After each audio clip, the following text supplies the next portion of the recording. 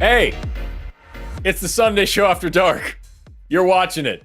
I'm your host, Forrest, and I'm joined today, as always, not always, it should be more. Aaron's here. Check it out. I'm so proud. Always. I guess I'm not allowed to leave. I didn't know that was part of the contract. Yeah, you're doing every very show. Early on, I guess I have to say, go fuck yourself, Jimmy. I'm not doing that. Oh man, I just did a different show right before this one, and then I crammed down just like some sort of snack to try to get ready for this one. So my brain is just all over the place. But it's an exciting time, y'all, because it's the Sunday show after dark, the show which is exactly like the Sunday show, only after the Sunday show, and there's not a time limit. And we can kind of like be a little bit more freeform, a little bit more relaxed, a little more loosey-goosey, which I always enjoy. Number on the bottom of the screen is 720-619-2288, and that's there for anybody who wants to talk to two people who have different beliefs than they do. If you're a theist, if you believe in a god or gods, if you believe in the Bible, if you believe in the Quran, if you believe that there is some sort of angel, demon, creature of different sorts that are watching over you, this is the chance for you to call and talk to people about it. Especially if you have questions or objections to science. This is the show for you, because you've got one biologist and one physicist here who want to talk to you about the Big Bang, about evolution, about the age of the Earth, about the formation of planets, about the speed of light, about the complexity of DNA, about all these other things that people like to talk about. If you have questions about sex and gender, if you have questions about irreducible complexity, if you have questions about the space-time continuum and how it points to Jesus, this is the show for you. Pick up the phone, call that number on the bottom of the screen, 720-619-2288, or use the web link in the description to get your calls in now, because it's going to be a lot of fun. It's going to be a fun show between the three of us. Aaron, my dude, how are you? I'm doing hunky-dory. Though I think I'm in a similar situation to you on the food front. I was also mentioning earlier to our producer that I was literally trying to get a vegetable in my face, but cooking with my wife and I took longer than expected. So the sweet potatoes we wanted are still in the oven. Yeah. I made a poor choice. I ate a little slice. So here I live in Tulsa, Oklahoma. And if anybody else is ever around Tulsa, Oklahoma, I need you on a I think Thursday, Friday, and Saturday are the only days that they're open. You go up North Peoria, very close, just south of 36th Street North, right next to the Gilcrease Expressway, and you'll find a parking lot. And in that parking lot, you will find a black food truck called Tailor Made Turkey Legs, where they make fresh smoked turkey legs. And you can buy a thing where they take that turkey leg and shred it and then put the meat in the bowl and cover it in mac and cheese and then put like shrimp and more melted cheese on top. And it just, man, you'll go to bed. You'll go to bed forever. It's fantastic. Tulsa has ridiculously good food. If you just have to know where to look for it. And so I ate some of that, and it'll sink you like a stone. So my brain is just full of whatever endorphins that is released. It's a good time. With that though, we do have calls coming in right now. I do want to remind everybody, because we have a lot of atheists calling in right now to talk about stuff. I do want to remind everybody that we do prioritize theist callers. And if you're an atheist calling in, you are almost certainly going to be on hold for a long time. Because that's just the nature of the show. You know what I mean? I don't know. There's a lot there. I do want to actually put something here. I'm going to do this really quick. You riff. I'm putting a thing in the producer chat. All right. We're doing this. Well, This is actually, you were just professionalism. making me think about the turkey leg thing, because if I wanted to do the same thing around the Boston area, the only thing that came to my mind is later in fall we got the Renaissance Fair, and when you go there, you can get a whole turkey leg to like walk around there and eat while doing Renaissance Fair thingamajigs, which is a combination of some things looking Arthurian legend, some things looking steampunk, some things looking Harry Potter. None of it historically authentic, but everyone's having a good time. I love that steampunk because Harry Potter. The magic with gears. Yes. That sound. There's a class in Tales of the Valiant called the Mechanist that is just that. So that with that, I love turkey legs at a Renaissance festival, considering the fact that they wouldn't have fucking had them.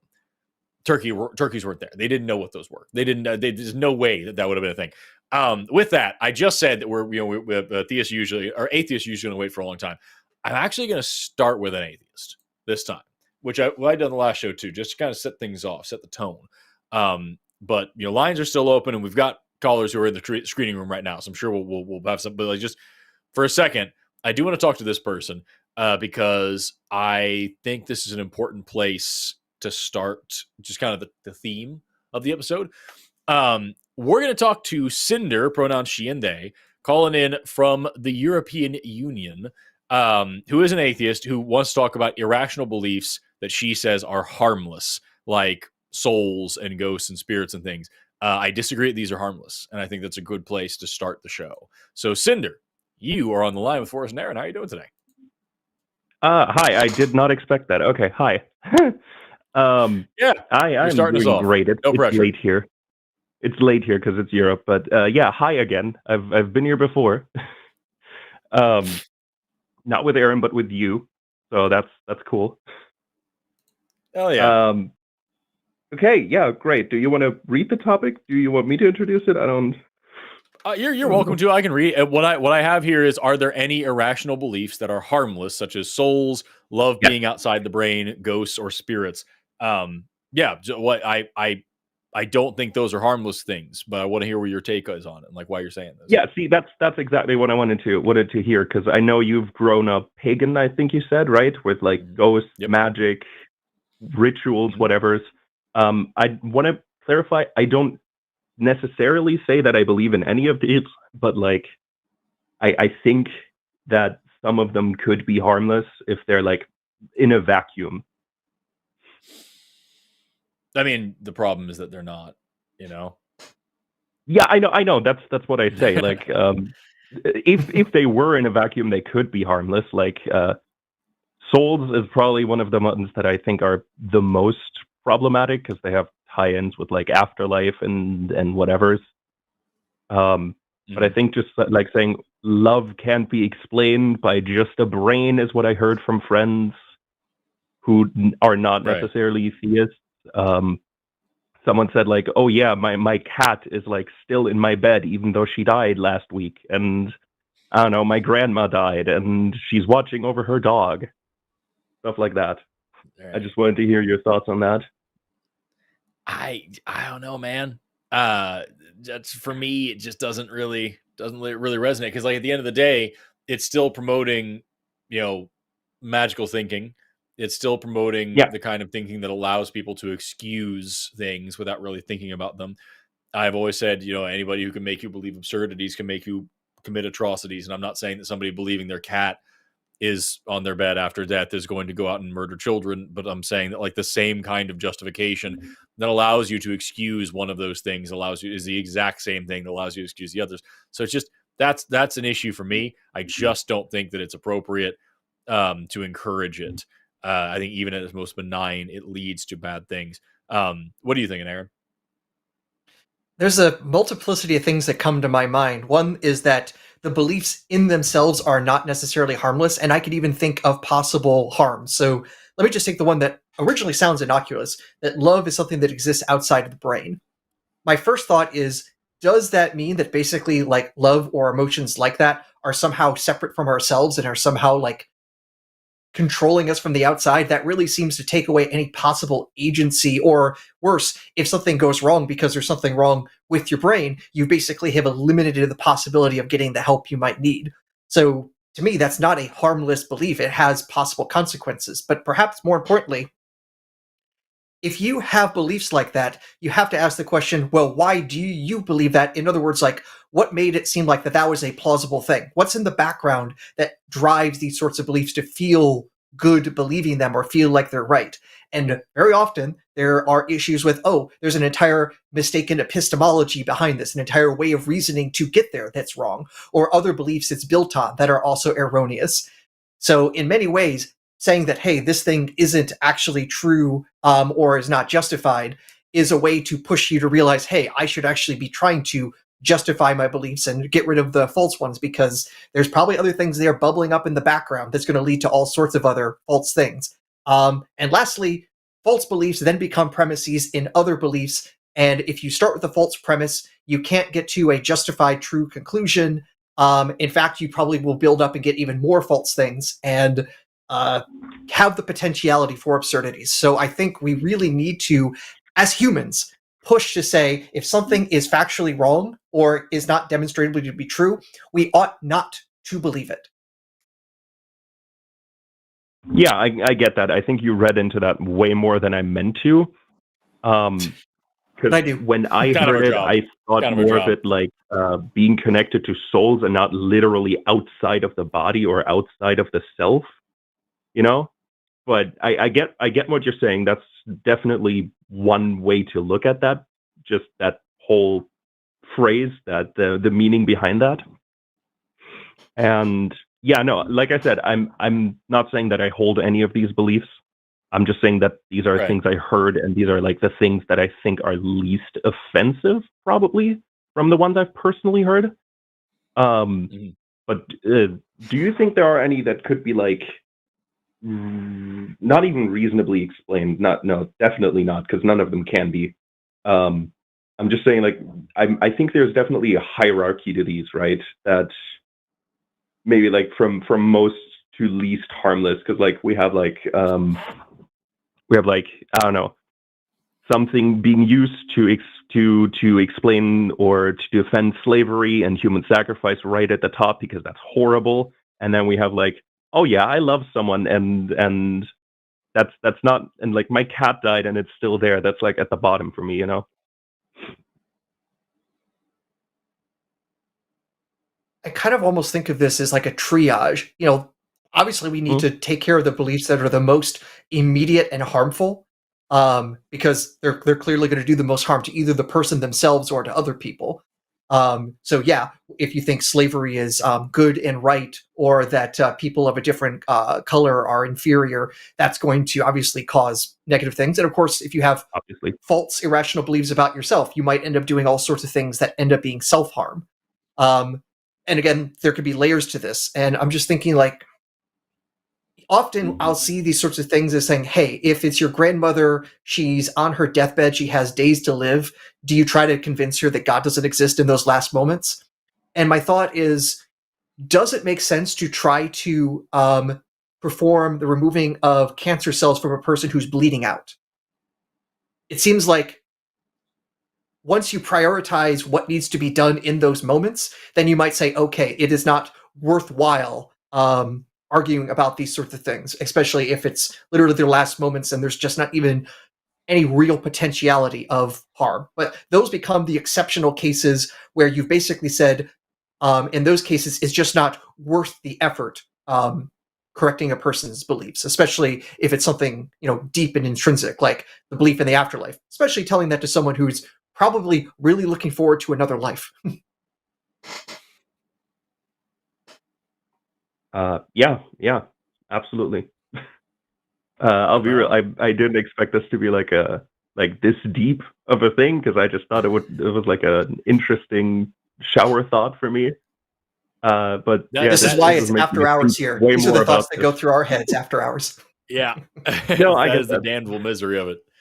It's like is love being an eternal thing, or souls being a thing? Is that a benign belief or not? Well, are they dying, and how are they dying? Like, that's the question. Yeah, exactly. I was like, what? When did we get there? I didn't say that. It's tough. It is tough. But yeah, I hope this helps a little bit, just to kind of like thinking about like I said, it was basically a shower thought. This wasn't like a burning question. I wasn't trying to convert anyone to being rational or whatever. It was just some stuff I heard and puzzled together. And I thought this was like a quick and easy thing to put in somewhere. Glad it was the start, I guess, to warm everybody up. Yeah, nothing is quick and easy. The chat going wild, so that's great. I have to say, for me, Cinder, I tend to have a lot of thoughts in the shower because I'm in there for a long time. I pull out the bottle of shampoo. It says, apply, rinse, and repeat. And so I'm in there until the bottle's empty. So, it takes me like 6 hours to get done with the shower. It never says stop. It never says stop. Okay, well, thanks for taking the call. Thanks for making that way more complicated than it needed to. And I'm happy for the rest of the show, I guess. Yeah, that's what we're here for. I'll talk to you later, Cinder. Yeah, all right. Peace out. Bye-bye. Way more complicated than you thought. Isn't that like the motto of science? Yeah, that's something I try to like remind people. Is like if you've answered a question, I guarantee if you're doing it right, you have found 3 more questions you would like to have answers to. And like, I don't know, man. It's just it's hard, but it's fun. We're in a unique position right now. And I don't like to give people too many peeks behind the curtain here, but like we have a lot of people calling in. We've already got looks like we've had a bunch of calls cycle through. It kind of filters through the terminated section over here, but like we had probably a dozen or so people call in and get to the call screen and then go away. So who knows what's going on there? Who knows if they were just a crappy person, or if they didn't actually have anything interesting to say, or if they were just another atheist who wanted to get in line, and it would have been a long show. But like at this moment, we have one atheist call that has actually made it through, and we've got I can't stress enough, we've got so many people that have called in and started talking and then gone away. So this may be an all atheist show. Who knows? I don't know. We've got people in the screening room right now being screened. We had people in the queue right now. We still have a couple of lines open. So just theists, if you're out there, if this is your chance to tell people about what you believe and why, and maybe it's worth it to you. Maybe it's not. If you're like the people in my Instagram comments, dear God, you'll spend weeks arguing about whether or not these gods are real, or whether or not evolution is real, whether or not there's 2 genders or more, and like all these different things. And when it comes time to just pick up the phone, most weeks we're loaded. At this moment, we've got a bunch of atheists who want to talk about stuff. So let's talk to this person while we wait for these folks to be screened here. We've got Mizra, pronoun she and her, calling in from wily alligators, who wants to know about deconstructing and how much of that is shaped by luck. Mizra, you were on the line with Forrest and Aaron. How are you doing today? Hey, I'm doing good. Hi, Forrest and Aaron. This is my first time calling. I've been binging the show lately, so I thought, why not? I'm sorry you're not getting any theist callers. No, it's okay. It got you on faster. I'm sure we will eventually. Sometimes this does happen from time to time where we'll have kind of a lag at the beginning of the show. So I'm not freaking out yet. If we go over an hour and we haven't had a theist caller, then I think something's terribly wrong with it. The internet broke. Yeah. I guess what I want to talk about is I've been thinking a lot about how much of deconstruction is based on luck, wiring, or just like survival psychology. I could give a rundown of how my deconstruction happened, if that's cool. Yeah. Yeah. So I'll try not to ramble too much, but I grew up a Seventh-day Adventist from birth, and it was a very traumatizing religion, especially with me being autistic. So I took it even more literally than a lot of the people around me, developed moral OCD as a child. But like I have like this distinct memory where I was like 10 or 11, and I was, filled with terror about being saved and not knowing if I'd be able to do what I needed to do to be saved, because I couldn't give my will over to God, whatever that means. Like, just the way I was wired was like, I'm very autonomous. So, I mean, he doesn't even exist, so how could I give my will over to him? It was just being bombarded with intrusive thoughts.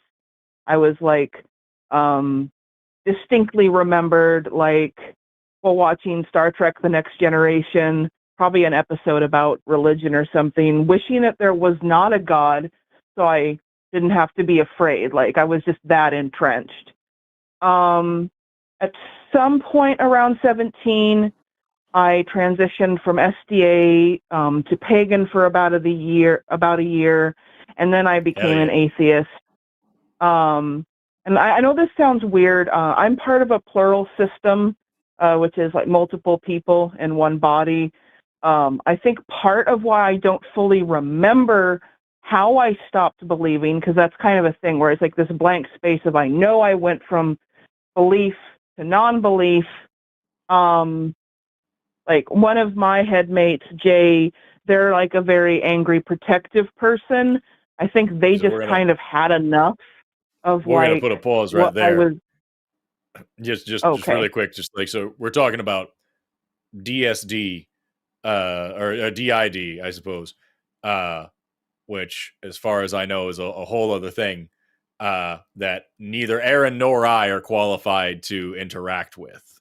No, I understand. I understand that. I guess I'm just giving like the context of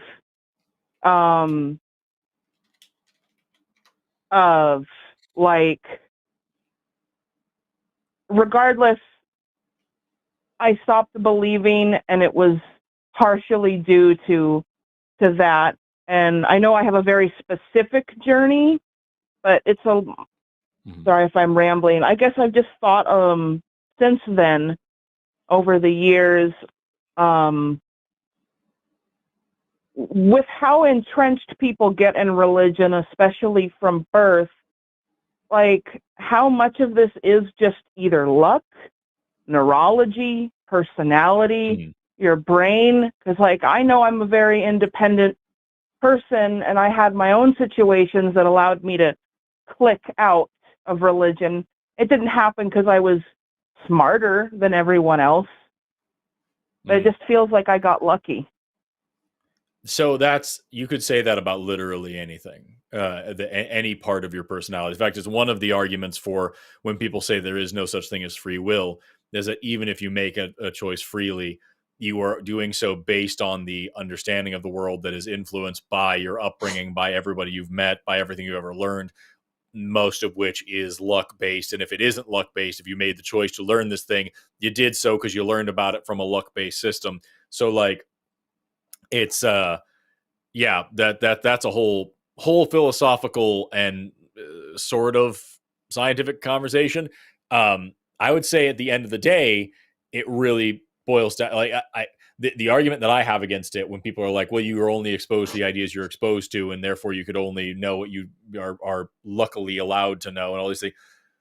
The issue that I have is that we live in the age of information right now, and you can literally pull out a magic device in your pocket at any point and look up anything that you know, or anything you want to know. You could look up stuff that you didn't formally know existed.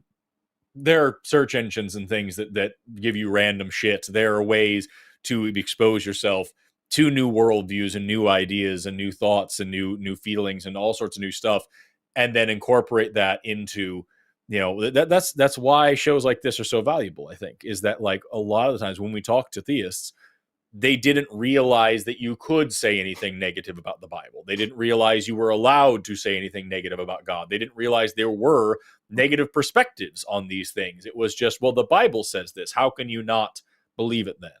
And so, like, in this day and age, I don't think that kind of thought process of like, it's luck whether or not you're able to be exposed to certain ideas. It doesn't hold up as much as it used to. It still does a little bit, certainly. There's, not everyone's going to be fortunate enough to have access to the same kind of internet if they have it at all, but definitely not as much as it used to be, for sure. No, am I missing something, Aaron, do you think? I was thinking, though, in part because of what the caller mentioned about their own history, that my understanding is that atheism has a higher propensity amongst those who are on the autism spectrum. And I don't know how much that research has been holding up since I remember looking into it years ago. And of course, way beyond any expertise I have. But the suggestion was that those on the spectrum tend to have a harder time developing a theory of mind, externalizing minds outside, in which case it's harder then to imagine and conceptualize a mind just kind of like, floating around being that thing that we call God. So that was at least part of the explanation for why there was a correlation between autism and lack of belief. And of course, that's fundamentally luck-based. Nobody gets to choose if they're on the spectrum or not. So I do see that aspect. But let's also reverse things. To what extent religion existing is also a product of luck, in that accidents of our evolutionary history. So I'm not exactly a fan of a lot of stuff that goes on in evolutionary psychology, but it seems like one of the things that seems more solid is the idea that we developed hyperactive agency detection. The fancy term to basically say something's rustling in the bushes, your brain automatically thinks, oh, there's an agent in the bushes. There's a tiger there, and you need to watch out for it. And that propensity for that is because, well, if you're right about the tiger, you just saved your life. If you're wrong about it, your heart rate went up a bit. Ultimately, no big deal. And conversely, if there's a rustling in the bushes and you'd think, it's probably not a big deal, and it is a tiger, well, you're not passing on those genes that thought things were okay. So the fact that there seem to have been evolutionary pressures to develop brains that basically find agents even when they're not there is an evolutionary accident that seems to be a large part of what is fundamental to religion and religious thinking. So in that sense, it's an accident that religion even exists. There you go. That's a good way of thinking about it.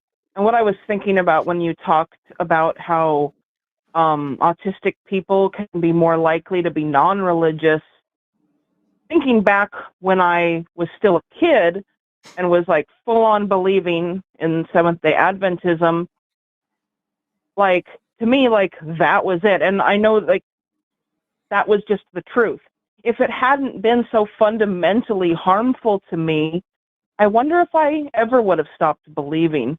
But again, I didn't have access to the internet until, like, steady access until I was 17.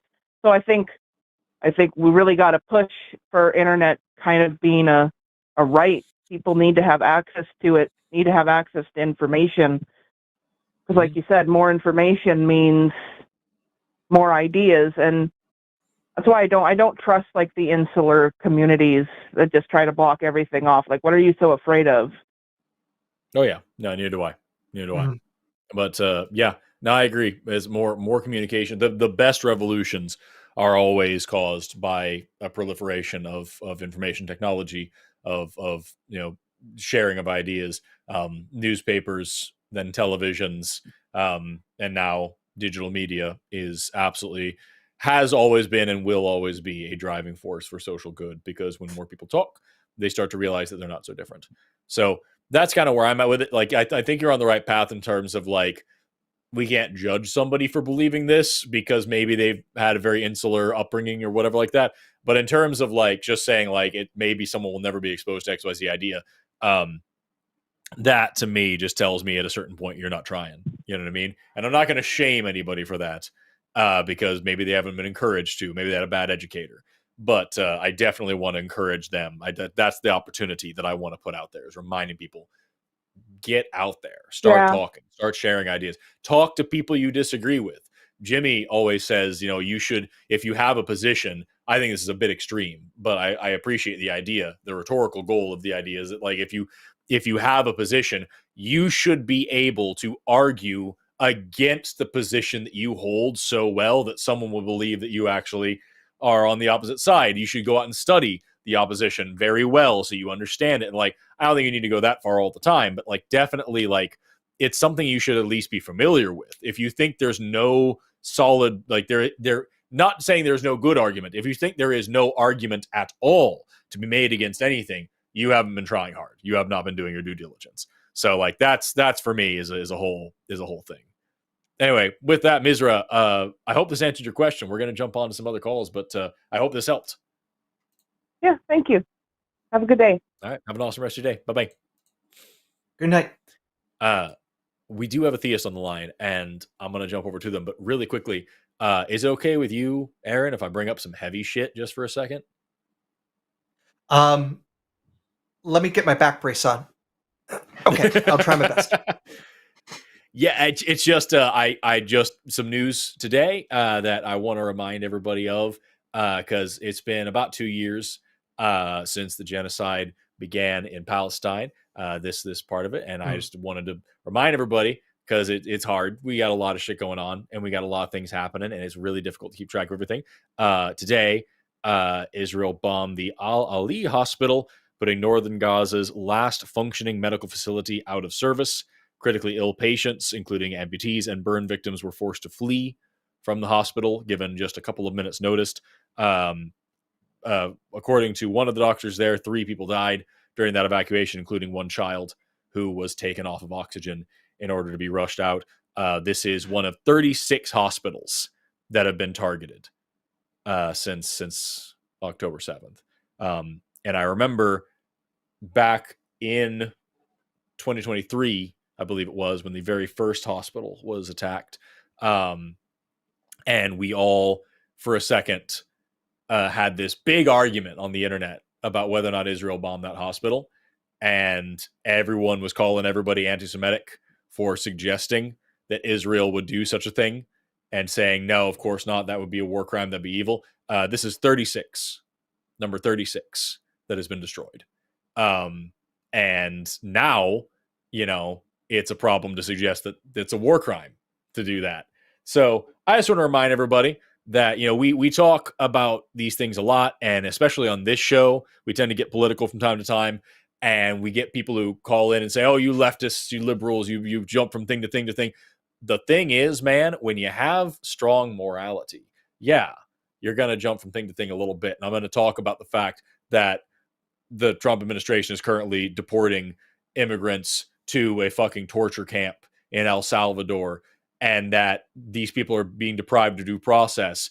And that the problem with that, for all the fucking idiots in the comment section who say, oh, you're standing up for criminals. Criminals don't deserve rights. If they don't have due process, neither do you.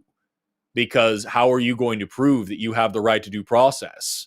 If somebody doesn't have due process, you don't have due process. How do you prove you're actually a citizen if they say you're not, and now you don't have due process? You fucking idiot. Think about it. I'm going to stand here. I'm going to fight for that. And it's still free Palestine.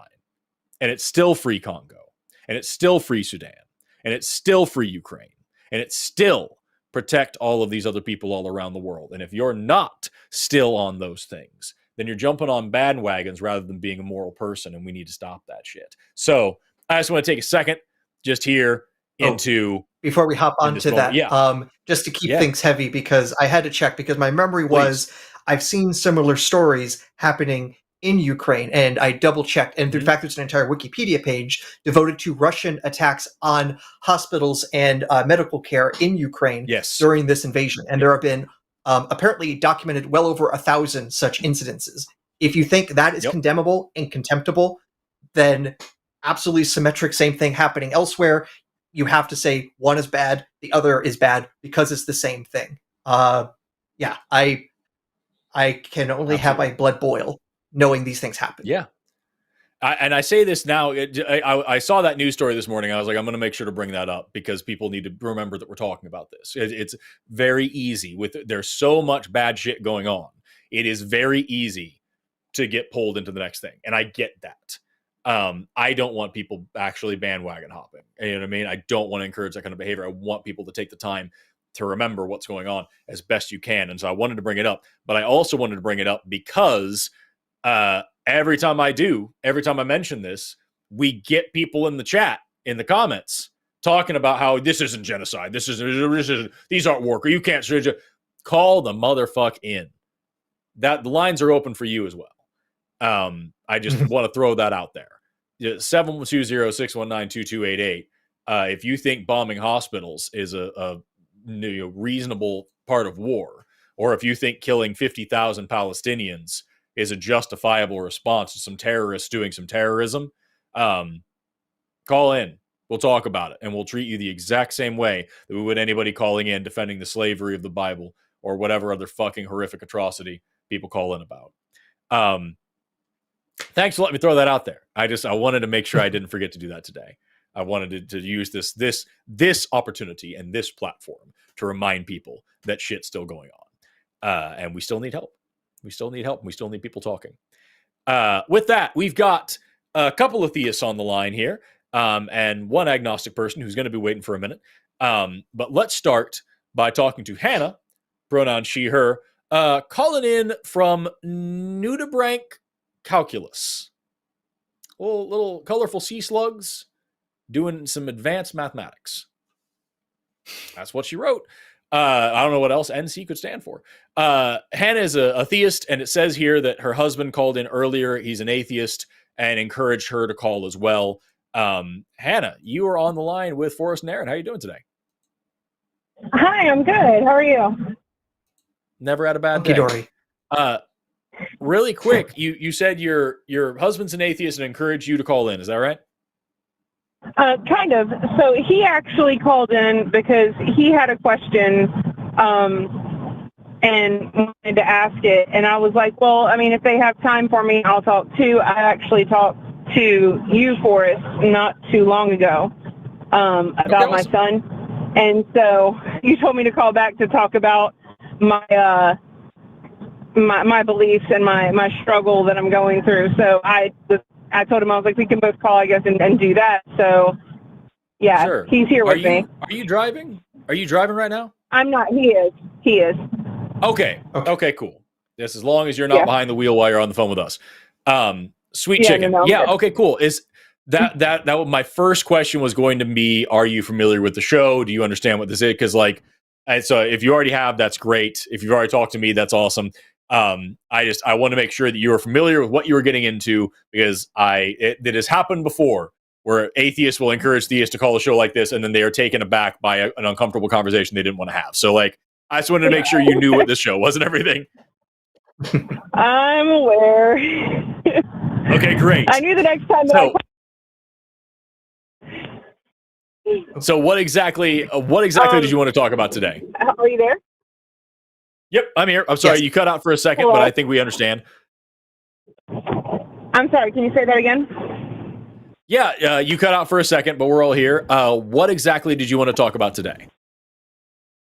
So, I've been very happy in my closet, and that's sort of where I've identified myself for the past, 20 years. It's basically, I don't talk about religion. I don't talk about sexuality. I am pansexual. Ooh. I think we lost her connection, there? Or at least it's quiet. Yeah. I definitely Hannah, have a lot of... Oh, there you are. Hey, we lost you for a minute. Okay, are you there? Yes, I think you might be losing connection. I don't know if you're driving through a bad area or something like that. I was connecting to the Bluetooth of the car my husband said. I'm sorry. So I turned my Bluetooth off. Okay. We're good. But yeah, so basically I've really avoided the conversation of religion and sexuality as much as possible. And my closet, for the first time that I've been in that's warm, that has snacks, is feeling very small. My son has come out, and I want to support him through that. My sister has just become engaged to a woman and has openly told that to my parents. And I'm now having to confront all of this stuff that I've ignored. And so I've really been quarreling with the whole inner fight of, like, I know there are so many things about the Bible that I don't believe. Like, the Bible was written by man, whether or not it was inspired by God, whether or not it's verbatim what God wanted to say. You're telling me that like an immortal being had humans write a Bible and not pervert it in any way. I don't believe that happened. There are selfish things, there are terrible things in there. However, I'm also quarreling with how can something not exist, I guess, and I'm not sure if it's just a feeling, and I'm not sure if it's just a trauma response to this is what I was told my entire life, so it's what I'm supposed to believe. And I know that, there are a lot of things that aren't explained. I'm really struggling to figure out how I'm supposed to exist in a world where God doesn't, if all I've been taught from birth is God exists and you are his bitch. So that's kind of that. That's a phenomenal summary. Aaron, do you want to start us off? So how about we start with the thing that you use to motivate, keep believing in some sort of God? Ultimately, why is there something rather than nothing? And that seems to be the big go-to for something we don't understand, we don't know why. Therefore, something must have made us in that way. But as the quick sum up response to that is, if the universe needs a cause for it, why doesn't God?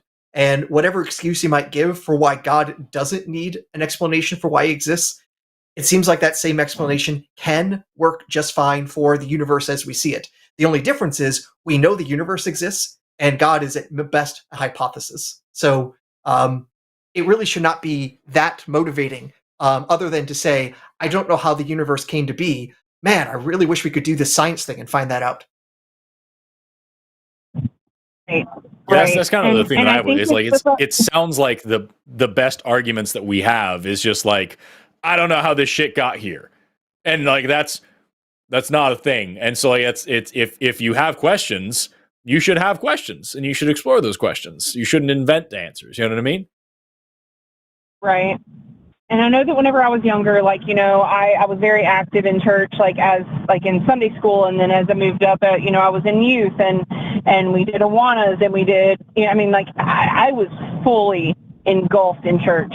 And it wasn't just, and I know that this is a youthful sort of like naive mentality here, but it was a thing that I sincerely felt. Like, I remember feeling the things that I would be told and like having those reactions and having that understanding. Like I remember like inside feeling these things. And so it's I know that a lot of it is grooming and a lot of it is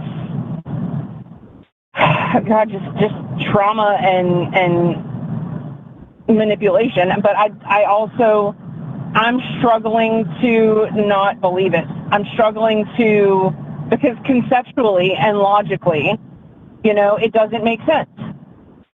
Religion doesn't make sense. I understand that.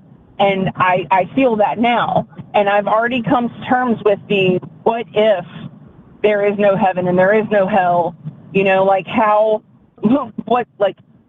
to imagine a world where that's just it. Like, I've always heard when somebody passes, they go home, they're going to a better place, and whatever.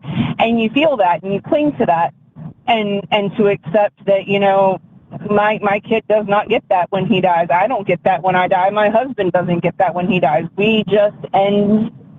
That's a hard pill to swallow when you've been told otherwise your entire life. And I don't know how to feel the logic in the same way that I was feeling the religion, because I feel like that's where the disconnect is. I feel like because I don't feel it, because it's not like it's not making that emotional connection with me to sever that tie.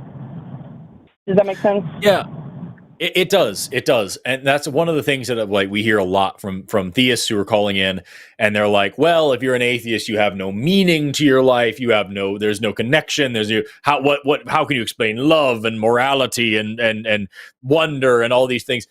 And that's why one of the things that I always I try to promote when people are talking about like religion, when people are talking about science, actually, if I'm teaching evolution or if I'm talking about the Big Bang, whatever like that, I try to incorporate some of that wonder and some of that majesty and some of that excitement, because not only does it make for better TV, but it reaches people like that who are used to their understanding of reality necessarily having to have that component and feeling very empty and very lost without that. So that's a totally normal thing you're experiencing. And what I would say is just like at this, it sucks all of the asses in the weirdest of ways. And so just like, no one's saying it doesn't, but it isn't necessarily like it is a bad situation you're in, but it doesn't have to have bad consequences. You can, find ways to if you go out and find some meaning and some joy and some wonder and some excitement about the natural world or about life free from these religious chains, I think you could then take the time to like develop something that actually makes you smile and gives you that sense of importance and of purpose, for lack of a better word, that you're missing out on. When I talk about evolution, like it's not just this story in a book. It's written all over your body. If you understand how it works, you can see the vestigial structures on you. You can see the history in the way that your bones are shaped, in the way that your muscles work, in the way that your brain works. You can see the limitations of your body as constrained by the adaptations of creatures that lived 1 million, 2 million, 3 million years before you. Like, these are things that you can now feel connected to the natural world around you, because everywhere you go is a family reunion and everything's related to everybody.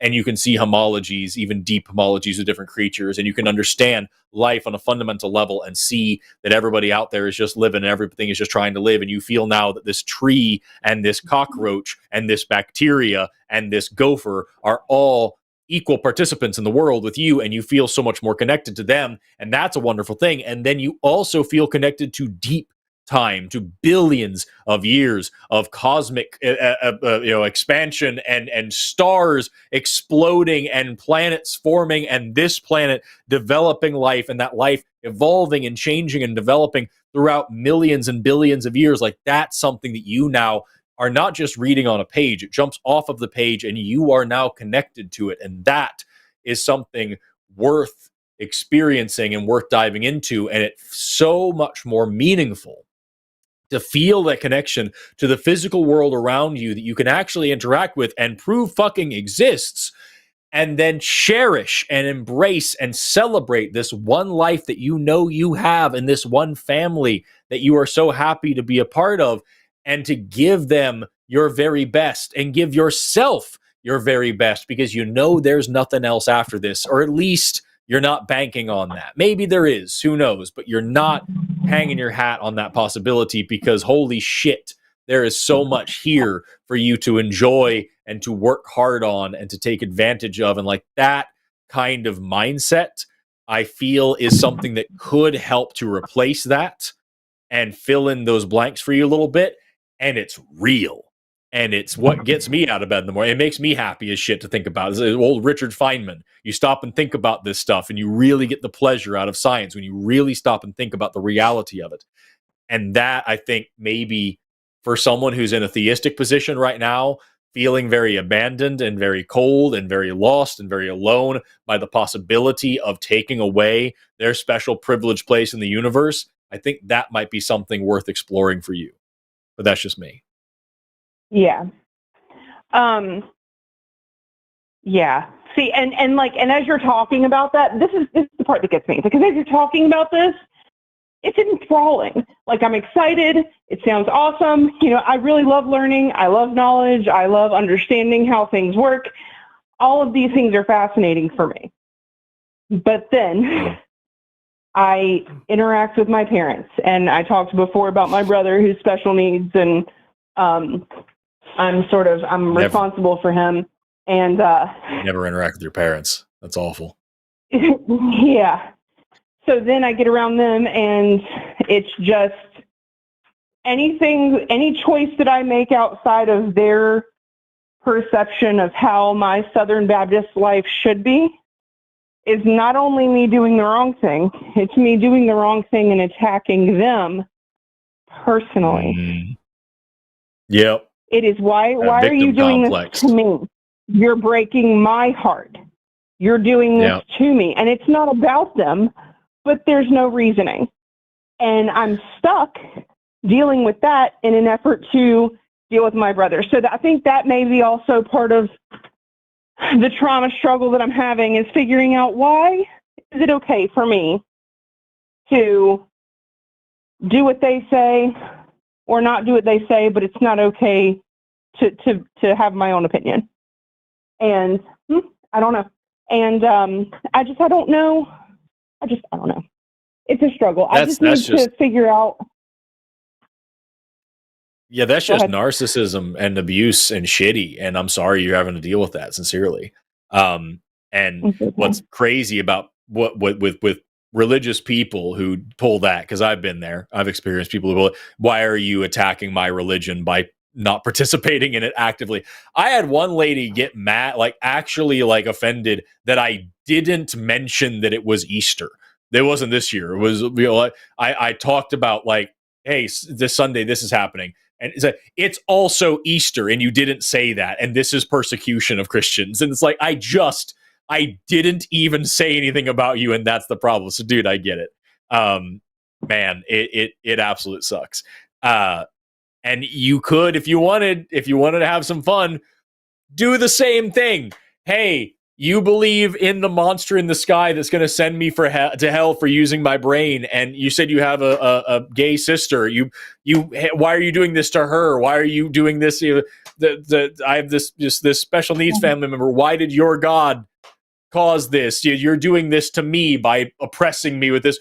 It won't work, but it's funny. But it's funny. I think you at this point in your life, you mentioned a few words a while ago. You were talking about like indoctrination and your upbringing and all these things. And I think that you need to remember that you're grown and you've got your own family to worry about. You've got your kid, you've got your husband, you've got yourself. And those should be more important than your parents.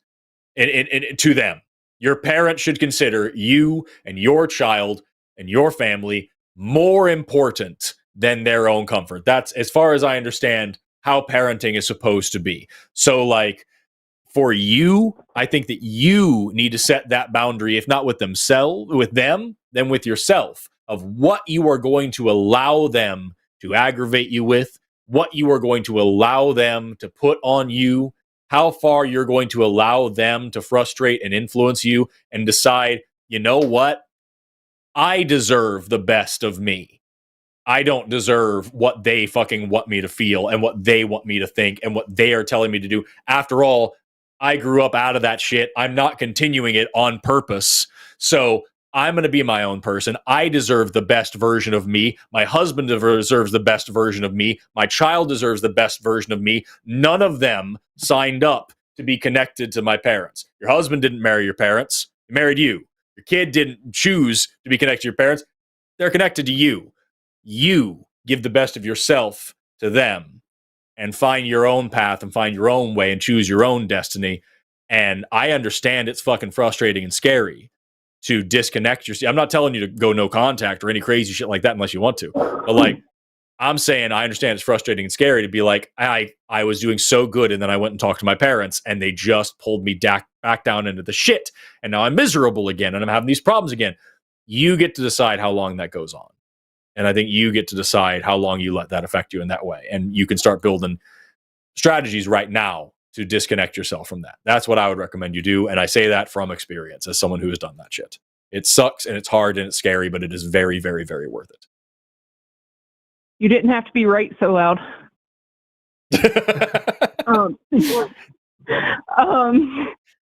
Yeah, I mean, I think that's sort of where I am. I think that I've been like really comfortable being in this bubble of I don't have to confront this and I can just avoid conflict and avoid the whole situation. And I just feel like my happy safety bubble is coming to an end. And so now that's where I am. I am definitely taking all of that to heart and I genuinely appreciate it. Hey, you know what? Hannah, may I quickly add a little bit to this as well? Because the one thing I'm a little bit worried is that with the feeling that you're saying that you feel in the closet, you feel lonely, I want to remind you, there are atheists out here that are looking for community that would love to have you join that community as well, that are here to give support, to be people to talk about these things. I also assume your husband is there to support you as well. And there are support networks out there. One of the organizations that we've supported here before is Recovering from Religion, that they are there for just this sort of thing of people that feel like they've been traumatized by a religious upbringing and they need someone to talk to that actually has training in being that kind of support. So these sorts of tools are out there, but most importantly, having friends or other relationships in this secular community that we're trying to build and make us feel a little bit less alone, especially if the people important to us make us feel lonely. Okay, thank you so much. I'll have to definitely do some research and find some resources. I really appreciate your honesty and like how serious you've been about this. That's incredibly cool. I can't wait for you to call back and tell us about your deconstruction. I do want to throw out like just something you said there at the very end. You talk about your safe little bubble is bursting and you're not in this comfort zone anymore. Dude, take my fucking word for it if you wouldn't mind. I get how much that sucks and how scary that sounds from where you are at right now. I guarantee you, in a couple of months, maybe a couple of years after that happens, you are going to be so much more comfortable and so much safer and so much. You will have different problems. You're not going to have no problems. You will have different new fun problems, but it will be so much better to be living on your own terms, in your own way, on your own, by your own mind, led by your own heart, and not having that constraint and that weight that you didn't even realize was a fucking weight. Then you've been carrying this millstone around your neck for so long, feeling like that millstone is actually a pair of wings. I telling you, I have been there with family members and disconnecting. Just like I said, it doesn't have to be a crazy ass no contact thing, but just getting out of that bubble, you'll realize very quickly that that bubble was actually a prison. And I think that I think you're going to love it. I really, really do. I know it sounds crazy right now, and I know it sounds emotional and scary and heartbreaking and problematic. I get it. I'm not trying to devalue your feelings. I'm not trying to gaslight or belittle you at all. I need you to trust me. It is so much fucking better on the outside. Okay. I'll let you know. I believe in you, Hannah. I believe in you. I have faith in you. I appreciate the faith. Am I good to pass over to my husband? He had a quick question, or do you guys have other calls today? We do, but we can take a very quick question. Okay, here he is. Hi. Hey. Can you hear me? Hello. Yes. Yes. I just had a quick question for Aaron. Hell yeah. Because I know he's well versed in physics and astronomy and stuff. And I pretend. I've been... Do what?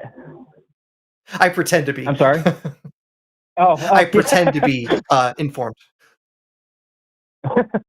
Well, I've just been kind of like throwing this around in my head for a little while and not really sure how to actually do the Google to search up whether or not this is even feasible.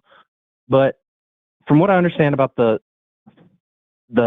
big rip theory is that the expansion is going to continue to increase, like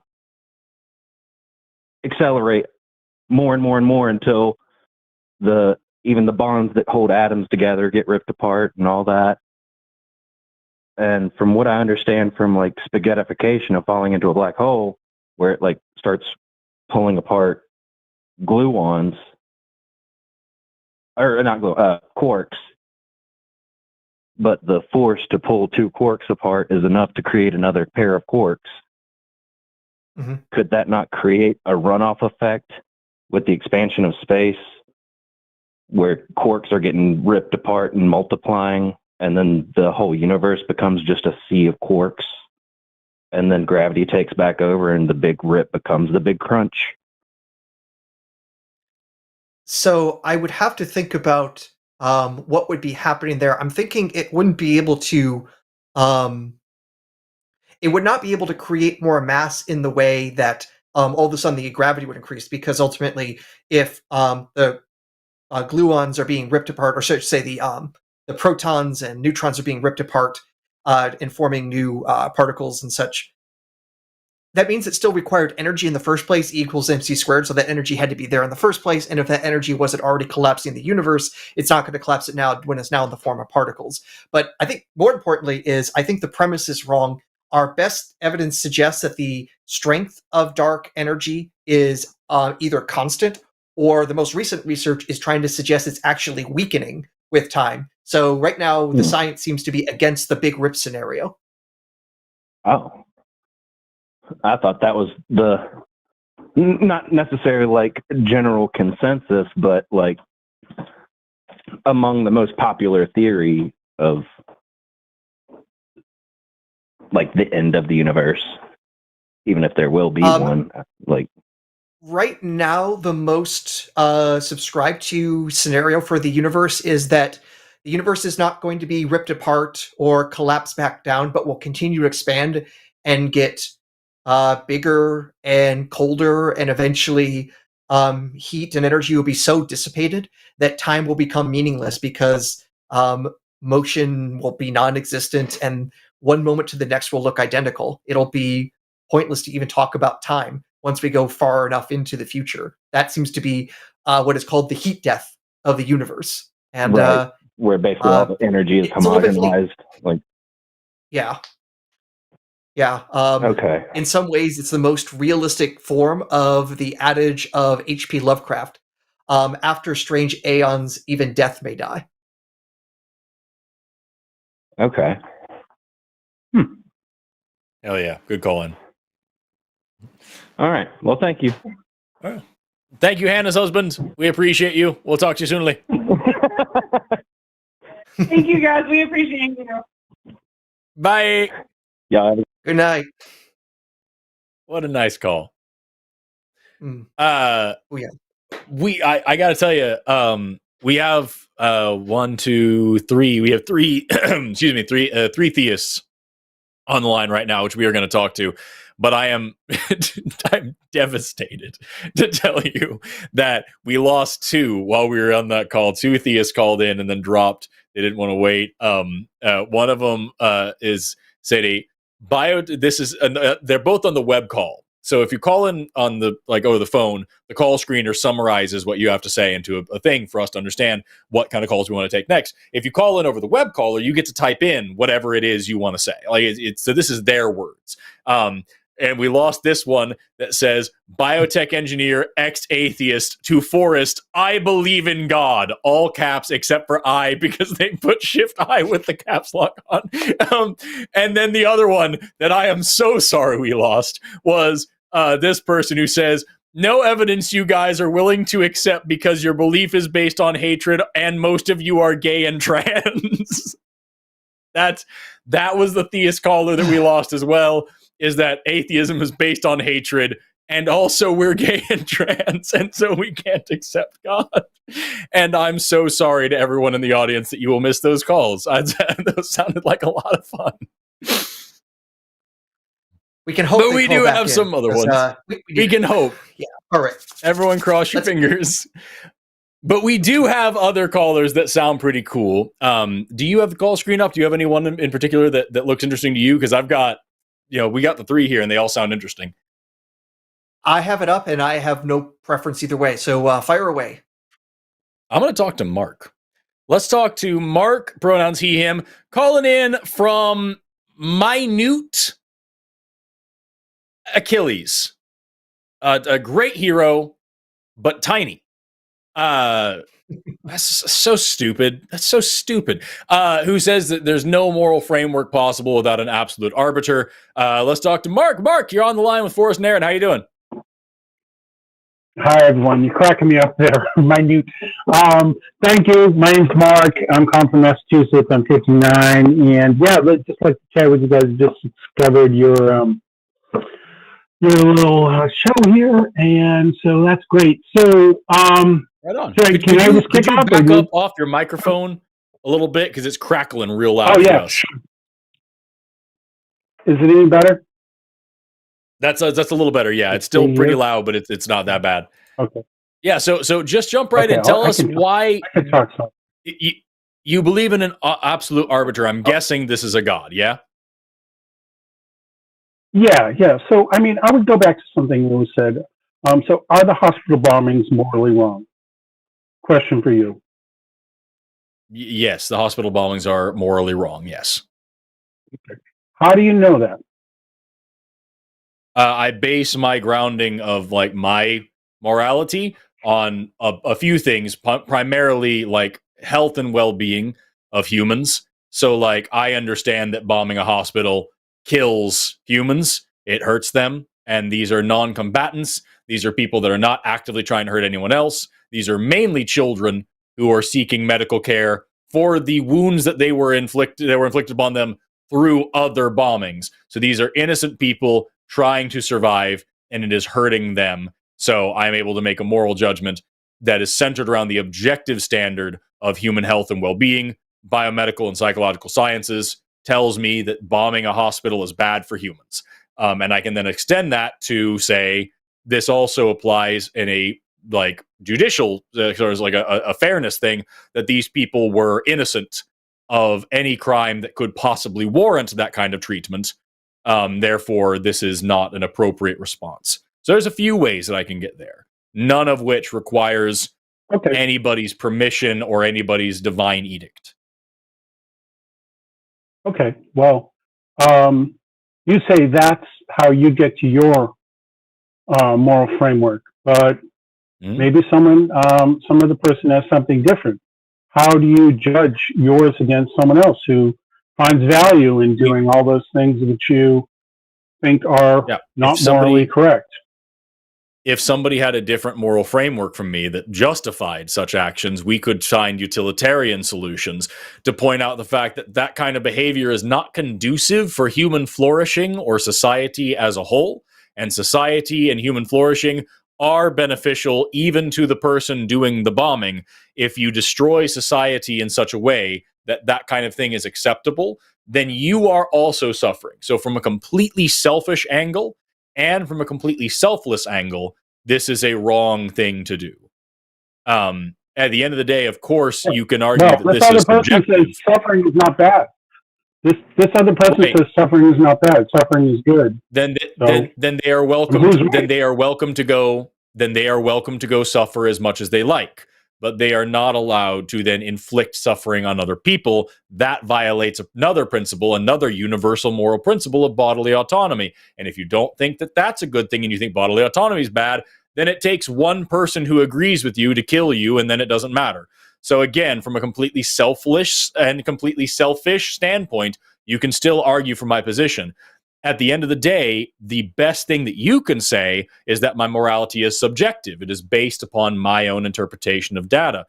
But your morality is also subjective, and if you want to point to a God being the divine arbiter, then that morality is also subjective because it's just God's opinion on what is moral. At the end of the day, you always have a subjective standard if anybody is doing any kind of judging. Even if we all rely on one thing like a God to do the judging, it is God's subjective opinion. And all it takes is another God to come along and say something different, and then you have a different moral framework. So you have the exact same problem that I do. You're equating and at God. the end of the day, your definition of God is flawed because you're assuming that is human-like being. Well, you're saying that the human-like being, that another God could come along. But what if there is only one? Well, but you've made an implication that there could be another God that comes along. But whereas for a singular God, monotheism, there is only one God. There can be no other. Let me ask you, Mark, do you believe in the God of the Bible? Yes.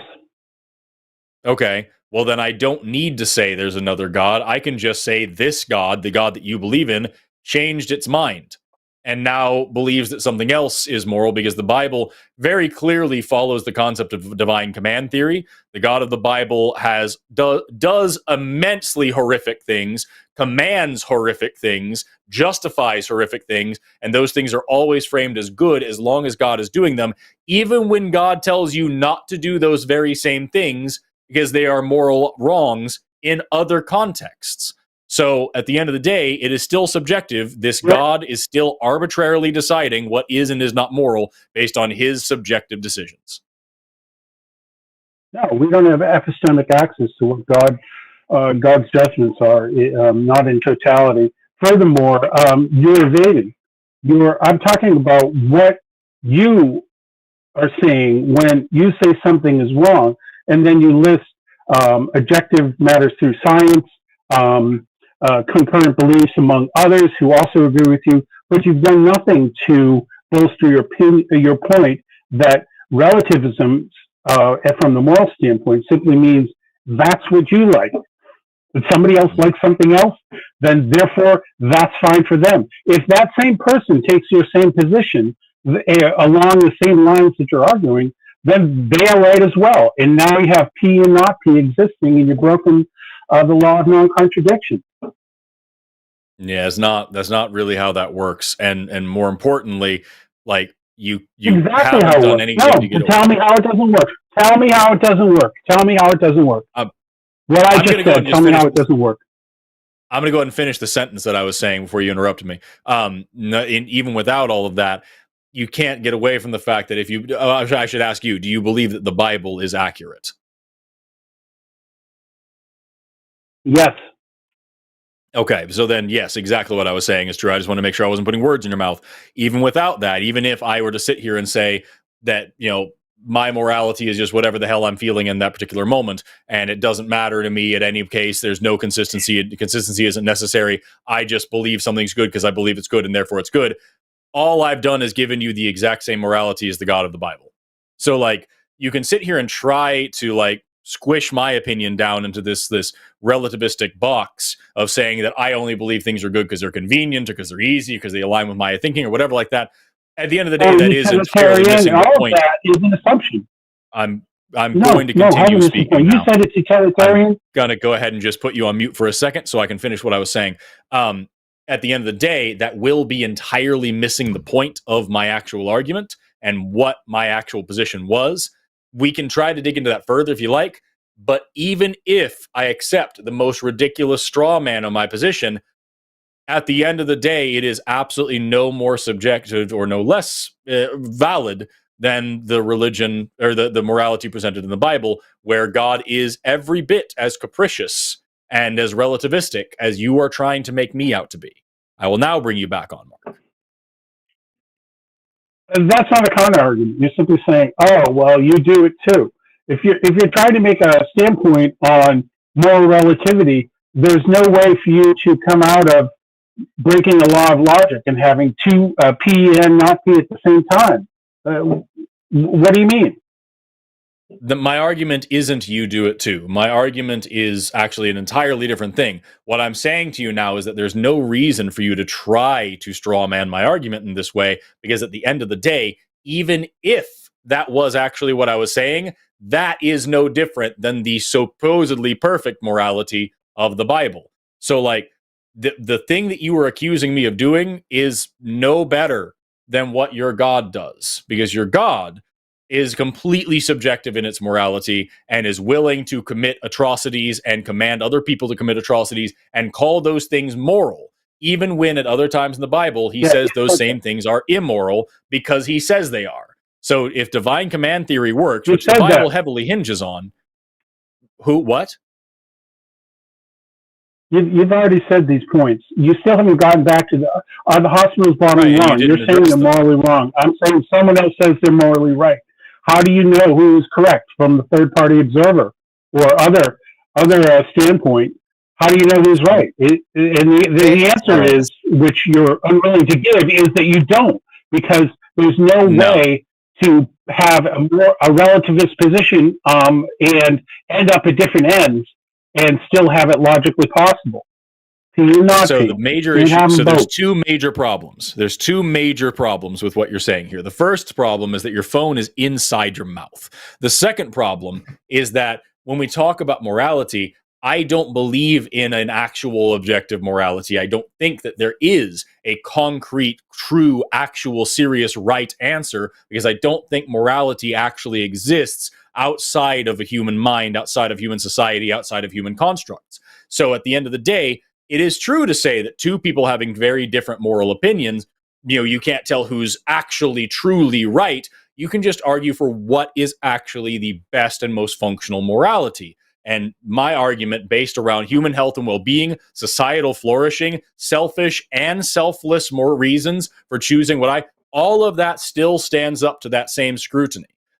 What you're saying only makes sense if there is an actual objective moral truth that is universal and just actually separate from any kind of human society, a higher standard, which is what you're advocating for from a dogmatic standpoint. So it makes sense why you would do that, but it makes absolutely no sense to say that to me or to try to frame my justifications or my worldview in that light. It's just completely missing the point, which is what I said a minute ago, to try to draw attention to the fact that even if we went down that road, it still wouldn't separate your God from the same position that you were accusing me of taking.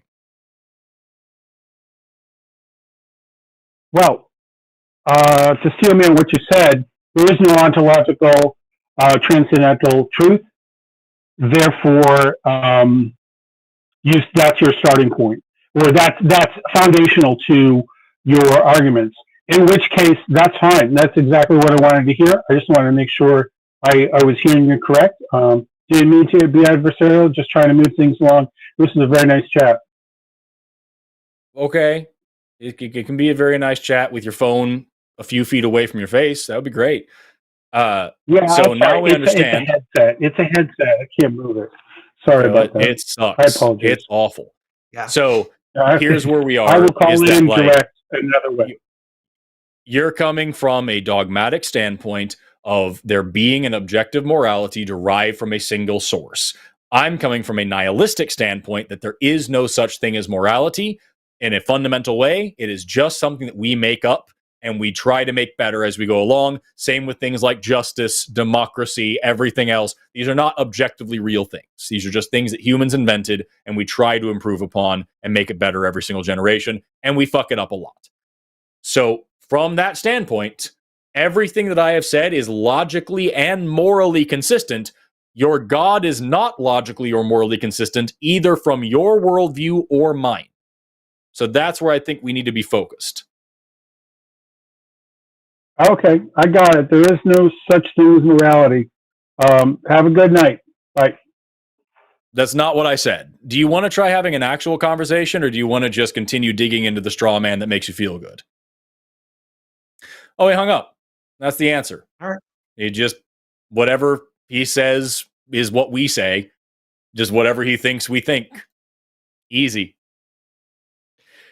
Well, I guess since he's not going to be here, if I can also quickly point out, if a person did come up and say, bombing the hospital is a good and moral thing, I'm going to first try to say, all right, if there's even the possibility that this person is rational, let's see what their reasons are. Do they really believe bombing a hospital will reduce human suffering?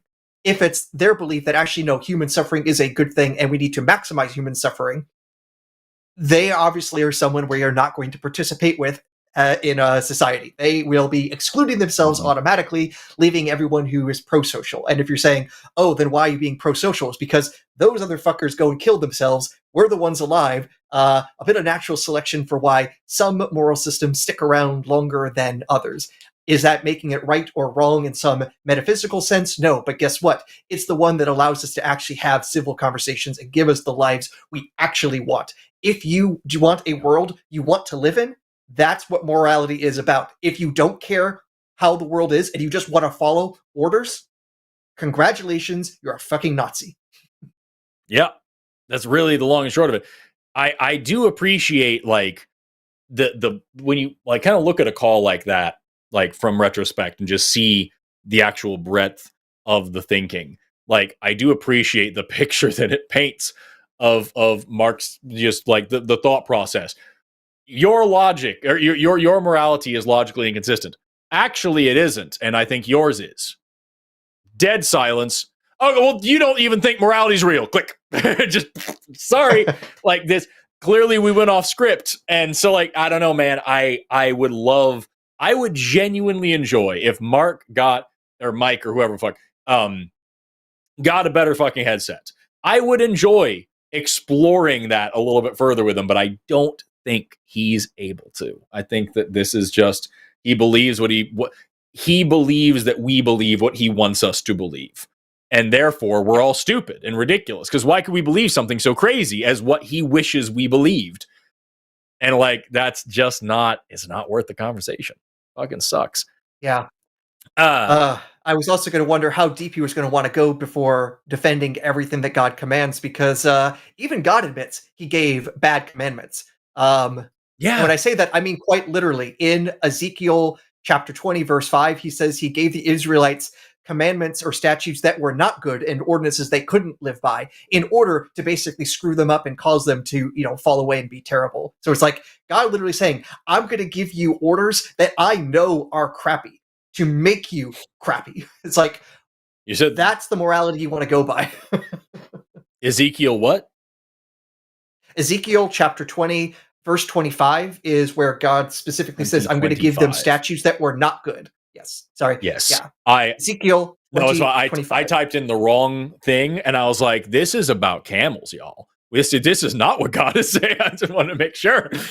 Okay, perfect. Awesome. We've got, looks like two other theists on the line, one atheist who is currently deconstructing and one agnostic. We'll get to all of them in time, but we have two lines still open right now, only for theists. So if any other theists want to call in and talk to us, we've got two lines still open for you.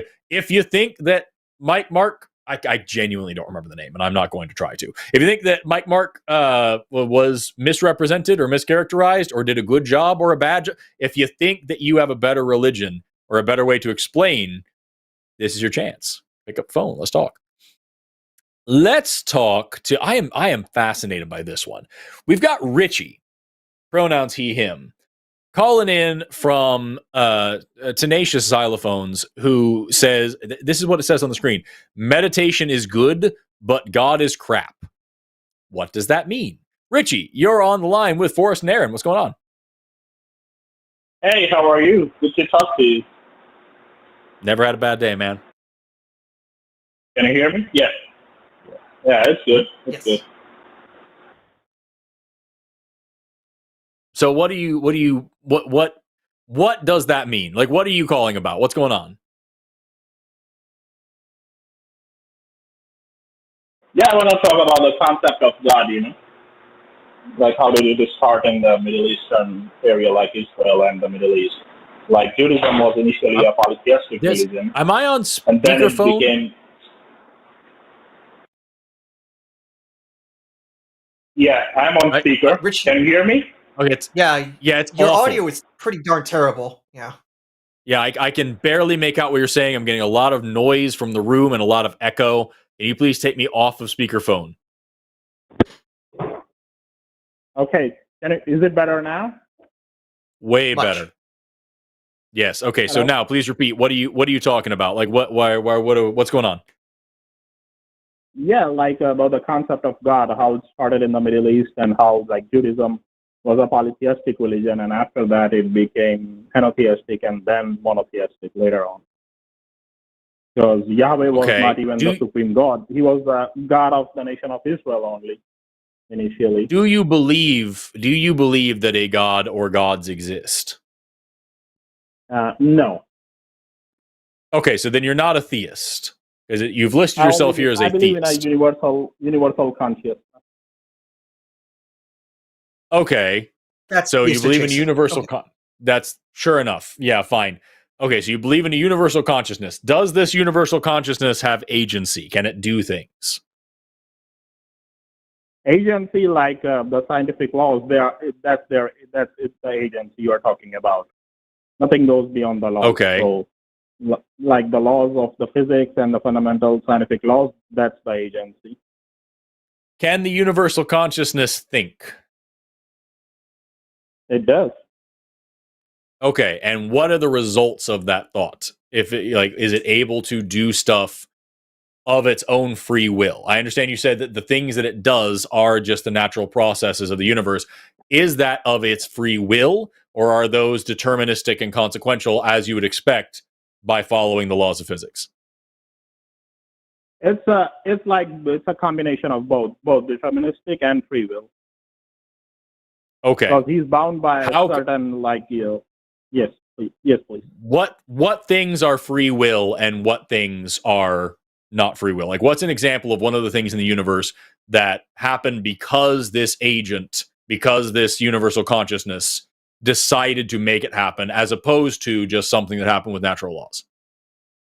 Like, it is deterministic because, just like you take the laws of physics, he's not going to change it. He can't change it. So that's where deterministic comes. I understand. But you said also that there are some things that are done of this thing's free will, that this thing decided to do something. So what's an example of something that this thing decided to do? Decided to do, you say the law of karma. That's out of his free will. The law of karma, it impacts each and every individual. How can you tell the difference? Like, what is an indicator that you can see that karma, somebody does some bad things and then something bad happens to them, that is the free will of the intelligence in the universe, as opposed to, I drop a rock and it falls at 9.81 meters per second. That's not the free will. Like, that's deterministic, but the law of karma, if you are aware of that law, like, everything happens for a reason and it's for good. That's determinism. That's where the free will kicks in. If it's a law, then it can't be broken. Therefore, it's determined. Therefore, it's deterministic. You can't have free will and determinism in that way at the same time. No, I'm talking about the law of karma. It impacts each and every individual, and that is out of the free will of God or the consciousness. Could God will otherwise? Can you please explain? What do you mean by that? So basically, the way that we understand free will is it's possible to have decided differently. Could God have chosen things differently? Differently in what sense? So, for example, you're saying that basically God is effectively enforcing this law of karma. Could God have made it so that karma did not actually get enforced, and so bad things happen to good people and good things happen to bad people? Yeah, so that's where the law of karma kicks in, and that is out of his will, because my question is, could God have willed it so the karma doesn't work the way you say? Can God break the laws of karma, as you're calling it? What do you understand by the law of karma? I'm asking. It would be great if you question. could actually just, it'd be great if you could actually just answer what you are being asked, so we can understand where you're coming from. No, the law of karma is like certain things happen in our life, and those things are. That's not good. what you were that's asked. Where my question is: can asked. God break that law? Can God make it so that law is not enforced, or go against what that law wouldn't do otherwise? No, that's his law. Then God isn't so free. then that's if he can't go against it, then he doesn't actually have free will. He is forced to follow his own law. That's not free will. That is literally determinism. Also, there is no such thing as the law of karma. There's no such scientific law.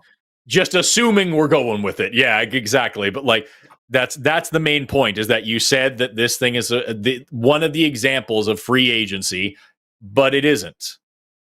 So we'll ask again, what did you die? What happened there? Jesus Christ. What? So we'll ask again, can this universal consciousness do anything freely of its own free will? Mostly not. What is something that it can do of its own free will? Like you can say the concept of the incarnation, the concept of avatar. You can say like that. Okay, I don't think those things are real either, but just assuming that they are, is there a set order or organization in which those things happen? That somebody is reincarnated? Is there a system that determines how they are reincarnation? No. Okay, so the not. universal consciousness decides who gets reincarnated and how they get reincarnated totally of its own free will. No. Okay. No. You got it wrong. I was talking about reincarnation, about the incarnation of the universal consciousness. That's what I was talking about.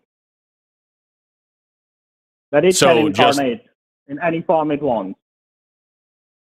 Okay, so me being born and having a mind of my own, that was determined. Yes. My mind was determined by this universal consciousness. But no, by your previous, by your actions, by your karma, what you did in your previous life. So it is reincarnation. Yeah, so that's what decided your present birth, what you did in your past life. Okay, so then it's not of the free will of the universal consciousness. It is determined by my past life. Indeed. So, again, I asked you what is an example of the universal consciousness exhibiting free will, and you gave me another example of something that you just said is not a free choice of the universal consciousness. So I'm going to ask you a third time now. Is the universal consciousness able to exhibit free will? Can it take actions freely? Like I said, the concept of incarnation, if you are aware of that. Which you just said is not a free action taken by the universal consciousness. You literally just said that. No, not your and my reincarnation. I'm talking about, like that consciousness taking a human form or any form. So it can take any form it wants. Richie, Oh, Richie, are you saying that the universal consciousness dies and is reincarnated? Yes, it can take a form. Jesus Can you give an example Christ. of when the universal... I think you might be going for that way, but can you give an example of where the universal consciousness took on a human form? So that way we got some sense of you saying, here's this universal consciousness doing something. Like Krishna. Okay. So we have a god now. The Krishna. Right. No, so we have a guy. Okay, but like I said, but that you can call it God or universal consciousness or Brahman or whatever, but that is like different from the God of the Bible. Right. There's more than one god. It's a god. Mythologies of the world. It's a god, one way or the other. Just because it's not the biblical God doesn't mean it's not categorized as a god. Zeus isn't in the Bible, but we still call him a god. Right. Yeah, you can say like that, but for me, like God is strictly from the Middle Eastern perspective, like personal. Right, God. That's just being arbitrary. That's just you believing what you believe. 99% of Yeah, like I said before. Do we know for sure that this guy existed, that Krishna existed? No. Or is that a religious claim? Okay. So it's a here's my question to you. It's a religious claim. Okay. So here's my question to you, Richie. How do you, or actually not even you, because you're going to put it in your perspective, which is what we've been hearing this whole time. How do I, as someone who doesn't believe in this, how do I tell the difference between a universal consciousness that cannot do anything freely of its own choices in the natural world, but can choose to take a physical form that I don't know actually existed or not? How do I tell the difference between that and none of that shit exists, and it's just the natural world being the natural world, and the laws of physics are the laws of physics, completely naturalistic, mechanistic, atheist perspective? How do I tell the difference between those things? If I'm looking at the universe now, how do I tell which of those things is happening? from my perspective. So you don't have to believe in my perspective, like what I'm saying. You don't have to believe in that. I didn't say I did. I asked you, how do I arrive at that conclusion from where I'm sitting right now? Okay, so just forget about God, forget about universal consciousness, forget about everything. Like you exist, correct? I'm pretty sure. Like you exist, and that's it. If you find out who are you, that's going to answer all the questions. My name's Forrest. Yeah, so just whoever you are, if you find out your true nature, your true being, that's what it is. Oh, You don't my have true to delve nature into is to be God a dumbass on the internet. That's what I do for a living. So, like, I don't know what you want Yeah. from me here. None of this is answering the question as to whether or not the universe is conscious. Conscious, pardon me. So universal consciousness, you just forget about that.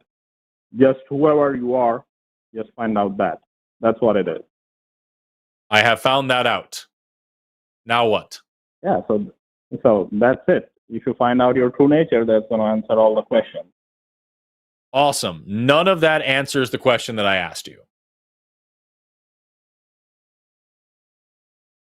Yeah, so that's pretty much it from my side. And yeah, if you have anything to ask me or add, you can tell me. But yeah, I did ask you something. You just told me to ignore everything else you just said. This doesn't help me. so yeah, but I gave you the answers, what I know. You didn't. Well, Richie, if I could jump Yes, in, sir. Richie, you say you know this. How do you know these things? What do you use to justify these claims? That's ultimately what Forrest wants to know, and I definitely want to know. When you say you know a thing, how do you show it that you know it? Because I find them logical. I believe in them. You can believe Those in are them, two but what different makes things. it actually true? What actually can you show that makes it a true claim? Like I find like there is an order in the universe. You're talking I to do two too, and people it who seems like study it's that order in totally the universe. Yeah, and we can also explain the order as basically atoms bumping into each other, and it, in collection, becomes laws that we can understand. Like the second law of thermodynamics doesn't need a god, it's literally the result of counting. Can you please repeat it again? I did not hear you. So the laws of physics don't require a god to explain them. For example, the second law of thermodynamics is literally the result of counting. Some states have more possibilities than others, therefore they're more probable. It is literally a matter of counting, and it explains one of the fundamental laws of heat and energy. Yeah. So, but like is there somebody enforcing these laws? You don't need an enforcer. You just say that number is Don't. bigger than that number. That's all. It's Like the laws of physics, like is there any enforcer of those laws, or they came on their I own? just said, no, there's no need. The second law of thermodynamics is literally just a matter of counting and saying that number is bigger than that number. You don't need the police to come in to enforce one number is bigger than the other. We say 10 is bigger than 1, no gods required. Okay, that's what I said. I believe in universal consciousness and not in God. You didn't That's my listen to a whole word I point just is. said. it's immensely frustrating, Richie, when we're trying like hell to actually engage seriously with what you're saying, and you keep either ignoring what we're saying to you or just saying, yeah, well, that's my whole thing. And as if that mattered. Okay, so what do you want me to do? Answer the questions we're asking you. I did answer that question even from the beginning. I told you like I don't believe in Middle Eastern God or like any personal God. We didn't accuse you of such a thing. I can go back and ask my question again, or you can try to address what Aaron just said to you, which I thought was very interesting. What would you prefer? Okay, you can repeat your question, please, if you can. Thank you. So my question a minute ago was, you described this universal consciousness that is not able to make any decisions on its own except for to manifest itself as a person who we don't know actually existed. But Okay. everything else about the laws of physics are this thing's actions. They just aren't free actions. These are deterministic things that it cannot control. That's the way you describe Yes, this thing. sir. My question to you Yes. was from me sitting here as a person, how do I ascertain whether or not that is true, or whether or not the universe is, as Aaron just described it, entirely mechanistic with no internal consciousness required? Like you just realized that universal consciousness I know that I am within conscious. yourself. That doesn't tell me Yeah, anything about the universe. Within yourself. What about myself? Like you are that universal consciousness. How do I know that? You realize it. How? You don't just realize laws of physics. You don't just realize mathematics. You don't just realize evolution. You have to study them and come up with a logical progression of ideas that arrive you at that conclusion. So I'm asking you, how do I know that my consciousness indicates that I am somehow part of a universal consciousness and not just that that is the result of my own brain working? Like, so you are your brain, or you are something else than that? I am my brain. My brain creates consciousness, which is currently what I am experiencing the world with. Okay, so do you exist when you sleep, or no? Yes, my brain continues to work when I sleep. Your brain is inactive. You are not conscious of anything, but still you exist, correct? That's not true. My brain is doing different things. So my brain is not inactive. If your brain was inactive, you would be dead. So you are conscious when you are sleeping? I'm not conscious as if I am awake, but my brain is still functioning. It's still doing things. I'm having dreams. It's working. My brain is still turned on. It's still regulating my organs. It's still regulating my breathing. It's still regulating my blood pressure and internal body temperature. Your brain is quite active when you are sleeping. But how do you know all these things? Neuroscience. I literally just finished a graduate program in neuroanatomy where we covered it in great detail. I just did that this last semester. So, like, we actually have tremendous ways that we can study people, put them in brain scanners, learn what different parts of the brain do, understand that it works while sleeping and while awake. There's a whole field of science, biomedical sciences, studying sleep. And not a single one of those people dies or stops to exist. I know that. I also hold a doctorate in electrical engineering. So, yeah, I know those things. That's different than brains. Yes, but I have also idea about neuroscience, so please. But my question so then if you have an understanding of neuroscience, then you understand why it's silly to ask me whether or not I stop existing or my brain stops functioning while I'm sleeping. If you have an understanding of neuroscience, then you understand just how much stuff is going on, especially in the midbrain while I'm sleeping. No, but how do you know these things? That's what my question was. You know these things only in your waking state, not in your sleeping state, not when you are sleeping. All the knowledge disappears when you sleep.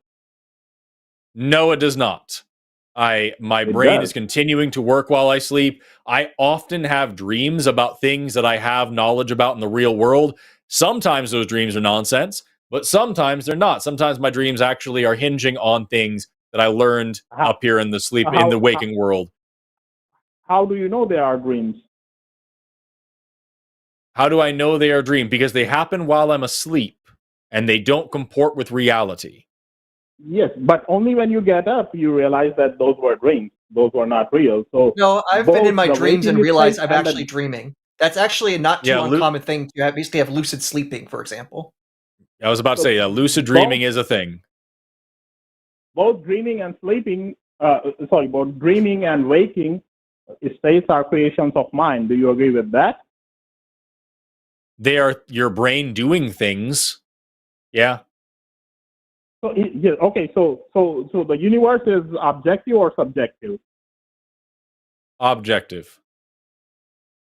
Objective, like just you said, it's the creation of mind. It's the creation of your brain, the universe. No. The universe exists, No? I exist within it, and I perceive it using my brain. But will the universe exist without you? If you don't exist, then nothing would exist. Yes. Do you agree with that? No. Nothing would exist No? from my perspective if I didn't exist, because I would have no perspective because I wouldn't exist. That's how it was for trillions of years before I was born, and how it will be for trillions of years after I die. But while I am alive and experiencing the universe, it exists within my perspective. But even without me, the universe continues to exist. If So I is the died right waking now, state- you would not cease to Okay. exist. How do you know that? We have Well, now we're running up approximately against. 100 billion dead people, and Mhm. their ending did not end us. When you got Now, if you're 100 asking me to billion examples, Right.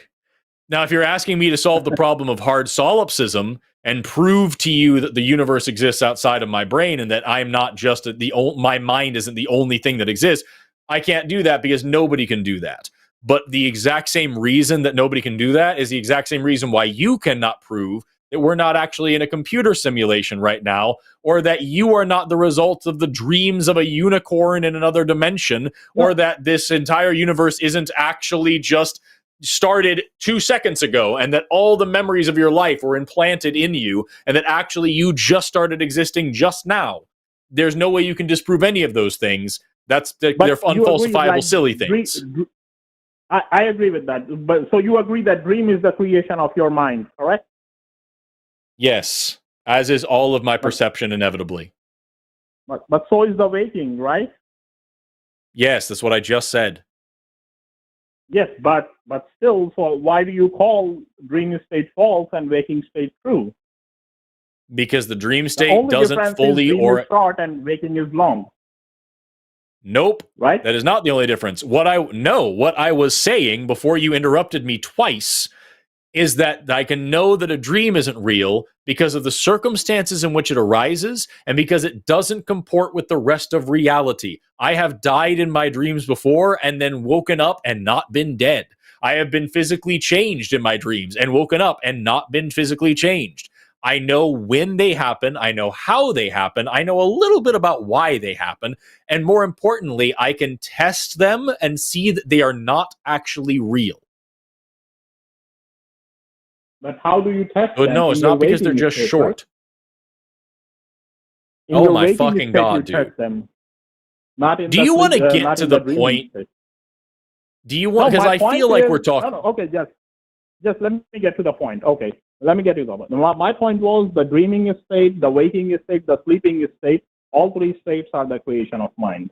Okay, And we agree on that. so the universe is subjective. It's not objective. What you said before. Everybody No, perceives the my universe in a different way. I experience. perceive it differently. You perceive it differently. No. The other gentleman My who is sitting perceives it experience and differently. perception, Richie, my experience Yes, of the please. universe is subjective. That's what the word subjective means. The universe existing is objectively true. This phone is objective. It is a physical thing in the physical universe that physically exists without my intervention. My perception of it is a subjective experience. Me seeing that it is Okay, red is my subjective experience, but it is red because it is reflecting a red wavelength of light. Even if I wasn't in the room, it would be doing that. Okay, so the universe is real, but the perception is subjective. Did I get it right? Yes, the universe is real, and us perceiving the universe is the definition of a subject experience. Okay, so we perceive the universe through our own mind. Is that right? Yes, there's no other way to do it. So okay, so there is an inherent reality in the universe, correct? That's not at all. How did you, genuine question, Richie, how did you get there from what you just said? We just agreed the universe objectively exists outside of our minds. And then we agreed that Yes. we perceive the universe with our minds. And then the third thing you said is there is no objective reality. How did you get there from the things that we just agreed on? The universe exists. We agree on that. The Yes. perception, it's subjective. It's based on individual's mind and brain, right? So we agree on that. Yes. So there is an inherent reality in the universe which exists apart from the perceptions, right? No. You agree with that? That takes that takes you all the way back around to the first thing, which is that the universe objectively exists. That is objective reality. We perceive it and can perceive it differently, but it objectively does exist. So it There is exists no because objective what is consciousness. There is no objective consciousness. There is no objective perception. There is no objective interpretation. Those things require minds. okay. So there is something here real, correct? Yes, that's the first thing we agreed on, and we've agreed on it like 17 times now. Okay, so that's what my whole point was. There is something real in this universe. That's all Right. I wanted to say. And that thing that is universally existent is the universe, not any can kind of call it consciousness. Consciousness or the universe or the reality or Brahman or No, whatever. you can't. Because consciousness is a different thing than those things. So if you call those things consciousness, it doesn't make any sense. Okay, so like, is there anything continuous in all those three states of dreaming, sleeping, and awake? Is there anything which Yes. is continuum that exists? That Yes. exists when you dream, that exists when you are in deep sleep, and that exists when you are awake. Yes. So that's what we call reality. So that's all from my side now. I just want to refresh everybody. We got to this point because I asked you, how can I know if a universal consciousness exists? And you said you just have to know if you're conscious or not. And now we're here, which is, do brains make dreams and does reality exist? What the fuck is happening? Please, keep your calm. I am very calm. I'm confused and frustrated. Pick up the phone or don't. What is this? This has to be a joke. Like, this has to be a prank call.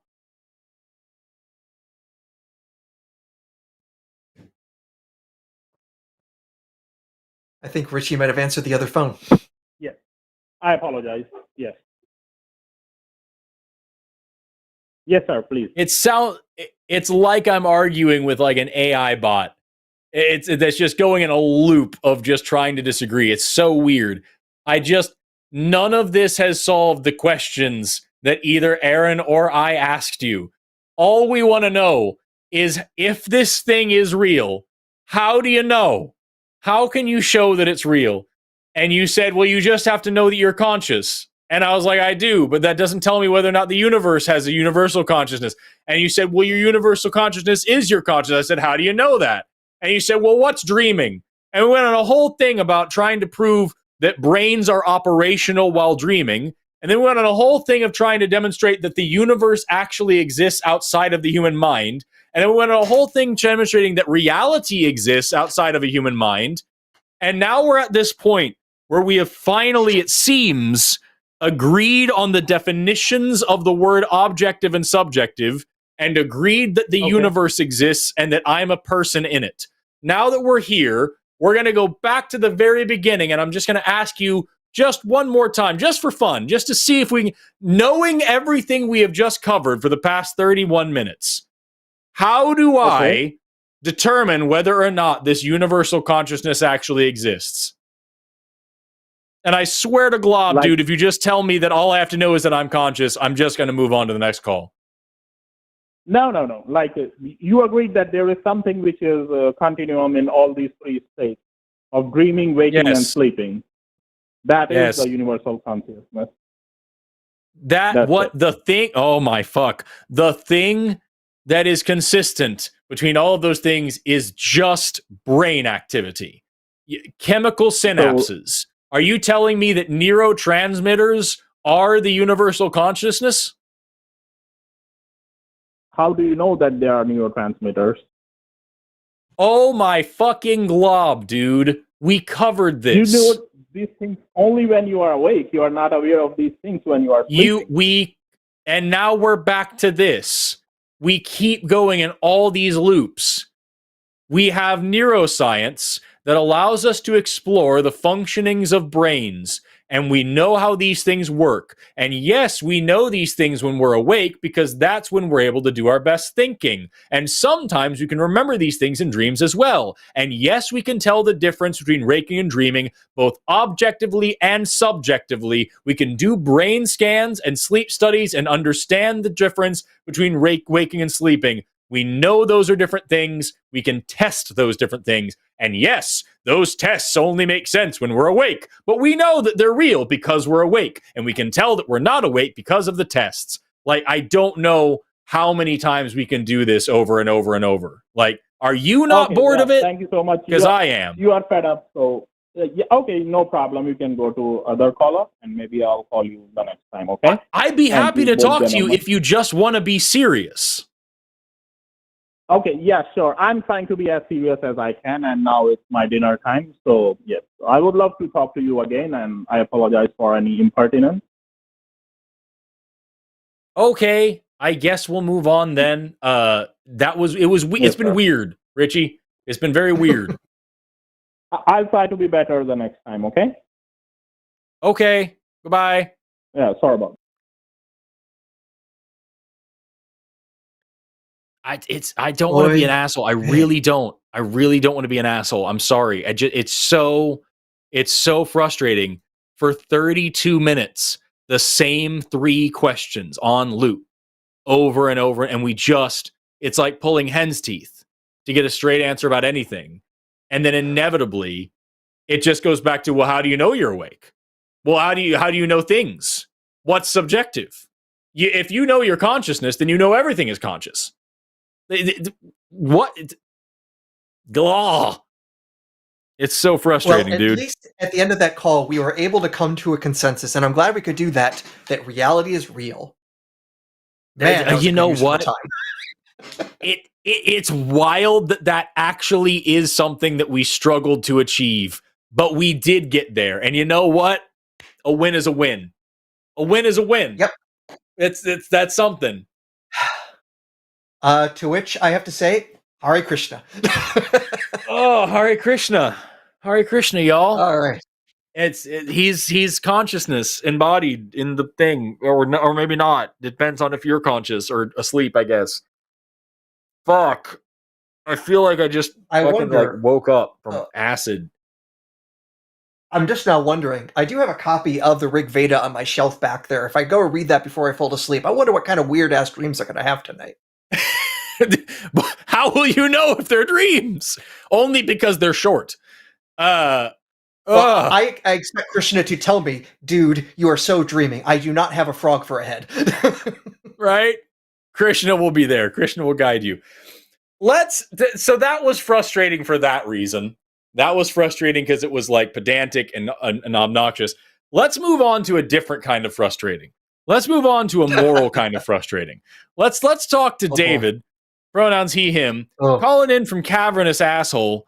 Who said, and this is what it says on the call screen: slavery in the Bible is acceptable in context. David, you're on the line with Forrest and Aaron. How you doing today? Hi. We actually discussed this before. Remember you were saying how that God allows or wants slavery. In the Old Testament. I don't remember because I talk to a dozen people a week. David, I'm just going to start with this, and then I'll move because I know I was talking a lot the last call. I just really quickly, just jumping ahead of all of it, please give me the exact context under which slavery is acceptable. Well, what I wanted to say was that I'm not saying God allowed it, Jesus did not. You said that Jesus, in other words, say that slavery as an institution was wrong. I believe. I'm just going to repeat the question. Please give me the exact context under which slavery is acceptable. Okay. Slavery is wrong. Okay, but God said to do it as to the enemies of Israel, and I think it was in Exodus 20. You can look that up. I don't have the reference here, to punish people, but it isn't right because you don't believe slavery is right? Yeah, I'm a good person, so no, of course I don't. But what you put here is slavery in the Bible is acceptable in context. That's what I've got on the notes here. So I'm going to ask it then for the third time. What is the context that makes slavery acceptable? Okay, but can I ask, why do you feel that slavery is wrong or evil? Nope. I'm going to ask you the same question again. What is the context that makes slavery acceptable? Okay, in the Bible, in the New Testament, it's talking about being slaves to either sin or to God. But you're saying, there's been slavery obviously throughout human history, and it shows that it's because of man's inhumanity to man. Then I'm going to ask you again. God what is the context? Why is it in the old? Yeah. I'm going to ask you again because we still haven't gotten an answer. Aaron, I'm sorry. I just really want to make sure we get this out here. Go for it. What is the context that makes slavery acceptable, David? Okay. In the Old Testament, again, slavery was used. God wanted the people freed from slaves, like he sent Moses to free the slaves from Israel.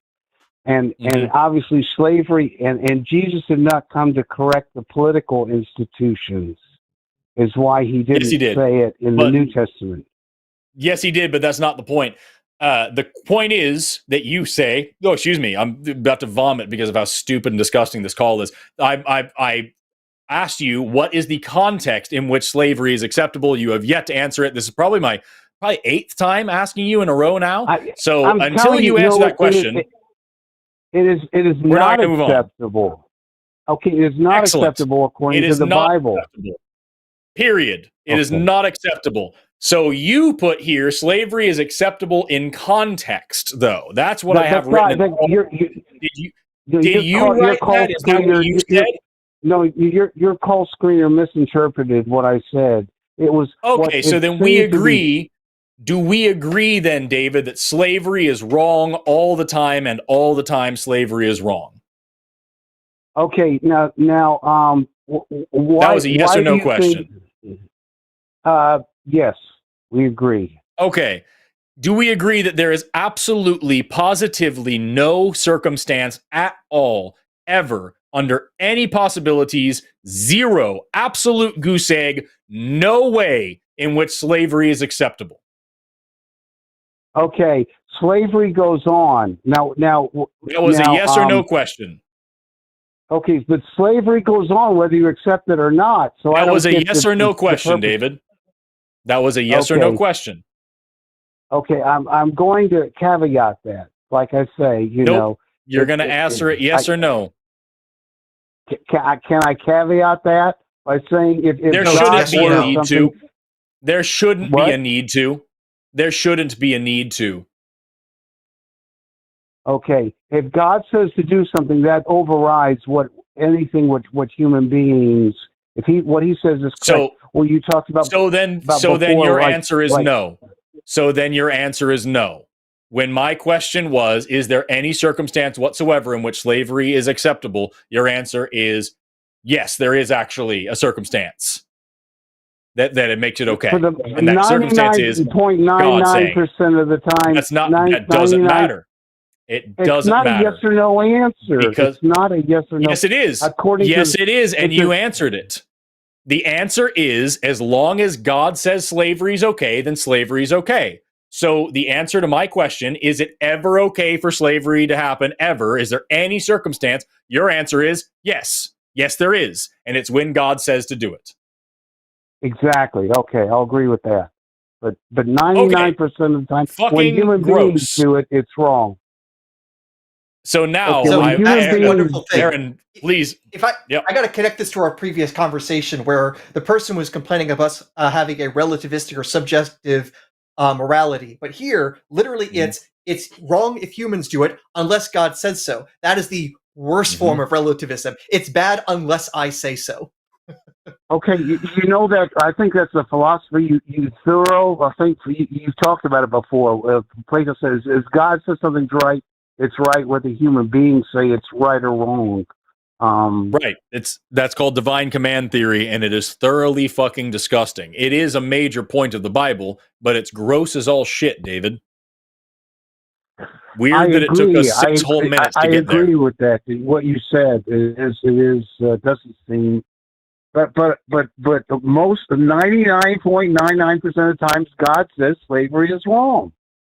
No, Okay. he Actually, doesn't. no, But he that's never not the says point. once slavery is wrong. Yeah. Not a single time. Not during what?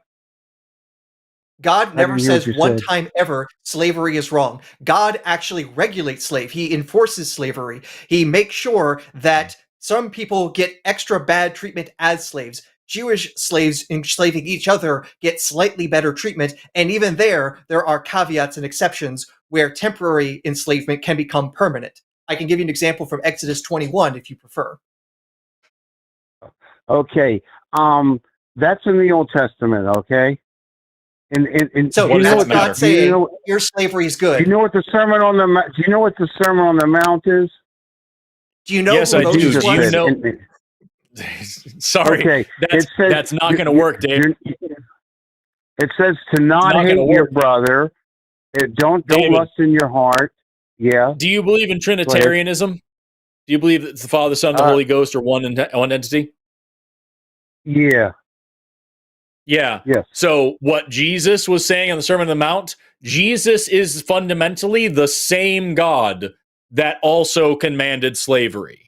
And also Jesus said that I come not to change the law, but to enforce it. And also Jesus said, not a jot or tittle of the old laws shall change until the heaven and earth come to our pass, or whatever the fuck.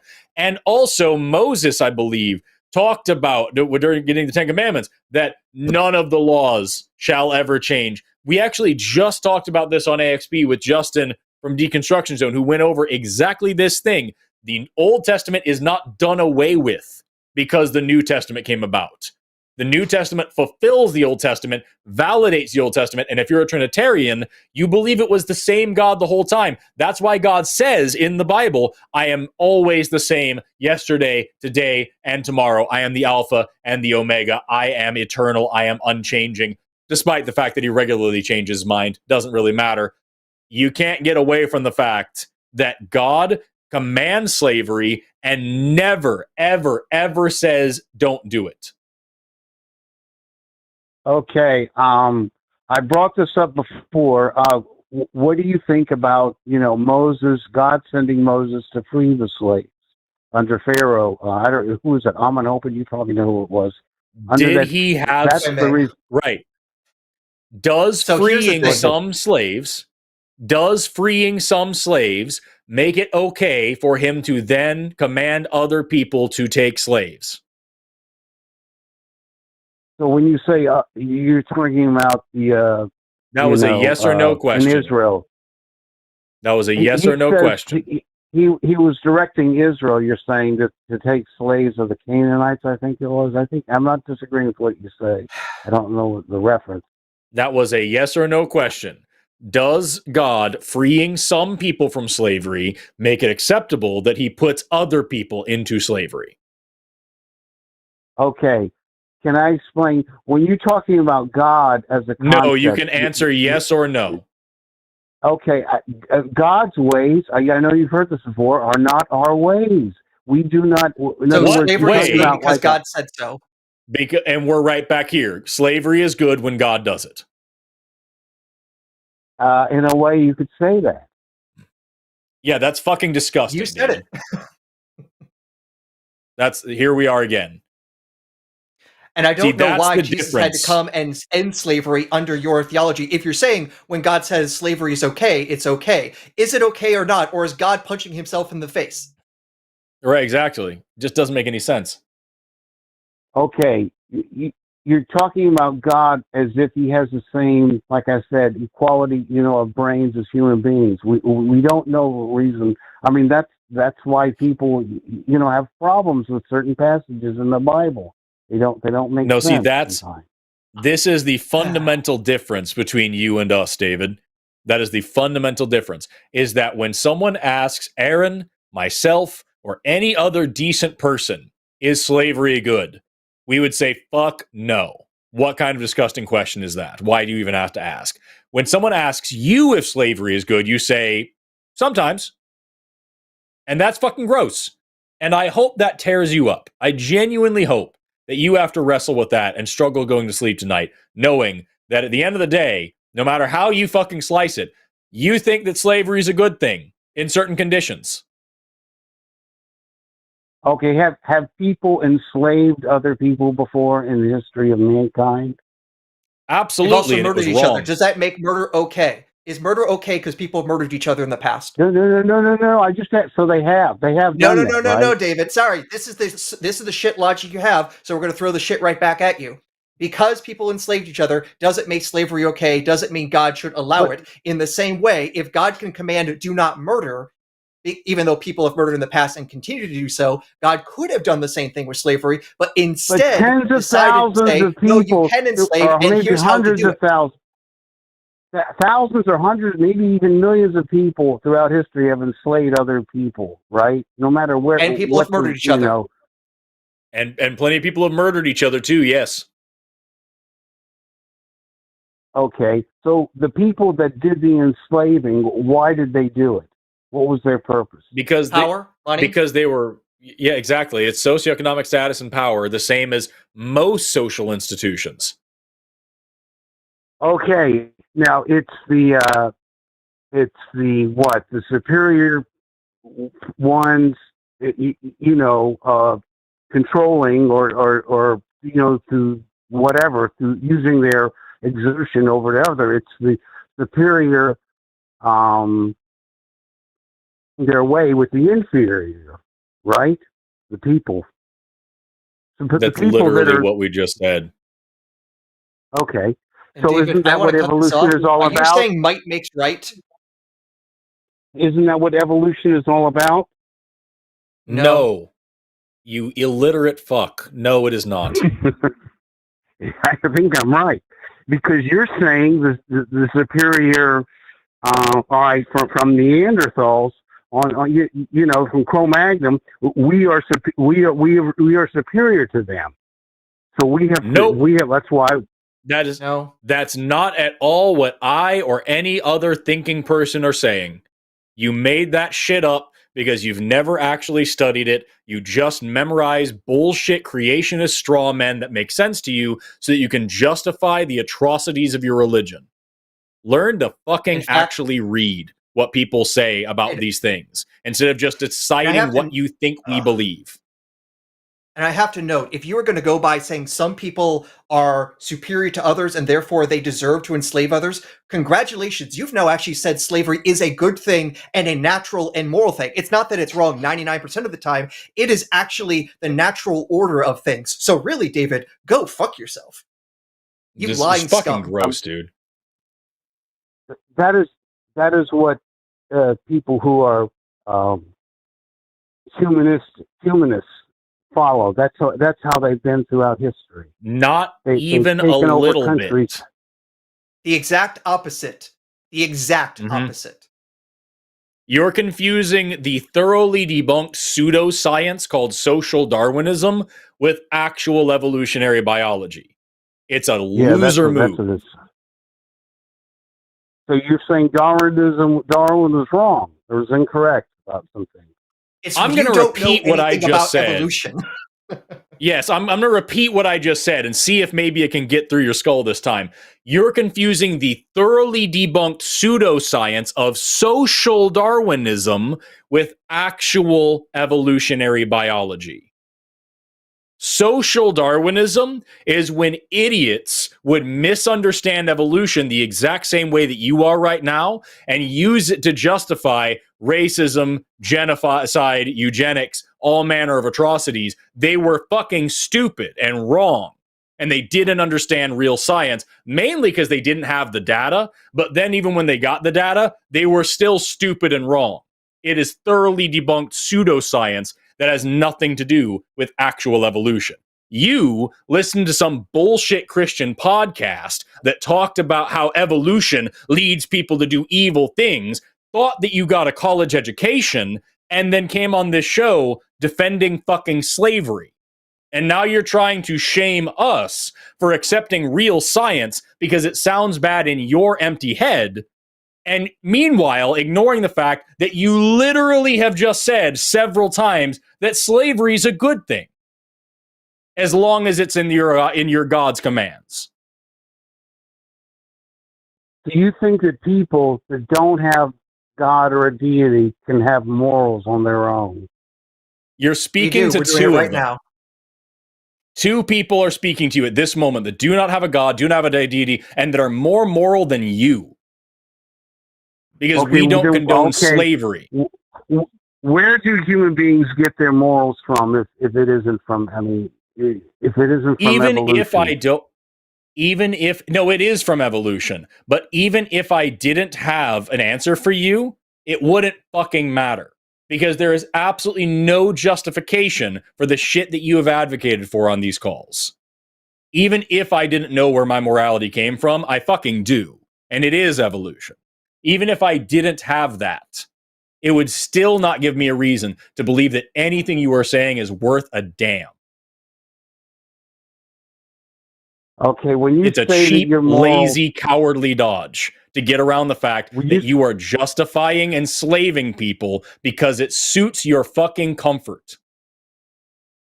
It isn't justifying slavery. I just told you that. You it just is said wrong. slavery It's was always okay been when wrong. God said so. Is. You just said No, that I'm slavery not. is a good thing if I'm God saying says so. that there are portions in the Bible that God says to do it. And then other than that, he wants people free. David, unlike you, we actually pay attention. And we remember that just a few minutes ago, you literally explained to us that slavery is good if God says that it's good. We even said that back to you, and you corrected and said, yes, that is correct. I am saying that might makes right. Slavery is good as long as God says that it is. We even said it back again and said, we say slavery's never wrong ever under any circumstances, and you're saying that it is okay sometimes. And you said, yep, that's true. We were all awake and paying attention to all of those things that you said. And we're on fucking YouTube. Okay. This is all being recorded. People can rewind it back and listen to you saying that shit.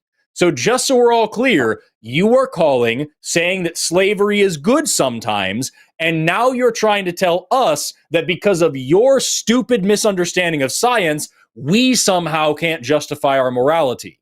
It's fucking dumb. It's a cowardly, cheap, stupid, shameful, pathetic tactic that you should be embarrassed about, and I don't know if you're smart enough to be embarrassed about it, and that makes me sad.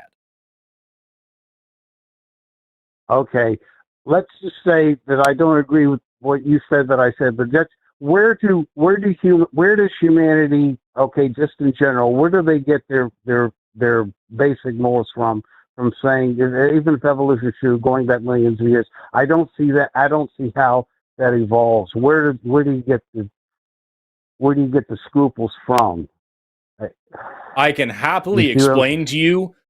I can happily explain to you inclusive fitness and group selection and how morals come up and how proto-morality is observed in other animal species and how social species rely on social systems that are based in what we would understand as morality. I can happily explain all these things to you. It doesn't fucking matter, David, because at the end of the day, we are still using whatever system we have to arrive at the conclusion that slavery is always wrong, and you're not. You're using the system you have to arrive at the conclusion that if you're big and powerful enough, slavery's okay.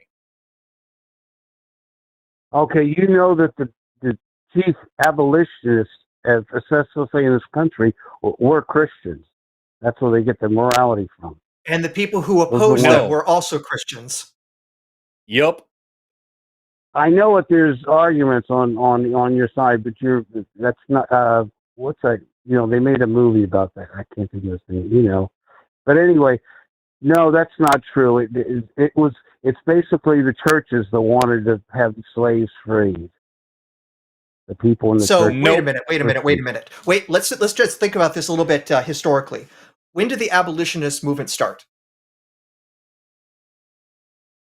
I guess, you know, before the Civil War, right? Around 1800s. Roughly the maybe 19th century, we can say. Okay, so Christianity was okay with slavery for about 1800 years, but the church was against slavery. Let's just deal in America, I say. Sure, let's deal with America. You said the church. Let's deal with America. No, you're right. No, please. Let's deal with America, where we have the actual Declaration of Secession, the actual Declaration of Secession from Texas, and we can search the word Christian, and here we get this paragraph. This is the Declaration of Secession from Texas, joining the Confederacy. That in free government, all white men are of right outright to be entitled to equal civil rights and political rights, that the servitude of the African race as existing in these states is mutually beneficial to both bond and free, and is abundantly authorized and justified by the experience of mankind and the revealed will of the Almighty Creator as recognized by all Christian nations. So here we have the Declaration of Secession from Texas, joining the Confederacy, saying that we are doing this so that we can keep slaves because the Christian God says so, and all Christian nations will recognize our right to own slaves because it's better for the slaves and better for the masters. That is what they wrote here. So you're going to tell me that the Christians were the ones doing the abolition? The Christians were the one running the government that kept the fucking slaves. Well, obviously those were misled individuals. Yes, I have to look that they were up the wrong kind of Christians because they didn't agree with your Christianity, which is that slavery was only okay sometimes. They said it's okay all the time. You think it's okay just sometimes, and that makes them bad Christians. Fuck you, David. It is absurd to me that you can seriously say this with a straight face and not puke in your own fucking mouth. Well, like I said, I repeat, the only time that slavery is endorsed, or just when God commands it, and since He's the author of life, of human beings, He has a right to tell people what to do and what not to do. And the Texas secessionists were right in interpreting the Bible according to you, David. They weren't the wrong kind of Christians. They were the correct ones. It's the evil Northerners that got rid of slavery that don't actually understand their Bible according to you. True, because at that time, people were talking about the curse of Ham in the Bible and how God very clearly had cursed all black-skinned people to be slaves. So they read the exact same book that you're reading and came to the exact same conclusion that you came to. They just took it one step further. You say slavery's right as long as God says it's right. They agree with you, and they think God said it was right at the same time. And guess what? There are still people alive today that believe the same thing. The KKK is a Christian organization, David, and they're still around. You are in line with them in your beliefs. Well, if you want to go there, actually, the KKK is an offshoot of the Democratic Party. You can look that up. And who do they vote for today? And who do they vote for today? Do they vote for Democrats today? I'm not. I don't think so. No. Who did David Duke endorse in the election? The KKK member. Who did he publicly endorse? Come on, and who was the first Republican president? It doesn't matter. We're talking about today, David. It doesn't matter. Abraham Lincoln. Who does the KKK vote for today, David? Today they did. Is it Democrats? For Republicans. No, they vote today for I said Republicans. they wouldn't. You know why?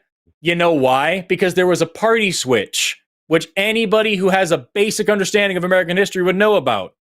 There was a big party switch where the ideals of the parties swapped. That's why if you go back to like the 50s and 60s and everything, the Republicans were absolutely the ones who were like pushing in this different direction. And the Democrats were super aggressive. That's why if you go back, you find the Democrats were the Confederates and the Republicans were the ones who were trying to free things. And then we swapped. Yeah. And now the KKK votes for the Republicans. The Nazis vote for the Republicans. You vote for the Republicans. Yeah, because I'm a conservative, not for those reasons. Right. So a minute ago, just to be clear, a minute ago, when I said that the people who owned slaves believed the exact same thing you did, that you do right now, that God endorsed slavery, they just took it to mean he meant it right now too. And then I also mentioned that there are still people who believe that. The KKK is a Christian organization. And you said, well, I mean, they used to be Democrats. You're glossing over the fact that you fucking vote along with the KKK, David. You believe the same thing they believe, and you vote the same way they vote. How does that make you feel, David? They were Christians back in the, whatever, 1830s or the 1960s, 1940s that voted, you can't, the Democrats have lost their way. We're not talking about the Democrats. We're talking about the fucks who think slavery is okay and the fact that you apologize for their evil. Yeah, I apologize for it. I'm saying I want to get back to what the Bible says. He said it himself. Okay? He's an apologist for slavery. Why are we still talking to this guy? He is literally a slavery apologist. He said it himself. I'm kind of done with it. If God says it's in the Bible, David, we know what you're saying. The one brain cell rattling around in your head has been saying the same thing for 27 minutes, and we keep fucking telling you it's shameful. And if you could actually try, I know it's a fucking crazy idea, but I'm just telling you, if you actually tried thinking, it would change your fucking life, and it might make you less of a reprehensible piece of shit. But as of right now, you are admitting proudly to align yourself with the KKK and to say that slavery is good sometimes. Fuck all the way off, David. I'm done with this call. I hope sincerely, and I mean this, that you go back to eating your own excrement as soon as possible. Fuck you. We've got a few calls left. And then we'll see. Well, we'll see what else happens.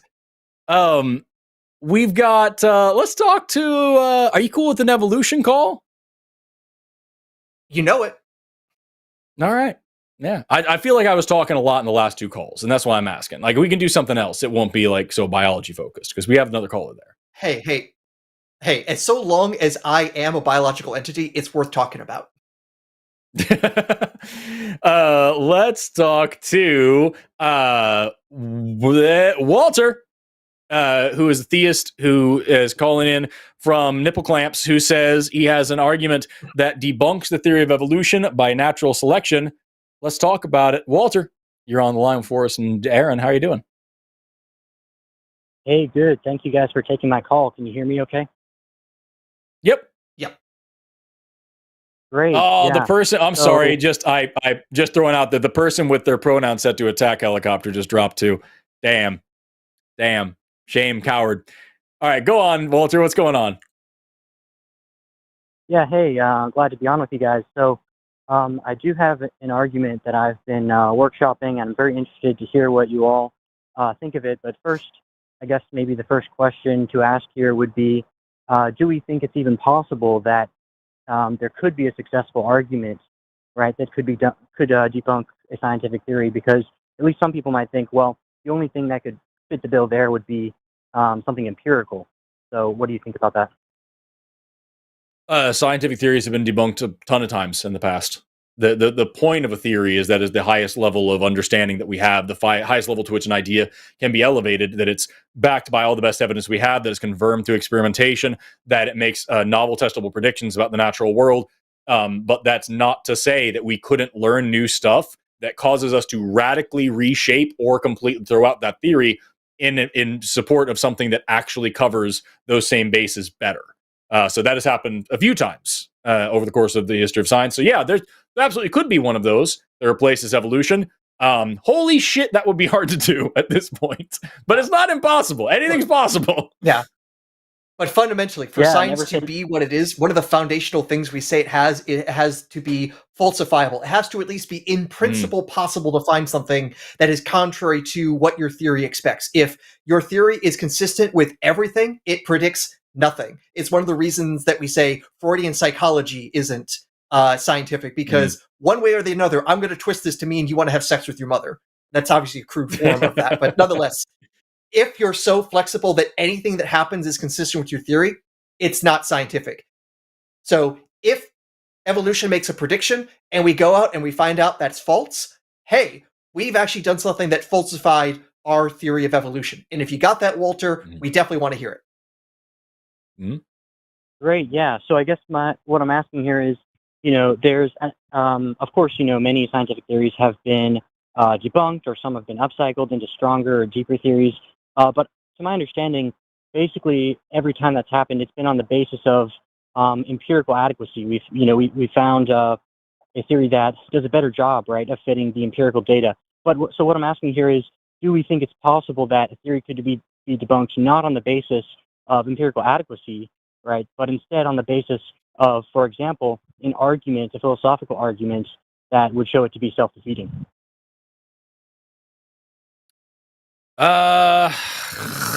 You could logic your way through some shit, but I don't think that really. I would be very, very, very, very hesitant if someone just came up with a philosophical argument against the Big Bang or some shit. You know what I mean? You would need to show me data before I took it seriously. Let me give the best steel man version of that. If we go back a few centuries to the days of Galileo, the term for people like Galileo wasn't scientist or physicist, it was natural philosopher. And a fair number of his arguments about motion are fundamentally philosophical. So his arguments about absolute reference frames and going against that and that sort of thing. So at least part of that argumentation was philosophical. So in theory, we could advance science in those sorts of ways, but it's been a long time since that has been the most productive way to show a theory is true, or at least more true versus less true. That has been a very slow and unproductive way compared to, hey, let's go do a test. Right. No, I think that's right. It's been a very long time, if it's ever happened, since we've upcycled the theory or changed it or discarded it on the basis of something other than empirical adequacy. So that sounds right. But so I guess one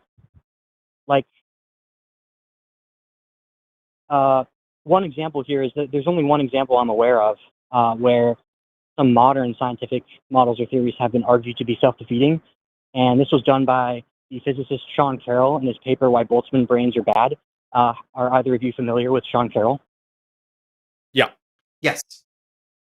Great. So basically his thought is that, well, if we accept, and by the way, he thinks this applies to most modern cosmological models, but if we accept these models as true, what that entails is that you and I are overwhelmingly likely not to be the type of observers we take ourselves to be, but instead we're a sort of what he calls a Boltzmann observer, which means an entity that just recently fluctuated into existence late after the heat death of the universe.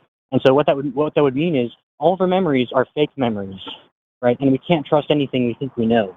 And so he goes on to say, well, if this is the implication of the theory, then it's self-defeating. It defeats its own justification, and we have no grounds any longer for believing it. And so he thinks they should be discarded from consideration. And so I guess, first of all, do we agree that that's the right path to take, or what do we think about that?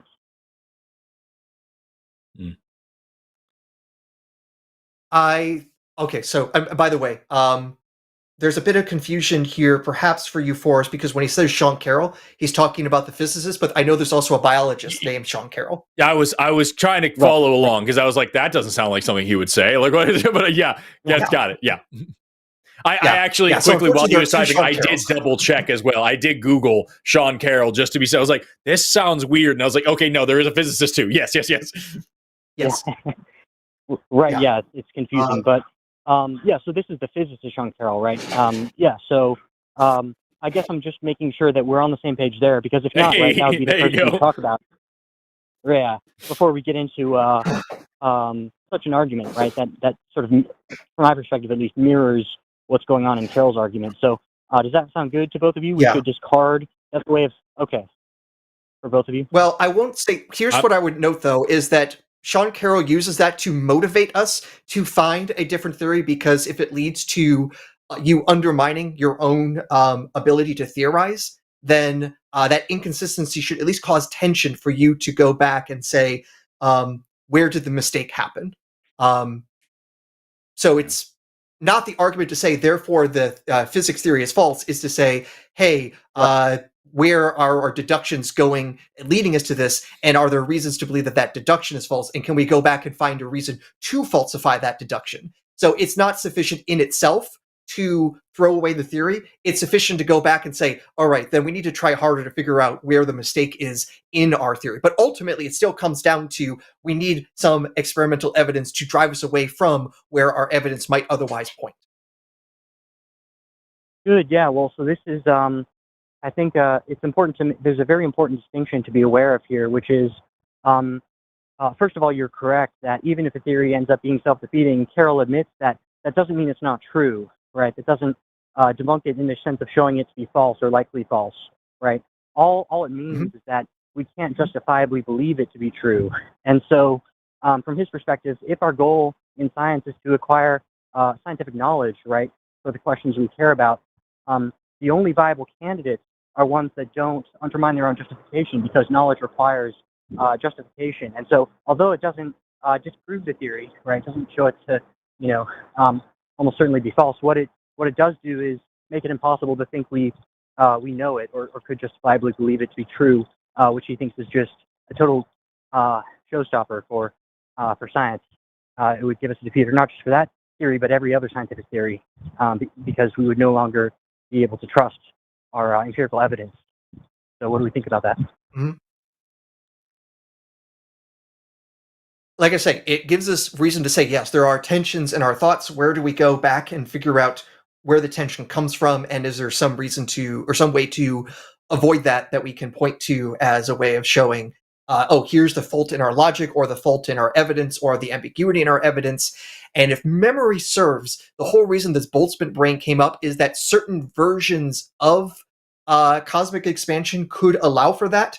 But then Carroll goes and shows why those things actually also have their own problems, and the versions of cosmic expansion that are still consistent with our evidence don't make Boltzmann brains likely. Therefore, everything's okay.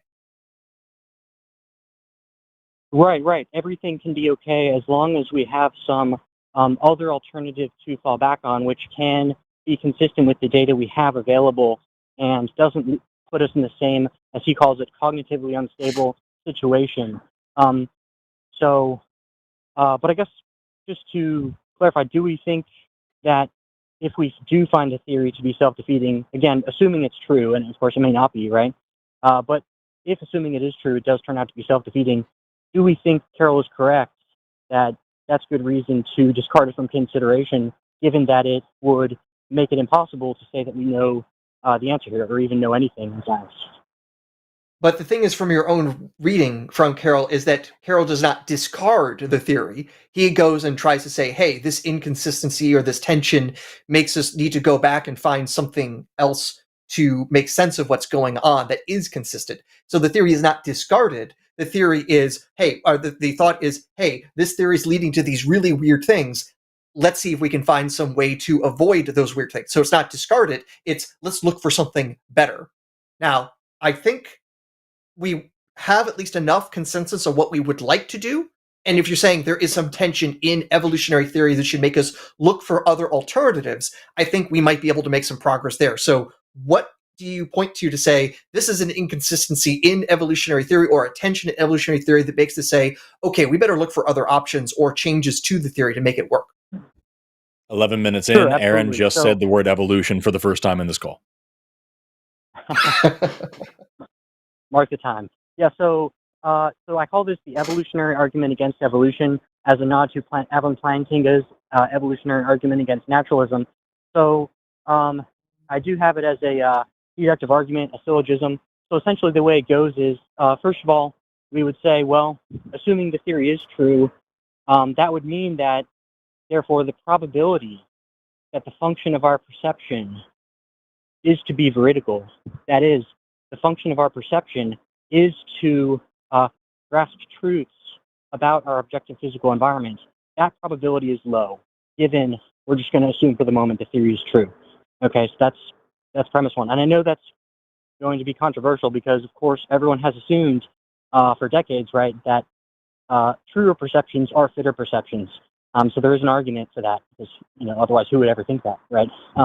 But just to get through the argument, premise two would be if you accept. Oh, anyone sorry, who I'm accepts premise one, and, taking a note here. So your first premise is that the function of our perception is not to make accurate, to gain accurate understanding of the natural world. that's correct. If we assume the theory to be true, that's right. Okay. Yeah, and so the next, there's only there's only 2 or 3 more premises here, so I'll try to just get through it, and then we can see what we think, where we want to double click. So premise 2 would be anyone who accepts premise 1 and accepts the theory has a defeater. So this is a philosophical term. It just means you have a defeater for your belief, in this case, that your perceptions, you have a defeater for your perceptual beliefs. And premise 3 would be anyone who has a defeater for their perceptual beliefs has a defeater for any empirical belief about the world, about the external world, including theory of evolution. But if the first 3 premises are true, the theory is self-defeating, says premise 4, and the conclusion is therefore it's self-defeating theory, just like the models Carroll critiques. Well, I have a million problems with this. Great. So first of all, sorry, I'm just taking notes. Blah, blah, blah, blah, blah, blah. Okay, so I'm going to start with your first premise, because in order for something to work in this way, this has to be valid and sound. So the valid side is saying that, like, is this the only possible explanation, the only possible conclusion that we can come to given these premises? And the sound thing is this whole shit actually true, right? Those two things are like what makes a logical argument, a syllogism, work. They have to be valid and sound. I think that what you've said here is neither valid nor sound. So let's start with valid. The function of our perception is not to get accurate understanding of the world. That is, at best, partially true. Aaron actually talked about this earlier on. Sorry to interrupt, but I thought you said we're starting with validity, so we're going to leave the question of whether the premises are true for later. Isn't that right? I apologize. No, I apologize. I did. Yeah. So I'm going to start with soundness. Is the premise itself true? And then we'll go back to validity. Is this actually the contingent argument? So, pardon me. You're right. I misspoke. Thank you for catching that. Well, that's okay. That's all right. But sorry to interrupt again. But I think it would, in general, I think it would behoove us to start with the question of validity, because if it's not even a valid form of the argument, then we don't have to waste time, right, getting into the premises. So that seems to me to be more efficient. Sure. Okay. That's fine. I'm happy to do it. So just from a valid standpoint, if we is the argument that evolution isn't real, because I'm paraphrasing here. So tell me if I'm paraphrasing poorly. The argument seems to be that evolution isn't real, or at least shouldn't be considered seriously, because we, if we understand evolution, have to accept that our perception is not geared to make accurate models of reality. Therefore, the model of evolution that we are creating is fundamentally necessarily going to be inaccurate, or at least at severe risk of being inaccurate, so we can't trust it. That's where it sounds like this whole thing is, right? That's the kind of landing pad. Yeah, essentially. And so from my perspective, yes. So the way that we know the argument is valid is because the fourth premise says if the first 3 premises are true, then the theory is self-defeating. And so the first two Right. premises are asserting themselves to be true. And so there we have a valid deductive argument, it seems to me. Right. So here's two reasons why this is not a valid argument. The first is that even if I were to agree with the premises and say that evolution necessarily means that we can't or are unlikely to get accurate information about the world around us, that doesn't mean that evolution isn't real. I think that it's Right. fair to I say acknowledge that our senses are not geared to understand or to get good information about black holes. We're just not geared for that. That doesn't mean that black holes aren't real. And so the whole endeavor of science, a lot of it, I should say, is getting outside of our senses and outside of our perception and translating the natural universe into a language that we can actually understand. That's the whole point of the first logical fallacy that I ever learned about in school was in college was naive realism. The idea, the erroneous idea that your senses can tell you everything about the natural world. They fucking can't. That's why we know about spectra of light outside of the visible spectrum, because these fucking, the stupid orbs that we have in our head aren't good enough. So just because we are potentially predisposed to make wrong assumptions doesn't mean that evolution isn't real. The second thing is that we know that is something we can get around because, as I mentioned earlier, theories make logical, testable, novel, testable predictions, and indeed evolution does. Even if we are making bad perceptions about the evolution, we are able to use evolution to do things like the entire fossil fuel industry, which is reliant on the concept of evolution, the entire biomedical science industry, which is reliant on the concept of evolution, the entire agriculture industry, which is reliant on the concept of evolution, the entire forensic industry, which is entirely reliant on evolution, Right. and so much more. So even if these things were misperceived, we are able to validate them by doing things with them and showing that even if we don't understand it fully or even at all, we know that it works. So that's another reason why this argument is not not valid to begin with. The third reason why this argument is not valid to begin with. Okay. Sure.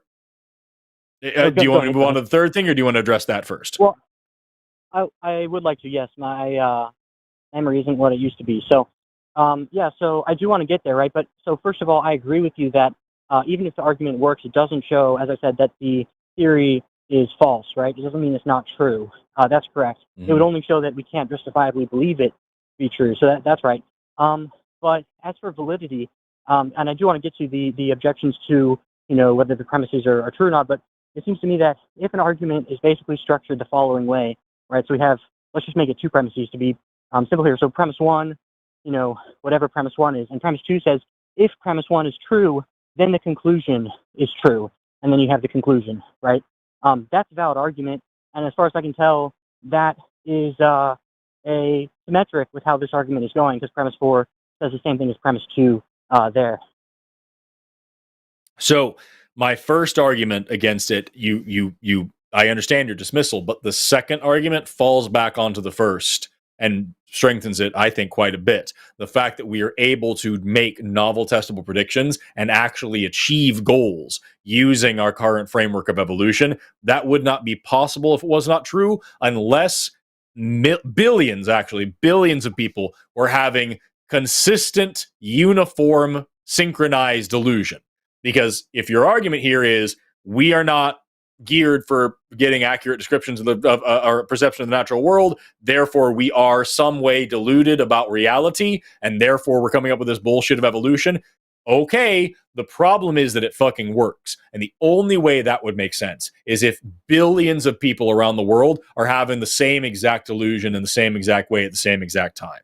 And the third thing that actually leads me to the third problem with this is that literally all science would fall into this trap. If this is the way that we're framing this, then every part of science, not just evolution, everything about medicine, everything about physics, everything about chemistry, all science 100% of the time is subject to a self-defeating problem because we can't make accurate perception of the world. Therefore, we don't know about cosmic microwave background radiation. We don't know about Hubble's constant. We don't know about regression of galaxy. We don't know the Big Bang models. We can't make good perceptions of reality. Therefore, we don't know that antibiotics actually fight bacteria. We don't know about how vaccines work. We don't know how to treat cancer. We don't know any of these things. Like, it's just fundamentally all of science falls under this because all science is based on empirical data. So if you're going to say that empiricism is a problem because perception is a problem, you have now destroyed not just evolution, but the science that is allowing you to call us on the phone right now. If I may, Steelman, I think Walter's position is, if I may, Walter, it's that it's specific to evolution because he's talking about our evolved sense. If evolution is true and our senses are evolved, they're not evolved for truth finding, and so evolution gives us this particular problem. I think that's why Walter's forcing on this rather than empiricism generally. Is that fair to say, Walter? That's a good point. Exactly correct. That's a good point. That's a good point. But it still falls back to then my second premise, which would be that it does things. So like that's where I would leave it then. Extending the second premise into the third, I think, is fair, but I agree with Aaron, and I agree. That is an overstep unless I'm taking it into my worldview, not Walter's. So, Walter, what do you think about that? Yeah, no, that's great. And so there's a lot on the table here, and I definitely want to get to the objection that science works, and so that if you do a objection either the first or the second premise. But just to return to validity for a second, if we just start with the example that we can say if all men are mortal, premise one. Premise two, Socrates is a man. Well, let me use a different example. Let's say all men are mortal. If all men are mortal, then Socrates is mortal. Conclusion: Socrates is mortal. So it seems to me basically what's going on. I think your form was actually more correct the first time around, Walter. I think your original version was more correct than your current one. But either way, you're giving an example of modus ponens. If P, then Q, P, therefore Q. That's right. That's right. And so that's why I'm saying that this argument is valid, is because if you have a form of an argument where you have P, and then you say, okay, if P, then Q, where Q is the conclusion, and then you have Q, and that matches up with what you said earlier, right, was Q, then it's valid. And so I'm saying that's why this argument is valid, is because premise 4 does the work there of saying if P, then Q. The first three premises are P. Premise 4 says if P, right, if the first three premises are true, then the theory is self-defeating. Conclusion, the theory is self-defeating. So does that sound valid or not? I mean, that would be a valid structure. If this makes the theory self-defeating and this is a thing, then the theory is self-defeating. Yes, that would be the structure that you're looking for. But the initial premise would also have to be true for it to be a sound argument, and I don't think that it is. Right. Great. So let's go to that. In fact, right. Walter, can we try to see if there's also an interesting asymmetry to the setup here? Because I think ultimately what we're going to argue is that we have reason to discount evolution, and therefore we're going to go with creationism by the Almighty. I mean, that's ultimately the conclusion you're trying to get to, right? No, the target conclusion here is that the theory is self-defeating. I think either you might think that accepting. Then we're going to look for the replacement, and your replacement is going to be creationism, right? Well, I'm not sure what my replacement is, but right, it would increase the likelihood. You might think it increases the likelihood of all other alternatives if the conclusion. All right. So now I have to show you where, if we then apply the symmetry of your arguments to theism, it's actually going to undermine what you want, because I'm going to actually produce the same argument you have, but show that it's going to lead to some problem. So if God exists and created our minds should reliably tell us about the world. That's premise 1. Premise 2, our minds are telling us things about the world that are false, including that we actually evolved rather than were created. Therefore, God could not have created our minds because it's leading us to false conclusions, even though it was supposed to give us correct conclusions. Yeah, so taking the, let's say we'll take the valid, let's say, yes, that argument is valid. I would then reject the second premise and reject the claim that our science has been pointing to evolution. Are you denying that? If that's the case, then you're really denying all of your senses, because here's a couple of scientists that are telling you the science has been indicating that evolution is true. Yeah, good. So this is a super interesting thing to consider, right? Because it seems to me that what our senses tell us is about the data, right? It gives us, we have mountains of data that evolution by natural selection has done an amazing job of fitting that data, and that's why it's been the prime theory in that area for hundreds of years at this point, right? But our senses give us access to data, and then on the basis of that data, we try to construct theories that would explain that data and make it likely, right? So I think there's an important distinction here between what we're getting from our senses, right, which is the data, and then the theories which we come up with to try to explain that data. Right. I think the fundamental bridge that you're missing here is that, like, that what I mentioned earlier is that, like, the first thing that you learn, at least for me, the first thing they teach you in a science degree is about naive realism and about this erroneous idea that your senses can tell you everything. And that is why a lot of science is using instruments or mathematical modeling, or pretty much anything is going to use statistics in order to get out of your own way and make sure that your broken interpretation of reality is not clouding your understanding of reality. In fact, that is why things like meta-analyses are the highest level of evidence when we're talking about, like, scientific literature. Like, an independent new study is great, but it is one of the lower levels of evidence. The higher levels is when somebody takes all of this stuff that a bunch of different people have been collecting and then puts that through a massive statistical machine to come up with new information that couldn't have been there before. And so, like, that kind of thinking, by using things to translate different wavelengths of light into a visible spectrum, by using things that can pick up sound that we can't hear, by using things that can use the technology we have to detect things like gravitational waves that we couldn't possibly perceive on our own, by using things like mathematical modeling of species distributions, by using things like population genetics, by doing this stuff that is not within the bare abilities of our perceptions and our physical mental abilities, by taking it out of our heads and exceeding those limitations using math and technology, we overcome that limitation that you're trying to put upon us quite a bit. And we're able to say that this is true because the math fits reality better than our perception of reality seems to. And a great example of that is just like any Galton board. If you get like you can look these up online. I used to have a physical one. Matt has one that he likes to show from time to time.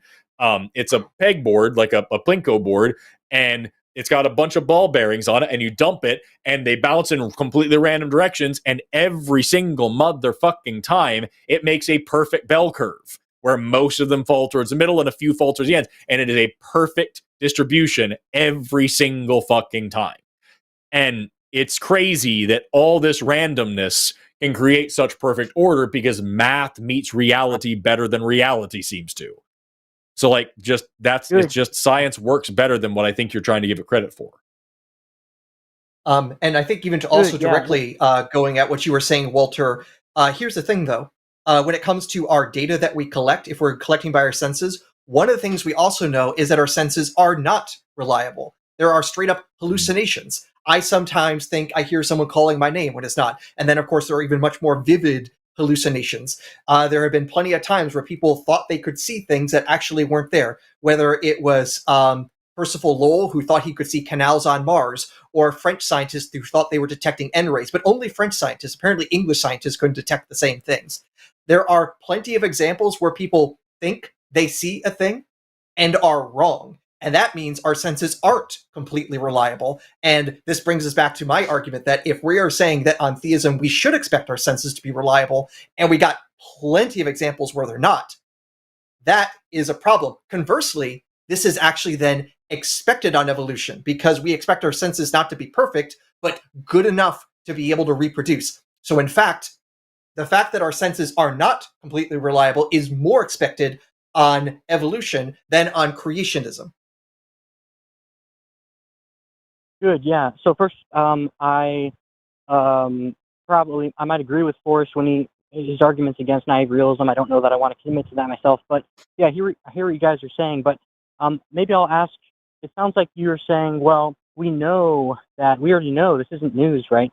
We already know that the function of our perception is not to reliably grasp truths about our objective physical environment.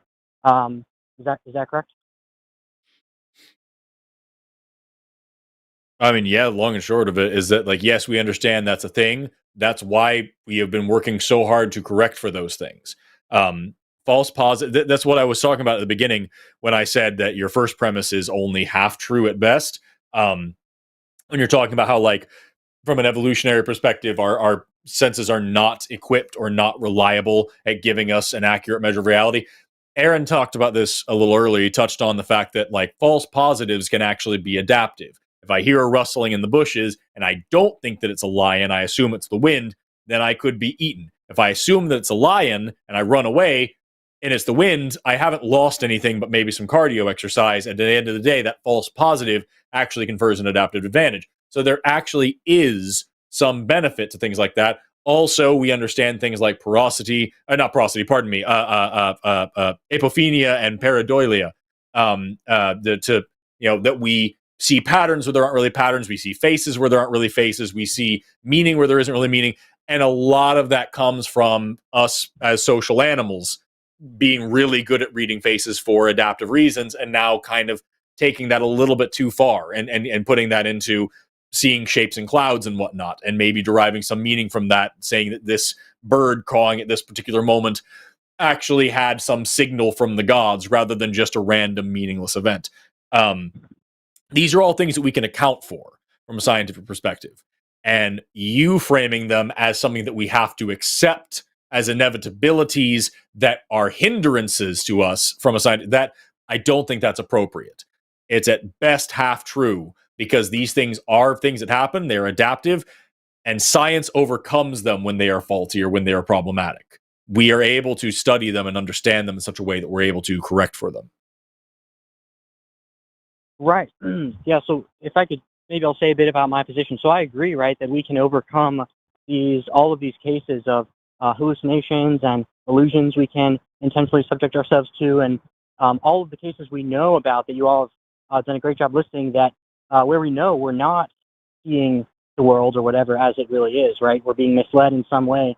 But from my perspective, those are the exceptions. From my perspective, I would affirm the idea that by and large, the function of our perception is to grasp truths about our objective environments. And there, of course, there are exceptions, right? But those would be... but the exceptions are exactly the thing that you were saying is somehow a defeater for evolution. And I'm pointing out it's actually a defeater that our senses are created perfectly. Because if they're failing, and they're failing in predictable ways, well, that means that it seems like they have some sort of origins that isn't like perfect design or created to that end. It looks more like, hey, something came along that does just good enough of a job so that organism can go on, find food, and find a mate. Yeah, so that's so let me actually clarify that, because I'm not saying that, right? The second premise of the evolutionary argument against evolution isn't that, well, look, there's all these examples, and therefore, right, therefore we get this defeater from those. No, it's, the idea would be, if by and large the function of our perception isn't to be veridical, then we get a defeater. But what I'm wanting to say from my point of view, right, from my worldview, is that by and large the function is to be veridical, although of course there are exceptions, right? But because the function is to be veridical, we don't get the defeater. So that would be the difference, I think. Let me try to frame this in it, because I think I really like what Aaron's saying, and I feel like it's not quite being hit the way that it should be. So one of the ways that we do things in science is we will create a model, and we will test that model against reality and say, like, okay, if this is true, then we should see reality should look this way. So, like, it sounds, Walter, like we can agree that our perceptions are faulty, that we make mistakes and we misperceive things, and that but those faults are reliably predictable. They happen in predictable ways. We can tie them down to certain neurology or certain neuroses or certain psychological issues, whatever it may be. If there's a big misperception, a big issue, we can find a medical treatment or a medical reason or a psychological reason. If it's a normal everyday issue, we can find the evolutionary side of that, the psychological side of that accounts for that.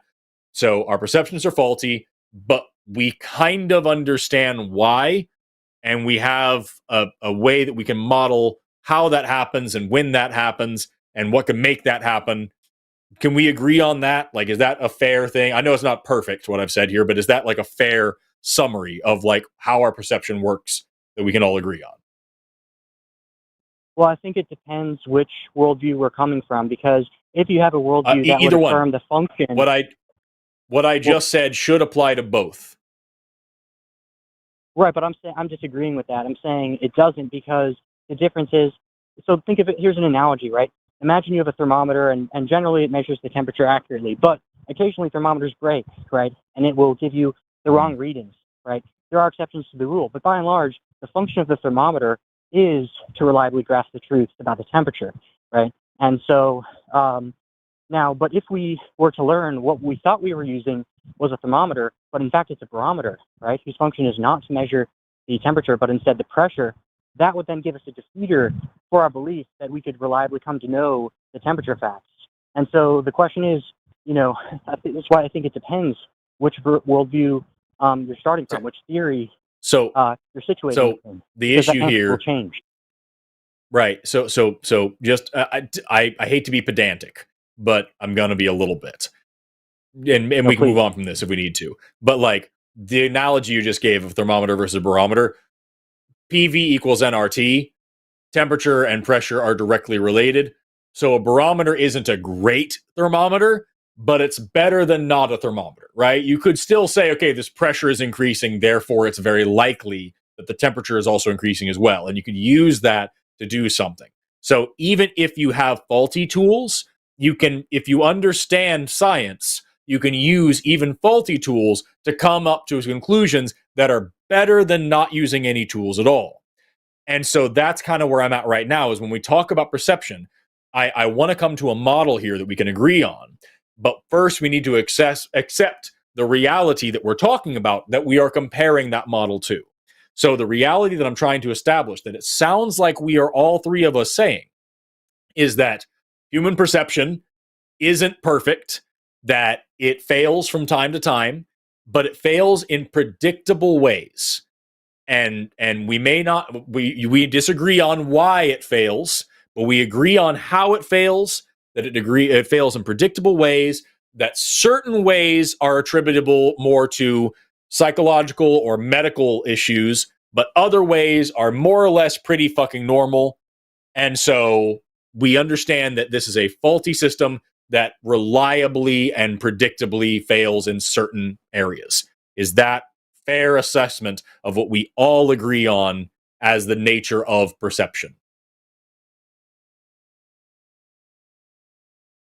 Well, so I agree with much of that, right? So to take I think it was very insightful what you said there. One of the first things you said about the thermometer case, because I think you're right that given that we have an understanding that there's a lawful relationship between the temperature and the pressure, there are beliefs about the temperature, like you said, that if the pressure is increasing, maybe that means the temperature is increasing. That wouldn't be defeated, even by learning that, in fact, we have a barometer and not a thermometer. But I think what is defeated are the beliefs about the temperature facts themselves, right? And so unless we think we have another way of coming to know those, right, from some other device or something where the function of that thing is to reliably get us at those, then we're in a pickle if we care about those type of facts. And I feel like you're talking past each other. Yeah, I feel like we're talking past each other. I'm going to hand it to you. Please give me, just to avoid any more confusion, will you, Walter, please tell me a fundamental, very basic, doesn't have to be too detailed, what I was just trying to do, just give me a statement about the nature of perception and its problems with being faulty in a language that we would all three of us agree with, from an evolutionary perspective and a theological perspective.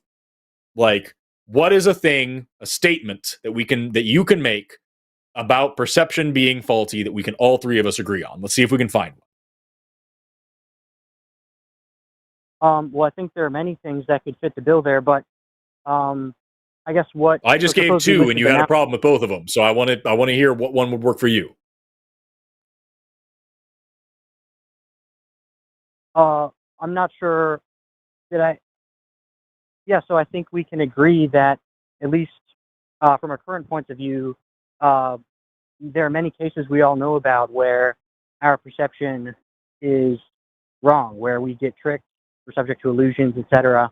I think we all agree on that. I think we all also agree, I'm actually not sure, but I would hope that we all also agree that, by and large, the function of our perception is to be reliable, is to reliably grasp truths about our objective physical environment. Because if not, scientists would be in trouble, right? So I think we agree on that. So there's two things. Okay, so I wrote down two things you said. We are subject to illusion, and the function of perception is ultimately to be reliable. Are you agreeing with those two statements? Yeah, I do. Yeah. Okay, so I'm going to rewrite that in just a concise way. The function of our perception is to be reliable. However, it can make mistakes. So is that fair? The issue is that, well, so far, yes, it is, right? But okay, the issue that I'm so the function of our perception is to be reliable. However, it can make mistakes. Is there anything that needs to be added to that or taken away from that to make it more accurate, but still that all three of us from each of our worldviews can still agree upon? Because so far I can agree with this. Our perception is as reliable as it can be, but it can make mistakes. There's some things that I would like to add to this, but I don't know. I'm going to get there, but I want to ask you, is there anything that can still be added to this or should be added to this that we can still all agree on? Yeah. Well, I don't know if we'll agree, but yeah. I think well, that's the point. So I want to make a statement about the reality of perception that all three of us agree on. Well, isn't it more interesting to explore the area we disagree on? We will, but I'm trying to flesh out what Aaron was doing a minute ago that I think you missed a few times, and I just want to get to this point where we can agree on what this perception problem really is. So the function of perception is to be reliable. However, it can make mistakes. I'm going to add a sentence, and you tell me if it's cool. I'm going to say the nature, or I could say the mistakes are made in, what do you want to say? Patterned ways. It can make, I'll actually, even to make it more concise, it can make patterned mistakes. That doesn't sound very good. However, it can make mistakes. Let me help out. Which can be patterned or not. That's what I'll say. Right, we could say. Is that? Yeah, we could say. You still agree with this?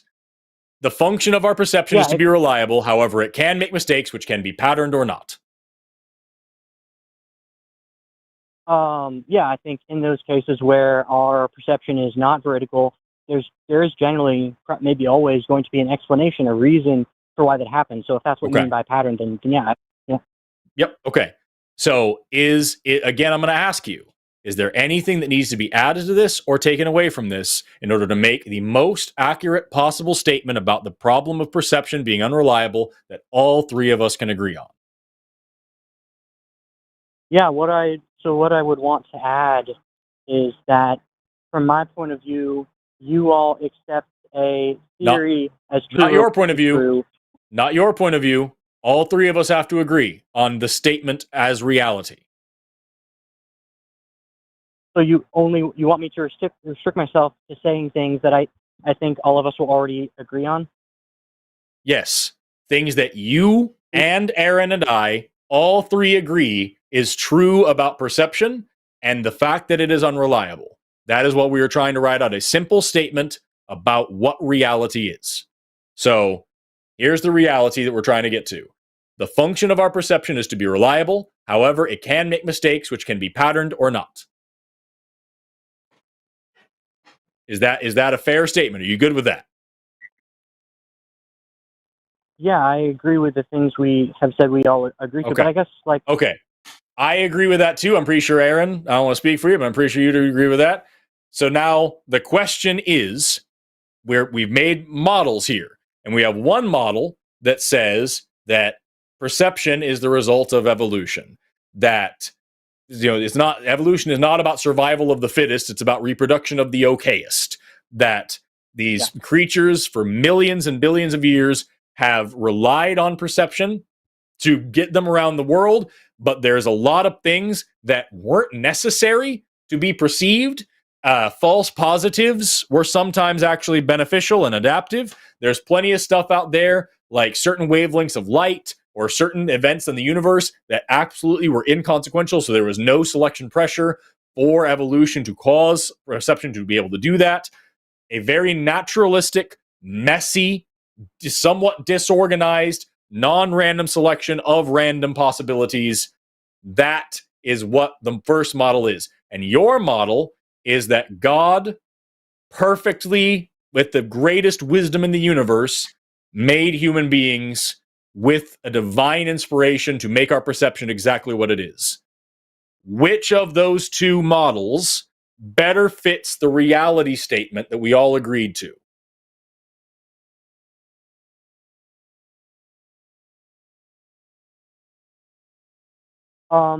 Well, I would say that both do a perfectly fine job of explaining the available data.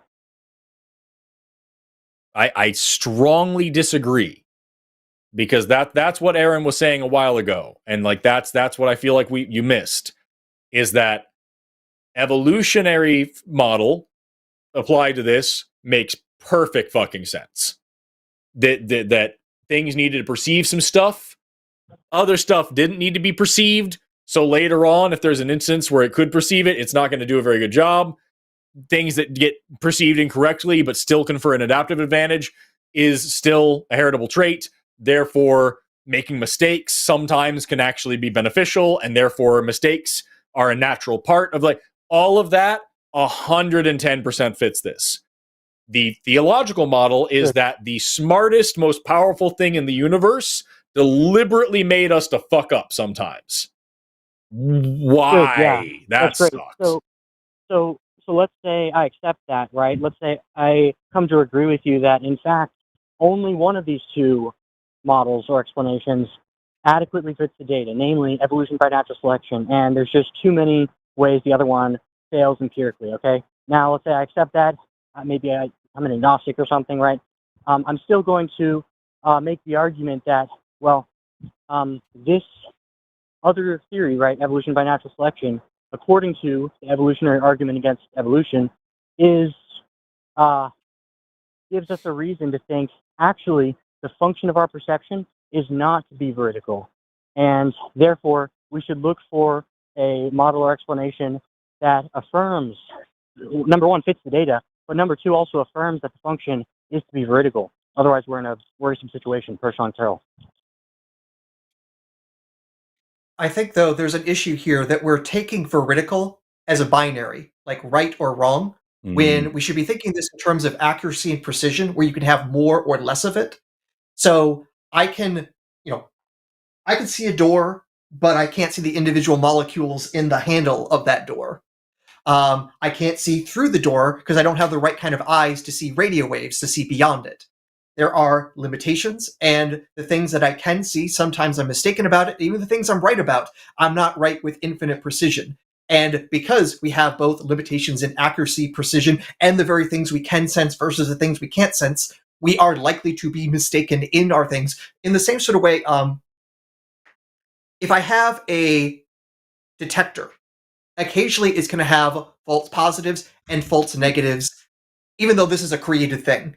That's going to be kind of the expected thing, and it's going to have a certain rate of being right or wrong, but it's still the case that, hey, we can still talk about its accuracy and precision, even though it's not flawless. It's still going to say it's good enough for this sort of thing. And we could say our senses are good enough for the things that Homo sapiens needed to do to be able to survive up until at least the 21st century. But it wasn't good enough to, like, detect individual atoms or sense gravity waves. Yeah, great. So that's a great point. I agree, right? And so if by vertical we mean something like perfect accuracy, or right, then everything you just said would tell us, well, number one, we don't have that. Number two, it doesn't matter for science because within some bandwidth of reality, we can see reliably. But so I grant that, right? So what I mean by, and by the way, I know there's a lot here, and I appreciate you all interacting with this argument. I know it's hard when I didn't have a way to send you the premises, but for anyone who's interested, if you want to look at it later, it is online. There's a video about it. But anyway, yeah. So I would say what I mean by veridical is just that the function of our perception is to reliably grasp truths about our objective physical environment. For me, that's the bar. That's the standard that has to be met for us to avoid having a defeater here. I don't think that's fair. I just don't. Yeah. Again, I'm saying it's not that we get things veridically like it's right or wrong. It's that it's close enough to see what's going on there. And remember that there's usually more than one perceiver going on. That's one of the reasons science has to be peer reviewed, because I might see something, but other people look and say, no, I don't see the same thing. Or they see something that I failed to notice. That's part of the fact that science actually only works well as a communal exercise. And also, we don't use any one sense. We try to use a multiplicity of senses. And we only really feel confident when multiple independent lines of evidence or multiple independent lines of sensation point to the same thing. If I see something, but I can't hear it, it's going to be weird. If I hear something, but don't see it, it's going to be weird. The fact that we can cross-examine our various senses and also have somebody else come along and say, dude, you're tripping. That's part of how we get our science to be better, because we know the limitations of our senses. Yeah, I think there's one thing one thing that Aaron said that was really, really important, and I want to touch on just very, very briefly. Walter, Aaron talked about accuracy and precision. Are you familiar with those terms in science, accuracy and precision, and why they're different? I am, Forrest. Okay, cool. I only ask because most people are not. Most people would assume that accuracy and precision are the same word and that they both mean just being right, and they fucking don't. So, okay, perfect. I just wanted to make sure we touched on that because that was a very, very, very good point that Aaron made, and I didn't want it being missed. Sorry, go ahead and say what you were saying. Yeah, no, thanks. I agree. It is an important distinction. And so, yeah, I think your point there, Aaron, is super important, right? So it sounds like you're saying essentially that, well, we can triangulate, right? Even if one sense is faulty or we're subject to illusion sometimes or whatever, we can triangulate on what the truth actually is we have these other ways of getting at it, right? And when we get them to line up, it seems like they're working, right? But what I would point out is that... Again, I want to caution thing, though. I'm not saying we get to the truth, because, again, we always have that probability of there being something erroneous. The best we can say is by using multiple lines of evidence or sensation is that we become less wrong. We will always have some level of inaccuracy, of imprecision, of making deductions that don't actually, that aren't actually true, even if the evidence might have seemed to indicate that. All we can say is we are more confident versus less confident with those lines of evidence. But once we start using capital T truth, I think that's where we're being faulty, because I don't think senses can provide capital T truth. They can provide us enough to say, hey, it makes way more sense that there's a tiger in front of me if I can smell it, I can see it, I can feel its claws in my flesh. When all of those things converge together, okay, it's very likely there's a tiger having its way with me and turning me into lunch. To give an unfortunately gruesome example. No, it's great. Yeah. So, but what I would invite us to consider is that if we go to the temperature or a thermometer analogy, consider there's 100 people, each with a device, but they all learn or believe they've learned that they're in fact barometers. One of them might say, well, no problem, right? All of our devices line up and have the same reading, and so they all say 30, and so it's 30 Celsius or whatever, right? I think we would understand that, well, even if they're all lining up in the same sort of way, the problem is that if we don't think any of them, in fact, have the function, right? They have some orthogonal function, not the function to reliably grasp the temperature facts. That would not be a good reason to think, well, therefore we have the truth about the temperature, right? So does that sound right, first of all?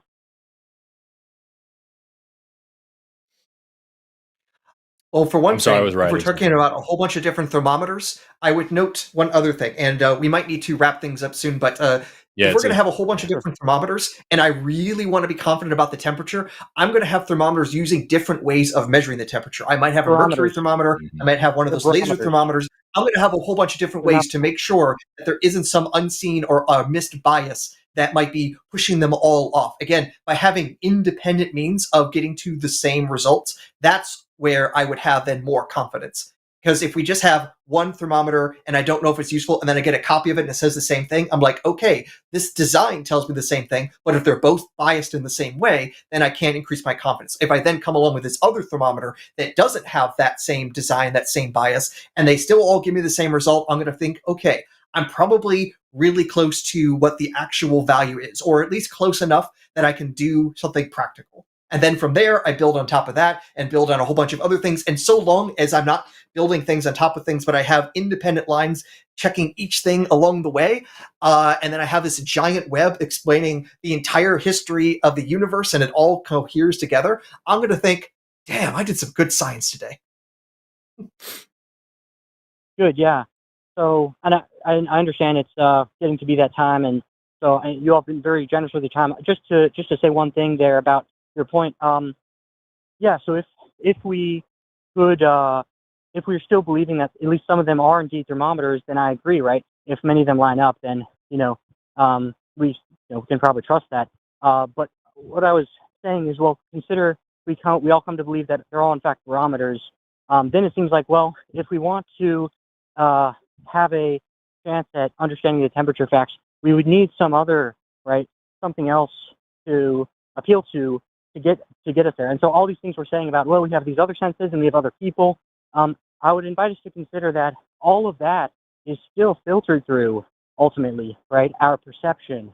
And so the challenge here, I think, is to, if we think, the function is not to be vertical, then what, other than our perception, could we appeal to that we think might help us triangulate on the truth? Because if all we have are essentially barometers, then that's not going to do it, right? But I understand, because we have more than barometers. We have way more than just barometers. Not to mention, we also find here are all the things that we are faulty on, and build technologies to actually fix those faultiness. In fact, our technology is now at the point that our original methods for measuring time we discover aren't precise ellipse. For the longest time, if I wanted to know when it's noon, I would use the sun. But now we actually know, because the Earth is going around the sun in an elliptical orbit, that actually that's not good enough. And our timepieces are now so precise that we can actually model off how much the sun is ahead or behind where it quote unquote should be based on a more precise timepiece. We have actually gone beyond our original ways of doing those measurements, and we are better for it. We have realized, hey, our senses or our perceptions aren't good enough. So I'm saying that not only have we realized that they're not perfectly veridical, we actually have forced ourselves to say, hey, here are the places where you can tell that there is an issue. Let's go beyond it. And it comes back to the question is, if our senses really were reliable, then why is it that the creator gave us shitty senses that we can't actually always rely on, that they seem to fail us, and they seem to fail us in ways that are explicable by our evolutionary history, like why we have a blind spot in our eye that we basically have to hallucinate it away until you really focus and notice that it's there, that we see faces in things that aren't actually there, that we sense temperature changes that aren't there, and we lose a limb and we still feel phantom limbs. All these things that are weird but are explicable by brains being these weird evolved pieces of meat. Mm-hmm. Yeah, we keep coming back to the same point, Walter, over and over, where we're talking about what if, no matter how many thermometers we have, what if it's actually a barometer? What if we find out that we're using the wrong tools? And as I already explained over... Sorry to interrupt, but there's a misunderstanding here. It's not what if. This stipulation is that we come to believe, we think we know that they are in fact barometers. That's right. That's the thing. I get it. The thing is, at the end of the day, I already explained earlier, just to use that example, PV still equals nRT. T1 over V1 still equals T1 over V2. Or T2 over V2. We still know the relationship between temperature and pressure because of other experiments with other instruments testing other things. And so we're still able to come to an understanding about this stuff. Even with those tools, it still tells us something, which is better than nothing. And we can use that something to gain access to new information. That's why, when we talk about evolution, it's not just the fossil record, it's the fossil record and embryology and development and homology and genetics and molecular clocks and so many other things that all point in the same direction. If I'm looking at like what's going on at a particular site and I want to know paleontologically like what was going on there, it's not just what fossils are there. It's stable isotopes doing paleoecological reconstruction. It's pollen rebuilding ancient ecosystems. It's paleoclimatology. It's all sorts of things that it's all these layers that go into it that are all pointing in one direction. So even if you find out that all the thermometers are actually barometers, I guarantee we have 15 other layers of evidence for that temperature, not just those instruments testing that one thing. We have other stuff that's also pointing in that direction. So again, that now goes back to the third problem that I had a while ago, which is that literally all science would be faulty if we can say that evolution is such a problem, because all science is still pointing in this way. It's all in the same universe. It all runs on the same principles. It all runs in the same framework. So like, we're kind of just at the same thing over and over, where it's like, but what if you're wrong? What if we are? We still have more data than if we just did nothing. And that data is consistently useful and is backed up by other data from other places. And so like, it's not just one single instrument doing one single measurement. It's a lot more than that. And with that, Walter, I'll give you the last word. We've been on this call for an hour. It's 10:30 here in my time, and we've got 2 other calls left. We're gonna move on, but I'll give you the last word on what you think.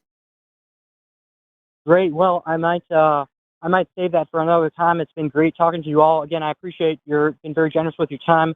But I will reflect on what you all said here and see if we could possibly follow up if that's agreeable at another point. But yeah, no, I've greatly enjoyed this conversation, and thank you all again for engaging with this evolutionary argument against evolution. Well, maybe. Aaron, you good? Habba-dabba-doo. All right. Bye. Oh no, I was asking if you're good to move on. Just making sure. I left my answer to be ambiguous on purpose. There you go. To the person in the chat during that call who said that nothing in science is 100% except for life and death, wrong. You would be surprised at how not 100% that is. During that call, the great and wildly successful Dr. Aaron Adair called me a scientist, and a tiny bit of my imposter syndrome was healed. Just a little bit. Does it bother you, by the way, you're talking about radio waves and seeing through doors and shit. Does it bother you or keep you up at night at all to think about the fact that radio waves can pass through a goddamn solid concrete wall, but if you were to make a metal wall and put a bunch of holes in it, it's not going to pass through that? It's not going to go through the holes, but the solid concrete, hell yeah, no problem. But the sieve, if you're talking, no. Well, that's if you're creating a Faraday cage, and then you got all sorts of fun happening there. That's what I mean, yeah. Yeah. Oh yeah. Well, light be like that. Here's the thing that's still kind of wild to me. Glass, is it transparent? It is to visible light, but it isn't to infrared necessarily, or to UV, not necessarily. There's ranges that it's transparent to, and other ranges it's not. So what you see as see-through is just on your limited perception. If you were a UV kind of guy, and you had, I guess, much bigger eyes, you would actually see that light being blocked by the same window that I'm looking outside. Or, well, I would be looking outside, but I got my blinds closed. Yeah. It's fucking nutty. That, and then I think it's is it Bell's inequality, where if you take polarized lens straight up and down, then it's going to block the light waves that are coming horizontally. Then you take another polarized lens that's polarized in this direction at 90 degrees and put it there. Now all light is blocked, so you have absolutely no light getting through. And if you put a third polarized lens at a 45-degree angle, now some light gets through. And but like you have these two are still there, and then you add a third one that's at a different angle, and some light starts happening. And my pants just become full of feces, and I don't know what's going on, and nothing makes sense, and I'm not a physicist for that reason. It just blows my mind. The three polarized filters on top of each other that you would think naively should block all light, allowing some light through, is probably the best macroscopic example of quantum mechanics. And it should release all the feces. It's just fucking crazy. It's absolutely crazy.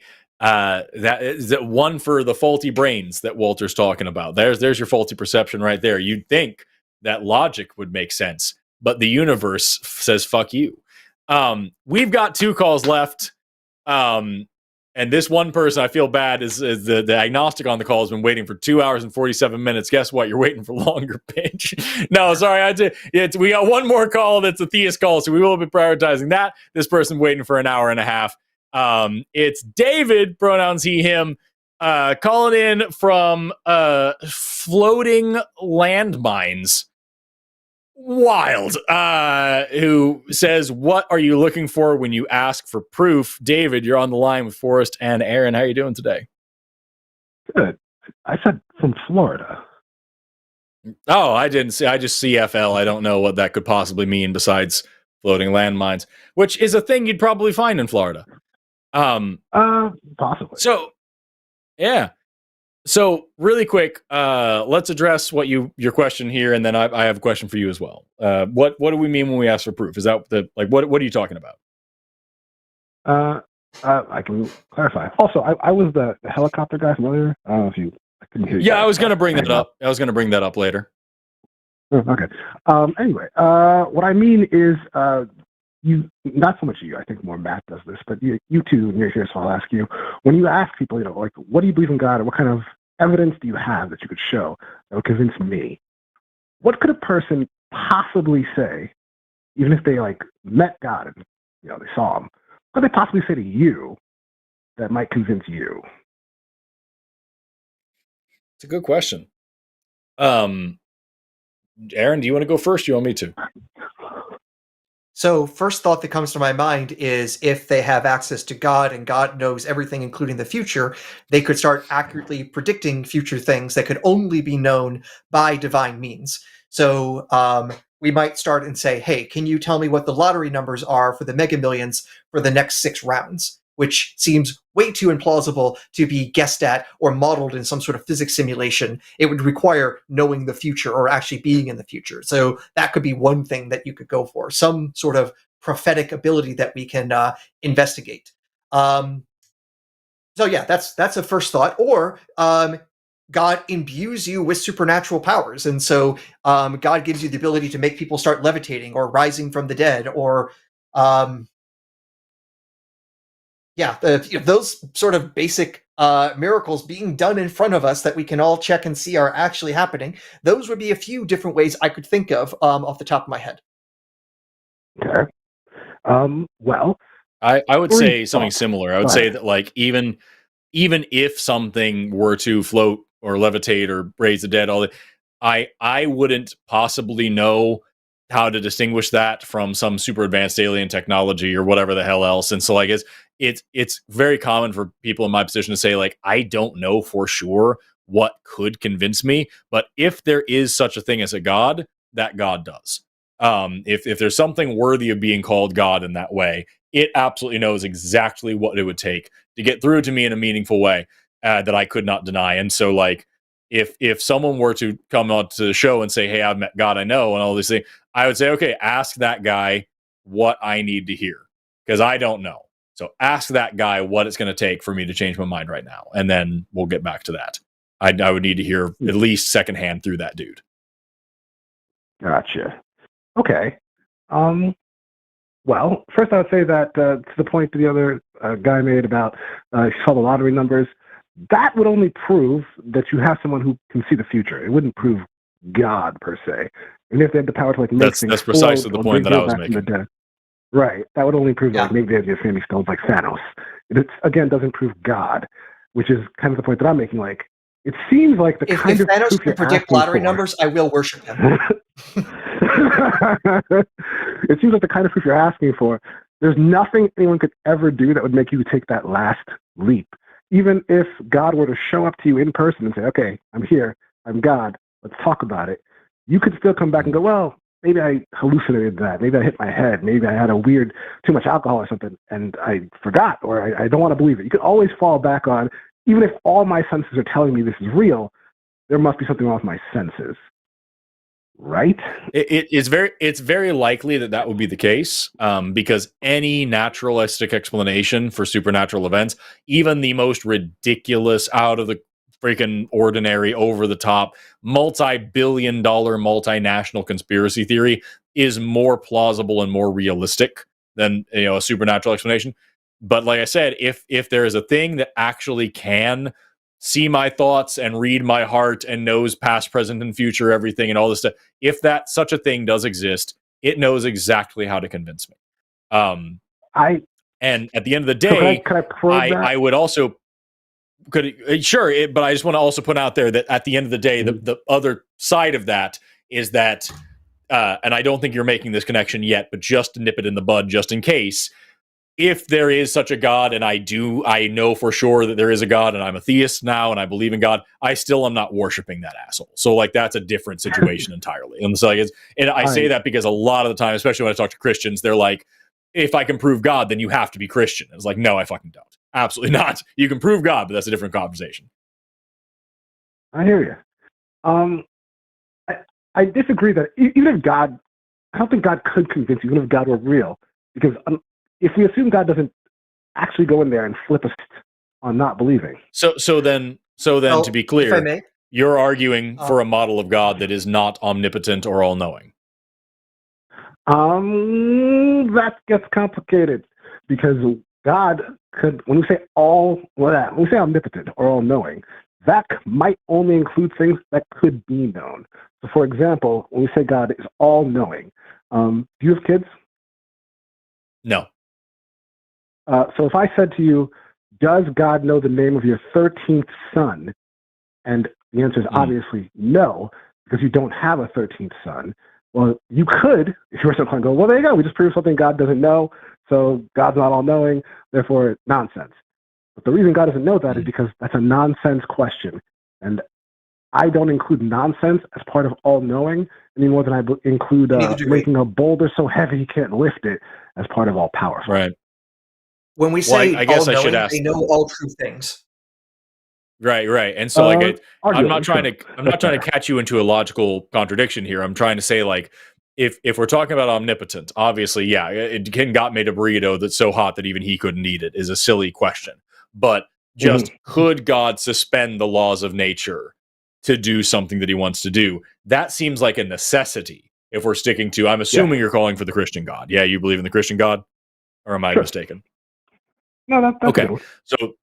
So if we're going to take the Bible to be even partly literal, then the suspension of natural law is a necessity. The reading of minds is a necessity. The ability to be tested and to prove himself to people, that actually happens a couple of times in the Bible. So, like, there's that one guy, I think it's Saul, who says, if you're really God, then make the morning dew fall all around this blanket but not on it. And then the next day says, make the morning dew fall on the blanket but not around it. And like, God does these tests to prove who he is. And like, that's a thing that God's cool with. And so like, you're telling me like, well, you've just shut yourself off from God, you won't allow it. People do that in the Bible, and God is able to find ways around it. And so it's not impossible to convince me of anything. I am open-minded in such a way that I want to know more true things and less false things, even if the truth is really uncomfortable. That is the point of science. So God knows if God is real, God knows exactly what it would take to change my mind, even if it would be very difficult for me, even if it would take a long time to do it, even if it would be a really difficult, persistent, multi-decade long endeavor to get me there. God could pull it off. Otherwise, God is not omnipotent. And that's not like a suspension of logic. That's, he can suspend natural law and show me something that I know is physically impossible sufficient times with sufficient evidence in order for me to say, okay, there is absolutely no other way this works than you have some sort of superpowers. By the way, fuck you. that would be the response that I would have to have. So I guess I have two questions then. Do you believe that at the end of the day, God is always capable of making you do something you don't want to do, even if you are absolutely positively not going to do it? I guess my second question would be, given that you say you could be convinced, how do you expect to be convinced in this kind of format where people call in and they tell you? I assume anything that would convince you would require more than just a phone conversation. So the first question was, do I believe that God can convince me to do things that I don't want to do, or can force me to do something? Is it? I'm sorry. I want to make sure I didn't misunderstand. Can God force you to take some action? If you say no, the answer is no. I'm never doing X, Y, Z, no matter what. Do you think God can force you to do it? If the Bible is true, yes, but God does that. God changes people's minds and takes away people's free will in the Bible. So yes.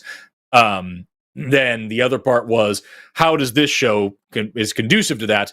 I would encourage any Bible believing Christian, or anybody who believes in any kind of God like this, but especially Christians, if before you call in, pray to God to tell you what to say to me, to at least shake my faith, to at least like make me think for a while. And so far in years of doing these shows, we haven't had anything that comes even close. In fact, if anything, and I mean this sincerely, I think I have been driven further into anti-theism and staunch atheism by the calls that I get on these shows, by people trying to tell me why their evil fucking God is real. If you want to know more about that, listen to the other David who called in a little while ago and told us all about how slavery is good. So like, that's what's happened to me, is if this God is real and these are his representatives, he's doing a shitty job, and holy fuck, they need better management. The best case scenario on a show like this, if we want to say that that I couldn't be convinced, that it would take more than a call from a call-in show to convince me, then at the very fucking least, we get on average about maybe 25 to 30,000 views on every single one of these shows. On the low end, average end, they could save a lot of souls. They may lose me. Maybe God doesn't want to reach me. Maybe God's cool with me going to hell, so that you could save a lot of fucking souls by the people who watch this show and hear that argument, and it flips the switch in their mind. I can promise you that hasn't happened yet either. In fact, we get a lot of calls from people who are deconstructing because they watch this show and they hear terrible Christian arguments. We have talked to people who are listening to these shows because their faith is at risk and they want to hear good Christian arguments. And we don't pick and choose only the shitty ones. We let the lines be open to anybody. And people say all the time, you should talk to Jay Dyer, you should talk to this person, you should talk to Ken, whoever. The line's open. They're welcome to call. They fucking don't. Because we're not their target audience. We're people who actually think about this stuff and have reasons for not believing. Their target audience is people who are already on their side, who want to have a reason to hate atheists and think that everybody's so stupid that they don't just fall in line with their religion. So they don't call. People who call in this show give terrible fucking arguments for God, and people like us just calmly think through them, and we help people deconstruct all the fucking time. So, like, again, if God's out there trying to get to us through this show, he's doing a bad job.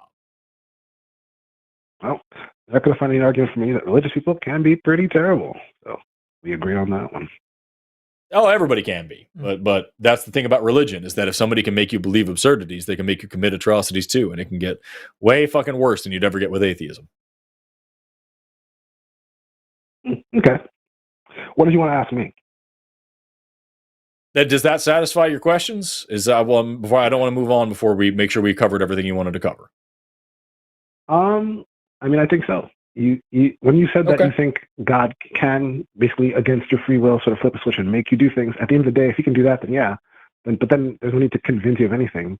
God could just automatically make any human being on the planet always do anything he wanted.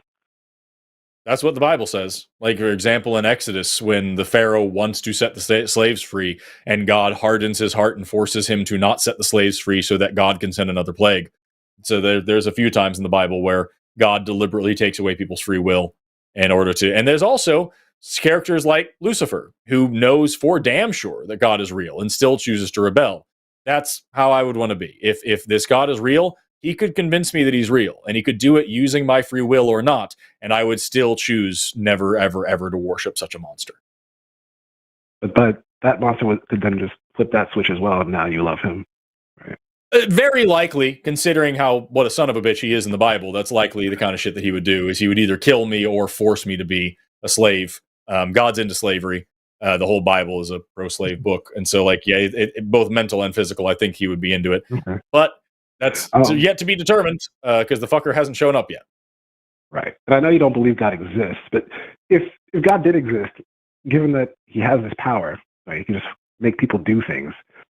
Do you have any ideas why he doesn't just make everyone just do the thing? Like, why doesn't he just snap his fingers and boom, everyone just immediately does it because he plays by those rules? That he just makes people do what he wants them to do all the time? Yeah, well, just go that. Like, the Bible is full of people he didn't do that to, and he's trying to get them to do stuff, and they don't. Yeah. Either don't listen right away, or they don't listen at all, or blah blah. And if that's the modus operandi, I can just make it happen. Why? Yeah, there's 3 angles that you can take that from. The first one is the easy one that most people take, is that, well, he wants us to have free will, which really doesn't solve any of the moral accountability problems that God has. But it does, explain away, or really not really explain away, just hand wave away all of the, major moral issues with God's creation. There's J. Mike's gambit that he threw down a few times that I really enjoy, which is that it is logically possible that the last time I sinned, that I could have, with my own free will, not sinned. And the time before that, it was logically possible that I could have not sinned of my own free will. And the time before that, and time before that. So it is, while unlikely, logically possible that I live a completely sin-free life. And God, operating within the bounds of logic, could have set my life up in such a way that I completely use my own free will and also was sin-free, but he chose not to, which logically comes to the conclusion that he's cool with people going to hell, or even wants them to. And that leads you to the third angle, which is that God's plan is a thing. Everybody talks about how everything happens for a reason, and God's good all the time, and all the time God is good. That means that all of the atrocities and evil shit in the world, that the problem of evil that we bring up all the time, is not actually a problem at all. It's all good. Every bit of rape, slavery, genocide, murder, incest, all of it is good because it is part of God's plan, which ultimately has a good goal, and the ends must justify the means. That's the entire point of the concept of the God's plans argument. So, like, there are a few different ways you can take it. None of them are particularly satisfying, and none of them leave God as the good guy. Okay. Yeah. Does that satisfy also your worth questions noting, for part us? of the reason, Yeah. it's worth noting that also God has a reason for occasionally coming in and messing with people's free will. It's to show off. So in Exodus 7, God explains why he's going to harden Pharaoh's heart. And so that way he can multiply the signs and wonders. So that way, basically, God is going to make sure that he has these sets of 10 plagues, and he's going to do all of them. And Pharaoh doesn't get to decide that he's going to end it early because he finally makes Pharaoh do what he wants him to do. I am going to show off, even though that's going to kill a huge fraction of the Egyptian population when it's done, just because I need to show how badass I am. So that's at least the Exodus chapter 7 explanation for why God occasionally interferes with free will. Okay. Yeah. Does this satisfy your questions for us? Do you understand now why we super don't believe in your God and wouldn't want this thing to be in charge of us, even if it was real? No, I definitely understand the arguments against. I get why you might see him as a bad guy. He's pretty harsh, right? I do see him as a bad guy. Ultimately, everything falls back on him. The buck stops with him, and he is responsible for the fact that we live in a world where 24,000 people starve to death every single day, 10,000 of them being children. So, like, yeah, that's a pretty fucked up world this guy's running. And there is absolutely no justification or no way that he can pass off that blame if he is all-knowing, all-powerful, all-loving, all-kind. He's a piece of shit. My question for you is that, you had mentioned at the beginning, when you first called in, you had your pronoun set to helicopter and shit. And then we managed, apparently our call screener got you to take that down. I just want to ask, like, do you understand why that's a shitty thing to do? Or do you think that's actually like an appropriate? I think it was a joke. Right, but do you get why it's a really shitty joke? Why do you think it's a really shitty joke? Because it belittles and mocks transgender people. because the whole reason we put out pronouns is because sex and gender are different things, and gender identity is not something that you can always visibly perceive. And so by establishing our pronouns, we not only make it for an easier conversation so you know what to call me, because I know a man named Christy, and and I know, women named Taylor and shit. And so it's kind of hard just with a name alone to make an appropriate judgment. So putting the pronouns there is just useful for everybody. Also, there was a time when putting your pronouns basically outed you instantly as a transgender person. And so that could be dangerous for them depending on where they're living or who they're living around. So it's important for all of us to kind of just normalize this practice, not necessarily all the time, but at least as something that doesn't raise an eyebrow, because it protects that community, and also make sure that we're establishing a scientific understanding of sex and gender in a way that really matters and kind of moves us into the future. By using helicopter or whatever the hell else is your pronoun, it seems funny at the time, but it's only because you're in the very privileged position of not having to deal with the kind of hate and bigotry that trans people deal with all the time.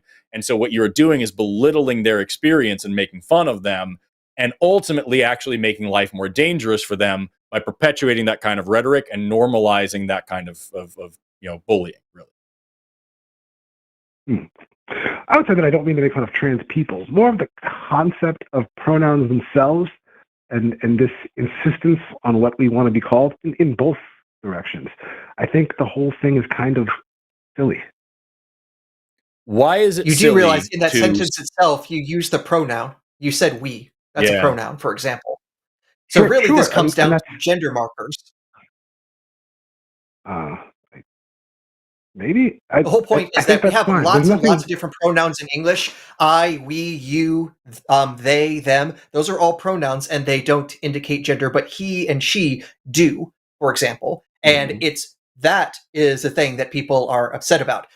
Myself, referring to myself as I, no one has ever been bothered by, because it doesn't have any gender indication. The fact that there are people who are assigned male at birth, but now say I identify as female, so I would rather you use the pronoun she to indicate that gender. That's the point. So the issue isn't pronouns, it's gender identity. And when you come along and use something that definitely isn't gendered, like helicopter, it's to diminish and say you calling yourself a she when you're born a he is just as absurd as you declaring yourself an inanimate object with rotors. No, I don't think, I disagree. That's where I disagree. I don't think it's saying that I think you calling yourself a she is absurd. I think that the level of attention you pay to this, that is absurd. But I think the level of attention the other side, those who are against it, pay to it, is also absurd. Like I said, I think both sides are absurd. Why do you think it's absurd to pay attention to injustice and systemic oppression? Well, that's a loaded question. No, it's not. You just said that it's absurd that the other side pays so much attention to trans people, and I agree. But you also said that it is equally absurd that we spend so much time paying attention to trans people, and what the attention that we are paying them is advocating for their right to exist. I live in a state where it is legal for landlords to kick people out of their housing if they are trans.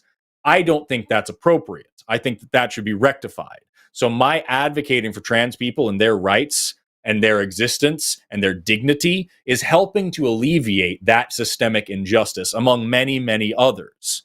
So I don't think it's at all fair for you to say that my paying so much attention to this whole pronoun thing is equally absurd as the people who are passing whole ass laws to make it illegal for literally 2 athletes in the state to compete in a college competition because we can't have trans people doing whatever.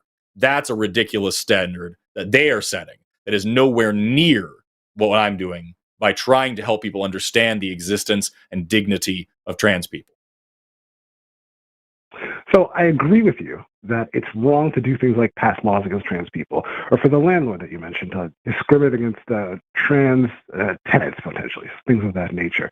But I think what they're basically equating is that every aspect of the trans fight then is vital and important. We all have to buy into all of it, including the pronouns, including all of it. We can't give a single ground on any of it. And I'm like, I agree that trans people shouldn't be discriminated against. But I disagree that we need to come down on every part of this, or if I take one piece of this fight lightly, I'm not an ally, or I'm not a part of it, or I gotta kick me out of the club. Because it's this one well, thing, David, this teeny part is cringe to me. here's the thing, David, as an example. If someone says, I identify as a woman, and I keep calling them a he, that's me denying their identification. That is me saying what you are referring to yourself is, I do not consider valid. I will not respect it. So when you are using pronouns that misgender the person, it is actually to diminish their own claims of who they are. And so that is not a small thing. That is to deny their authenticity.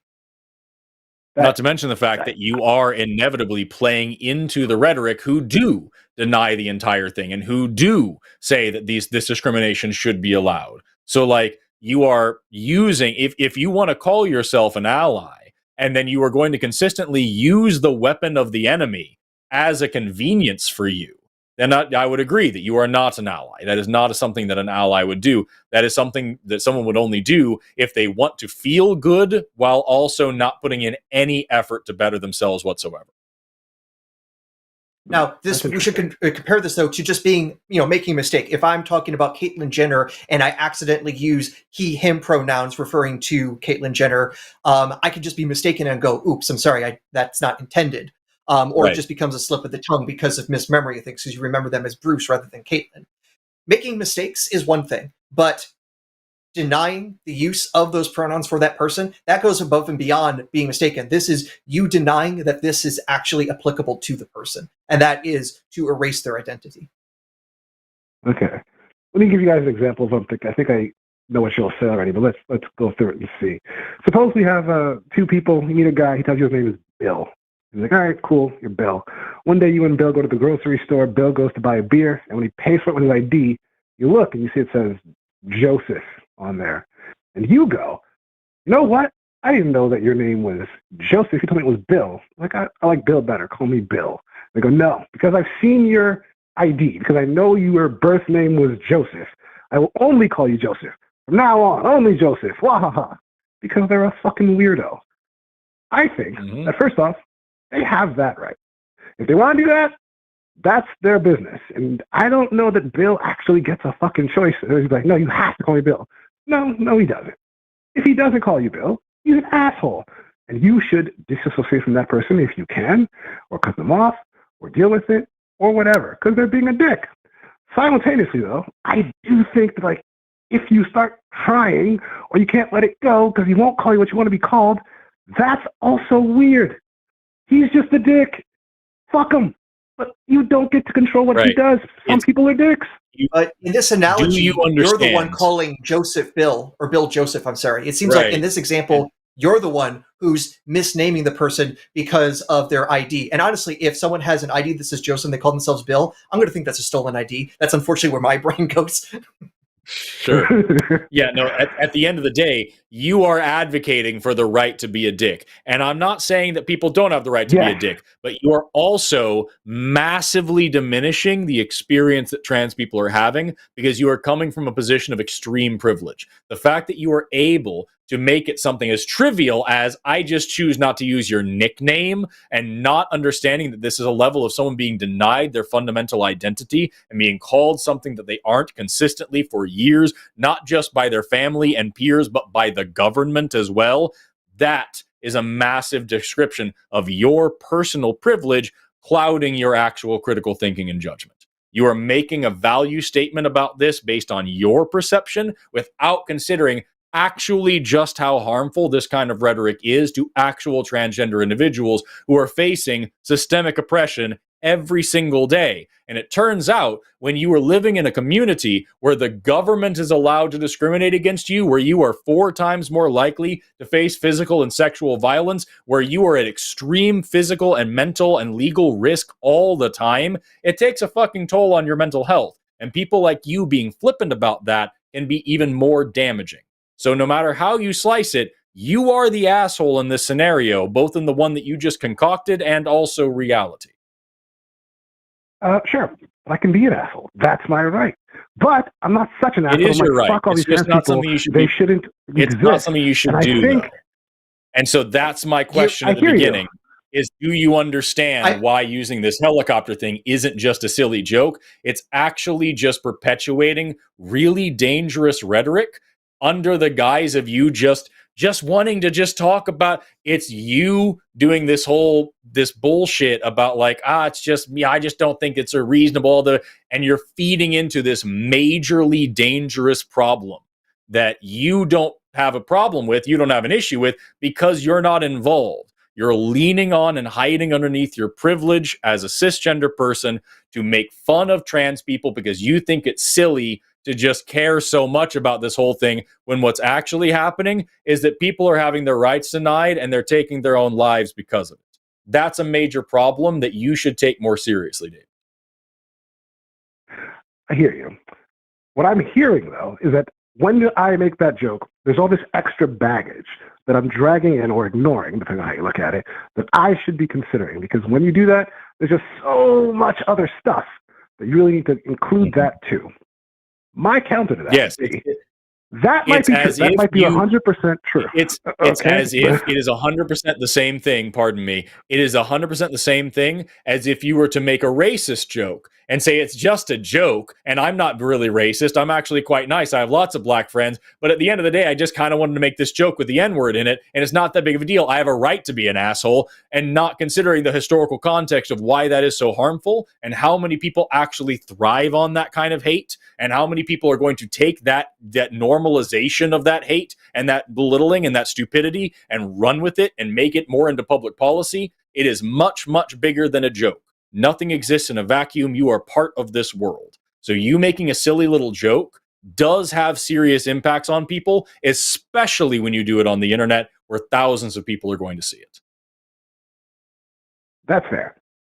Let me finish my point. What I was going to say is, while there might be all that baggage, and while it might feel that deep, and let's just grant it is that deep, bringing that up all the time to someone who makes, like, let's say that kind of joke, who's not taking it as seriously as that, drives people who might otherwise be on your side further away. It makes them leave. And you need those people to help you against the other people who hate you more, who actually hate you. Those are your enemies. Though, I think the analogy breaks David, here's where I think this breaks down. If a person calls in and they use this sort of joke, and then we tell them, here is why it's bad, offensive, and wrong, and why you shouldn't do that, that is not pushing the person away unless the person is demanding to be the dick. If we are explaining to them, hey, here's why this is hurtful, and we try to do it in a way that is explanatory, the idea is, I didn't understand that this was harmful, let me change things. If we tell them, here's how it's harmful, and then the response is they don't care, they never actually were an ally. They're clearly a jerk, they're clearly transphobic, all these sorts of terrible things, and I don't really have any reason to make excuses for them. What I need to do is, the best I can, is try to help those who are hurting the most, and at least try to explain to those who are not jerks to understand what they might be doing that may be hurting other people, even inadvertently. And where people are mistaken, I'm happy to correct them, and we all learn from that. We've all made mistakes. We try to learn from them. If we're saying you're doing something that's mistaken, and your option is, it's my right to be mistaken, it's my right to be a jerk, you have now actually decided that no, your desire to hurt people is more important than the feelings of those other folks. And that is then where we have this, 20-minute aside conversation.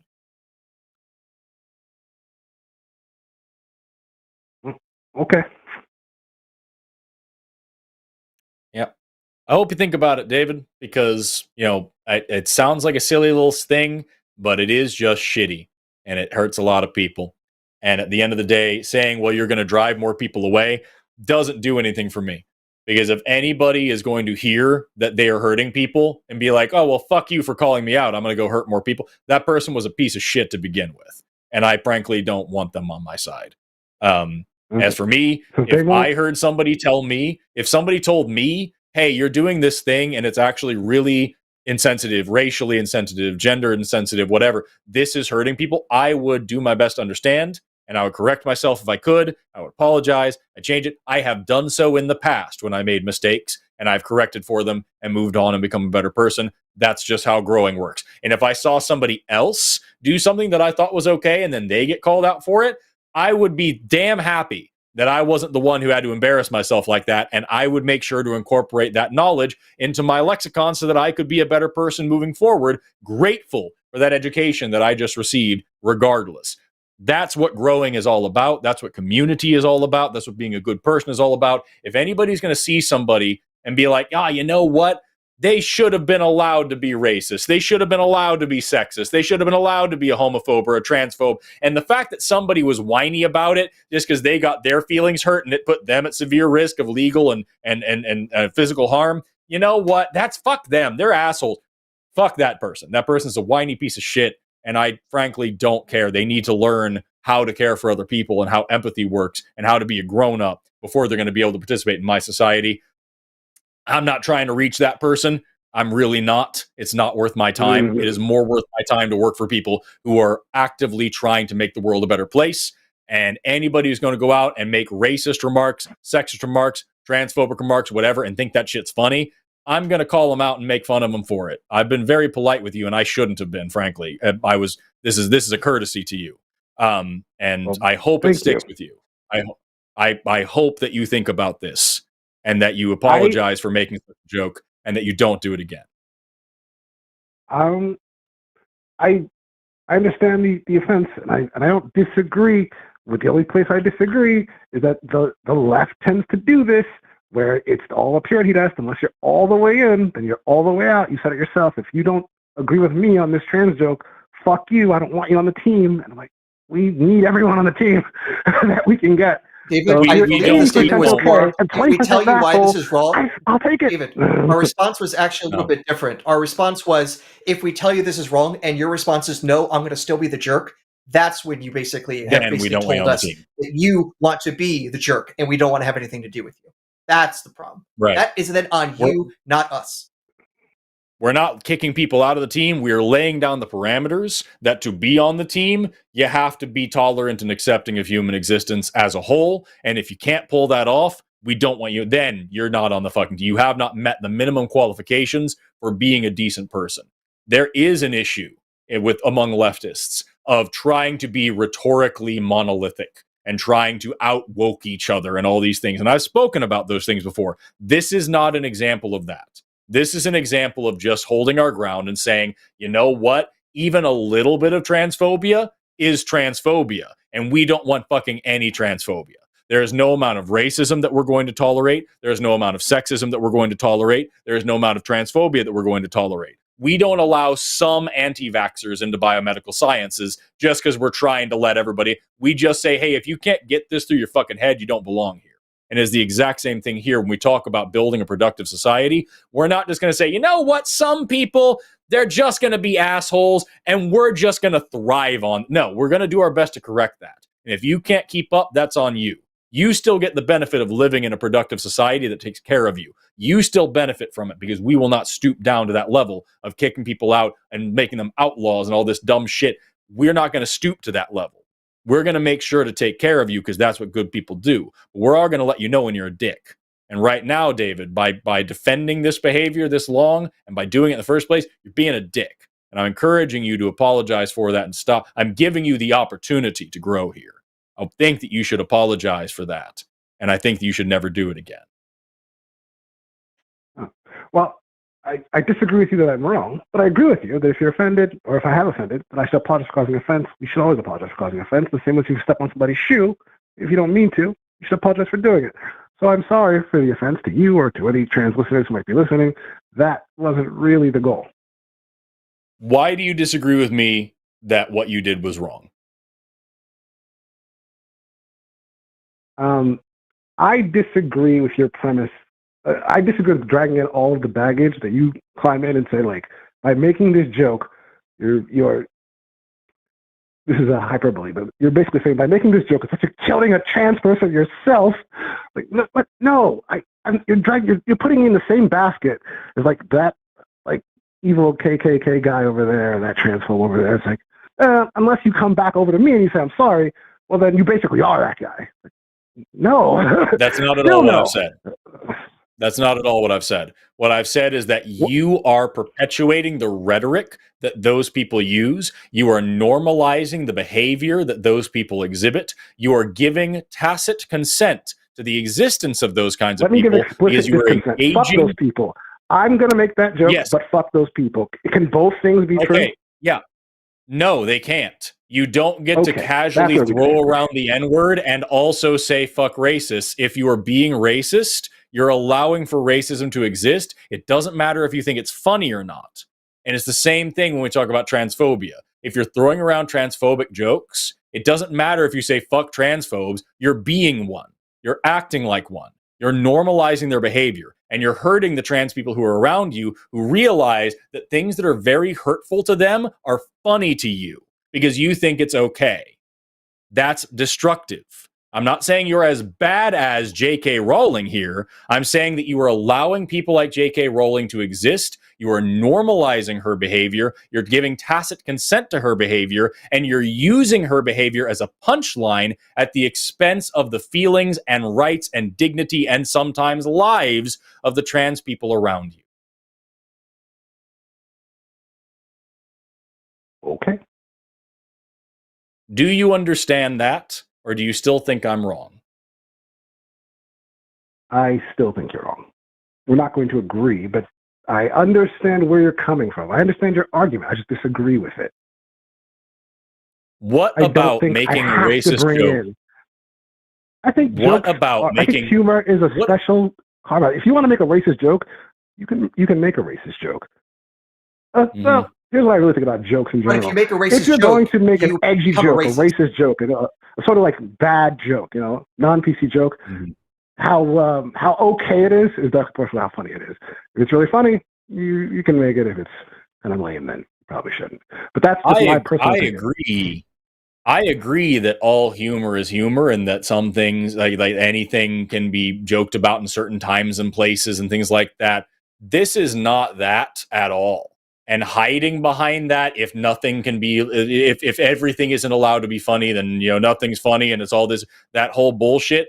Hiding behind that is a cowardly move that shows you don't really understand how this discourse works. You are hiding behind a massive amount of privilege and not considering the fact that you are hurting people around you. Even if it's just a little bit, it's enough to be a major fucking problem. And you don't consider it one because you're not personally affected. It's selfish and it sucks. Okay. Okay. We're going to move on now, David. I hope we've given you something to think about. Shame on you. And it sucks that you didn't take the opportunity to actually seriously, meaningfully apologize rather than giving us this kind of gaslighty answer of like, well, if you're offended, then I guess I'm sorry. Like that blows. And I think you need to think about this, especially if you think that you're a progressive person or an ally to anybody. I think if you have any trans people in your life, you should go talk to them about this and ask them, if they think it's all just jokes, or maybe the fact that politicians are spending literally millions of dollars per trans person right now on attack ads against them. Maybe in that particular climate, this kind of humor isn't really appropriate, especially on a big platform like this. Something you should think about. Keep pulling in these politicians as if I am these politicians. I am not. No, you are fueling these politicians. You are allowing these politicians to do what they do. If enough people shamed people rightly, justifiably, shame people for behaving the way that you behaved, it wouldn't fucking happen anymore. And these politicians wouldn't feel the need or the freedom that they have to be as hateful as they are. Nancy Mace screamed a slur against trans people several times in Congress just to prove that she could. And she got away with it because silly little jokes like yours are so normal that that's just allowed. She wouldn't have done it with the N-word because silly little racist jokes aren't allowed. You wouldn't have called in with a casual racial slur as a silly little joke because that shit has been shamed out of existence unless you're a complete fucking asshole. This needs to be shamed out of existence. It's the better way to progress. Okay. Actually, that resonates with me more, what you just said there. Shaming it out of existence. I like that. I will think about what you said. How about that? Okay. I hope you do. And I hope that you feel bad because you should. Take care, David. do better is the whole thing. Just, yeah. With that, co-signing behavior sucks. Let's talk to our last caller who's been on hold for 3.5 hours. My glob. We're going to talk to Jay, pronouns they, them, calling in from Master of Arts. I wonder what it's in. Who wants to talk about how to approach gender in an all-boys Christian school as they attend one. Jay, you've been on hold for a long time. Holy crap, thank you for waiting. How are you? Doing great. It was really nice listening to all the discussions. Always happy to do so. Yeah. And honestly, that last little bit kind of helped me out with my problem. Oh, great. So, to add on a little bit to it, though, I'm not the teacher in this scenario. I'm one of the students, but the teacher isn't very good at describing stuff like that. So I don't really know what to do. And as an educator, since you're an educator, I just, ran it by, maybe you could help out a little bit. Sure. What's the specific problem? You got actually two educators on the line. I believe Aaron has training in education as well. And actually, funny enough, Jay, the situation you're in is a little bit interesting because I used to teach at an all-boys Catholic high school for a few years. All right. Great. I got you. I got an expert. Let's go. But the specific issue is that it's basically a classroom full of 20 of the last callers who don't really know what they're doing. Some of them are more extreme. Mm-hmm. They don't believe that in trans people being being an actual thing. And then some people are more on the edge of oh, if it's just a joke, doesn't really matter. Mm-hmm. Yet I at least don't want the people who can be convinced that trans people, deserve rights. Can't blame them. And then we have to convince people of that. But I want to be able to change their mind, or at least try to help push them in the correct direction. But I don't know how to do that when I don't have the power to. How can I do that as a student? How can you help get through to people that how can you educate your peers on gender? Is that what you're basically asking? Yes. Okay. So there's a few things to keep in mind. Number one is that you are their peer. So you need to approach them as such. If you come in lecturing people as a peer, it's going to be hard. They're going to make you look bad and you're going to feel bad. I would say the best thing that I think is to do exactly what we just did with David, is that if you see something, you need to call it out. And you need to be willing to go to the mat defending trans people. I always say, if you have trans friends and you're not going to stick up for them and you're not going to fight for them and you're not going to go up against asshole, then you don't have trans friends. Trans people. And if you are in this school and somebody says some transphobic shit, you need to be the one. You don't have to make a big show of it, but go over and pull them aside and say, hey man, that was kind of fucked up. And here's why. And I think it just, what you said kind of messed with me. It upset me. And here's why it was a problem. And I'm approaching you as a friend. And I want to tell you that this is an issue for me. And I think we can come to an understanding. And that's a hard conversation to have.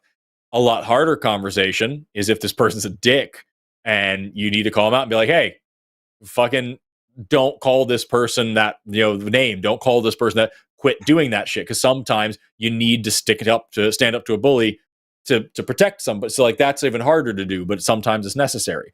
And that, honestly, being that and modeling that is an incredibly powerful thing, especially at your age, where in a school setting, social pressure, peer pressure, groupthink, cliques, these things are so incredibly powerful tools at your age. Social pressure and social cohesion is so huge. So just showing that and talking to your friends about it. Next time you're hanging out with your buddies, sit down and say, hey, this is something that's sticking with me. This is something I'm feeling. What do you guys think about it? And have that conversation. And then you are more cohesive moving forward. And then they will also call out negative behavior next time it happens. and they will also stick up for this stuff. And it may cause things to be more stratified, but at a certain point, if somebody picks a hill that they're going to die on, I can tell you from my experience in high school, like a few times where it's just like, hey, this person has had to be corrected so many times and just refuses to change. We just know this person's racist now, and we're just not going to fucking talk to them anymore. And this person now self-isolates, and it's not your problem anymore. And there's not shit you can do about that at that point. But I think it is better for everybody else. You know what I mean? Everybody else around there to see that and grow from it. All right, I got that. Only So thing I could think basically, to add to that. Oh, sorry. Go ahead. no, you go. I was going to add to this is that one of the allies you should also be looking for in these sorts of things are the teachers. So when I was a teacher at that same school I mentioned, issues of gender never came up as far as I remember. But I do remember at one time when I was teaching chemistry and one of my students loudly used a bad fake Indian accent. And I called out directly in front of the whole class. It's like, that is racist. Do not do that. His response, like, I wasn't being racist. Like, said, no, you're done. You're not doing that. And things like that to show what is not tolerated in mass is an effective thing. And because you're the almighty powerful teacher, you get a little bit more attention that way. I don't know your teachers, but I'm betting at least some of them are allies on this sort of thing. If I were in that situation, I definitely would be. And if I were the teacher, I would be calling those things out.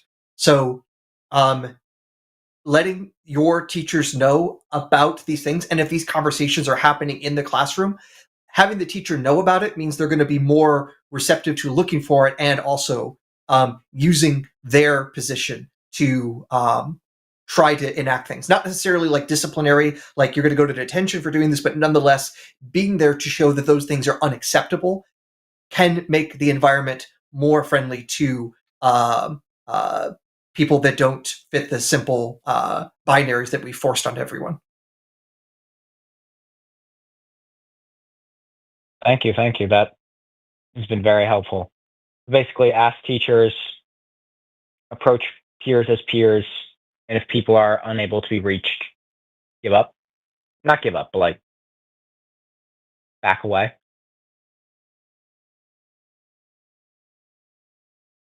Some way of showing that what they're doing is shameful, and so isolating them in that way of saying this person does shameful actions and they should feel bad about it.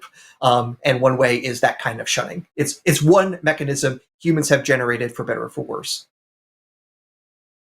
Yeah, for sure. And like I said, at your age especially, that's just a super powerful tool. I have, I can tell you stories of people being bullies in school, people being hateful in school, people being homophobic, homophobic, racist, whatever in school. Transphobia wasn't really that much of a thing at my age, but it was a little bit. Yeah, I can remember some times, but like definitely homophobia was a big thing. Yeah, back in my day, we used to call things gay when they didn't work properly or when they were annoying or frustrating. Like, oh, this class is gay. You know what I mean? And I actually remember talking to my friends about it and being like, you know what? I've been saying this since I can remember. My entire, from kindergarten, everything that's bad is gay. And I don't think that, like, how the fuck is that going to make a gay person feel? And my friends and I all talked about it. And we're like, yeah, that we just kind of came, no one really started the conversation. We all just kind of came to a collective understanding, like, hey, this kind of sucks. And we stopped doing it. And I remember a couple of times people saying something's gay, oh, this gay pencil won't sharpen. They're like, hey, don't do that. Come on. And that's all it took. And we fixed it. You know what I mean? And now that's kind of a collective thing that we've all moved forward with. And so, like, I don't think it's unnecessary or shitty or stupid to just police your peers a little bit and just kind of correct each other and be willing to listen and grow with them. And don't be adversarial unless you have to be. Like that, you can compare that conversation that I just had with David, where like I was sincere. I was way nicer to him than I should have been. But I wanted to try a different approach than when that one other guy called in saying attack helicopter, and we made a clip out of it because I just screamed at the guy for 5 solid minutes about what an idiot he was. And like that also works. And it works for different reasons. But that David guy was having a really reasoned conversation with us. Clearly he was listening. So I wanted to try a different approach. I didn't want to shove him away. I wanted to bring him in a little bit and show. I think the main lesson that was evident there is that it came down to his personal comfort.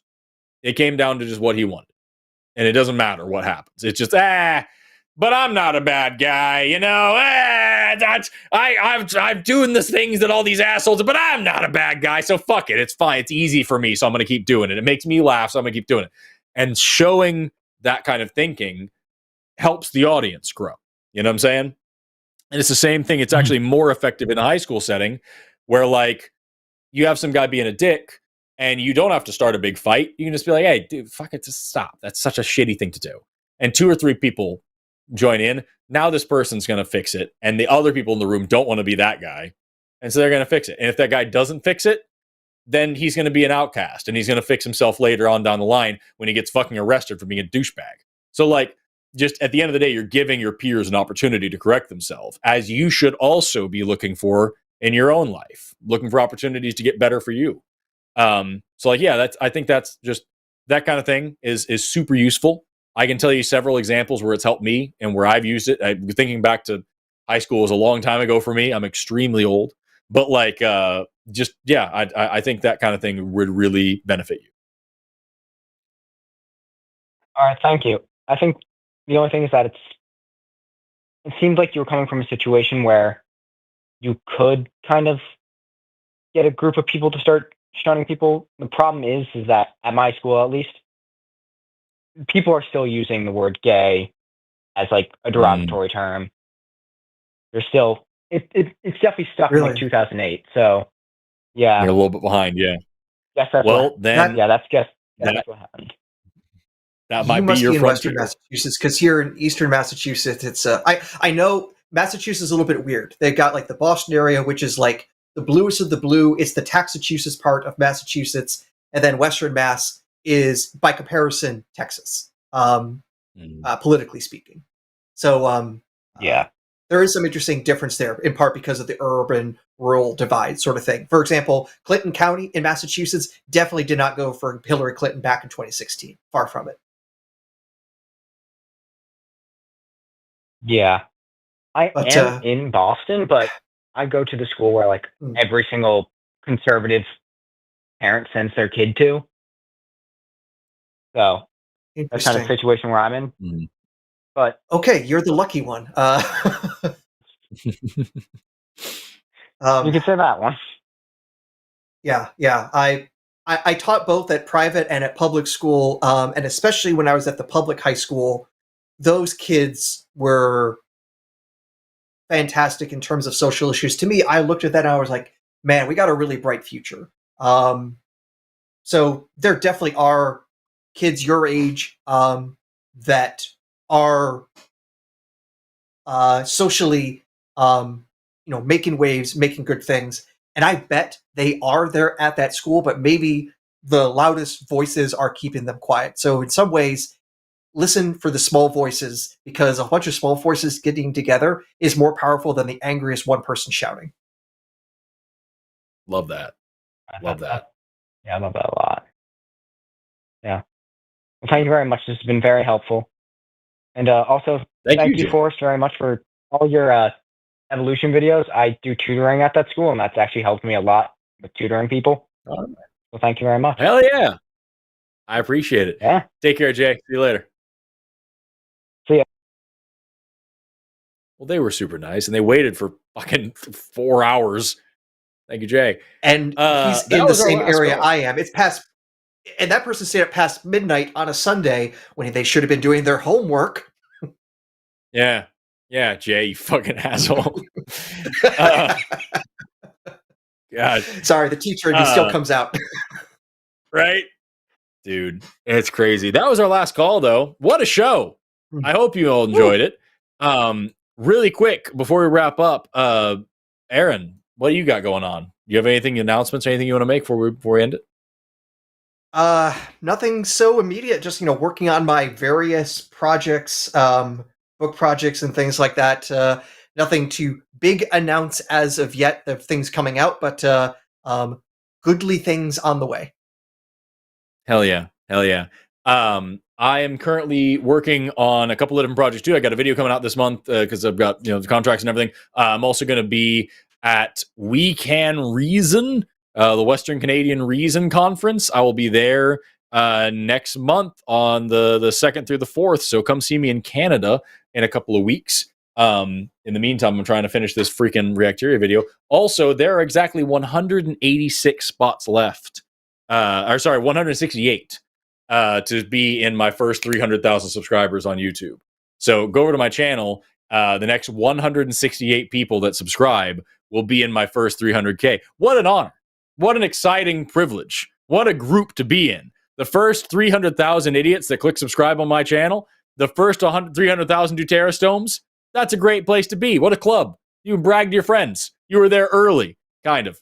There's 168 spots left. So if 168 of you would like to go, if you're watching right now, I think we have 1.6 thousand people. If 168 of you would be so kind as going over there and clicking that button, it actually really does genuinely help a lot as a content creator to grow in that way. So check that out. And if you've already subscribed, then go tell your friends too. And if you don't have any friends, go tell your mom too. And if you don't have any mom, I don't know where you came from. With that, what are you saying? Just unfortunately, the only example that came to mind was the birth of a monkey from a stone. That monkey didn't have a father or son or mother. That's it. That's it. And that's where all people came from, is that we all came from rocks, right? That's what Kent Hovind says. And he's never been wrong about anything.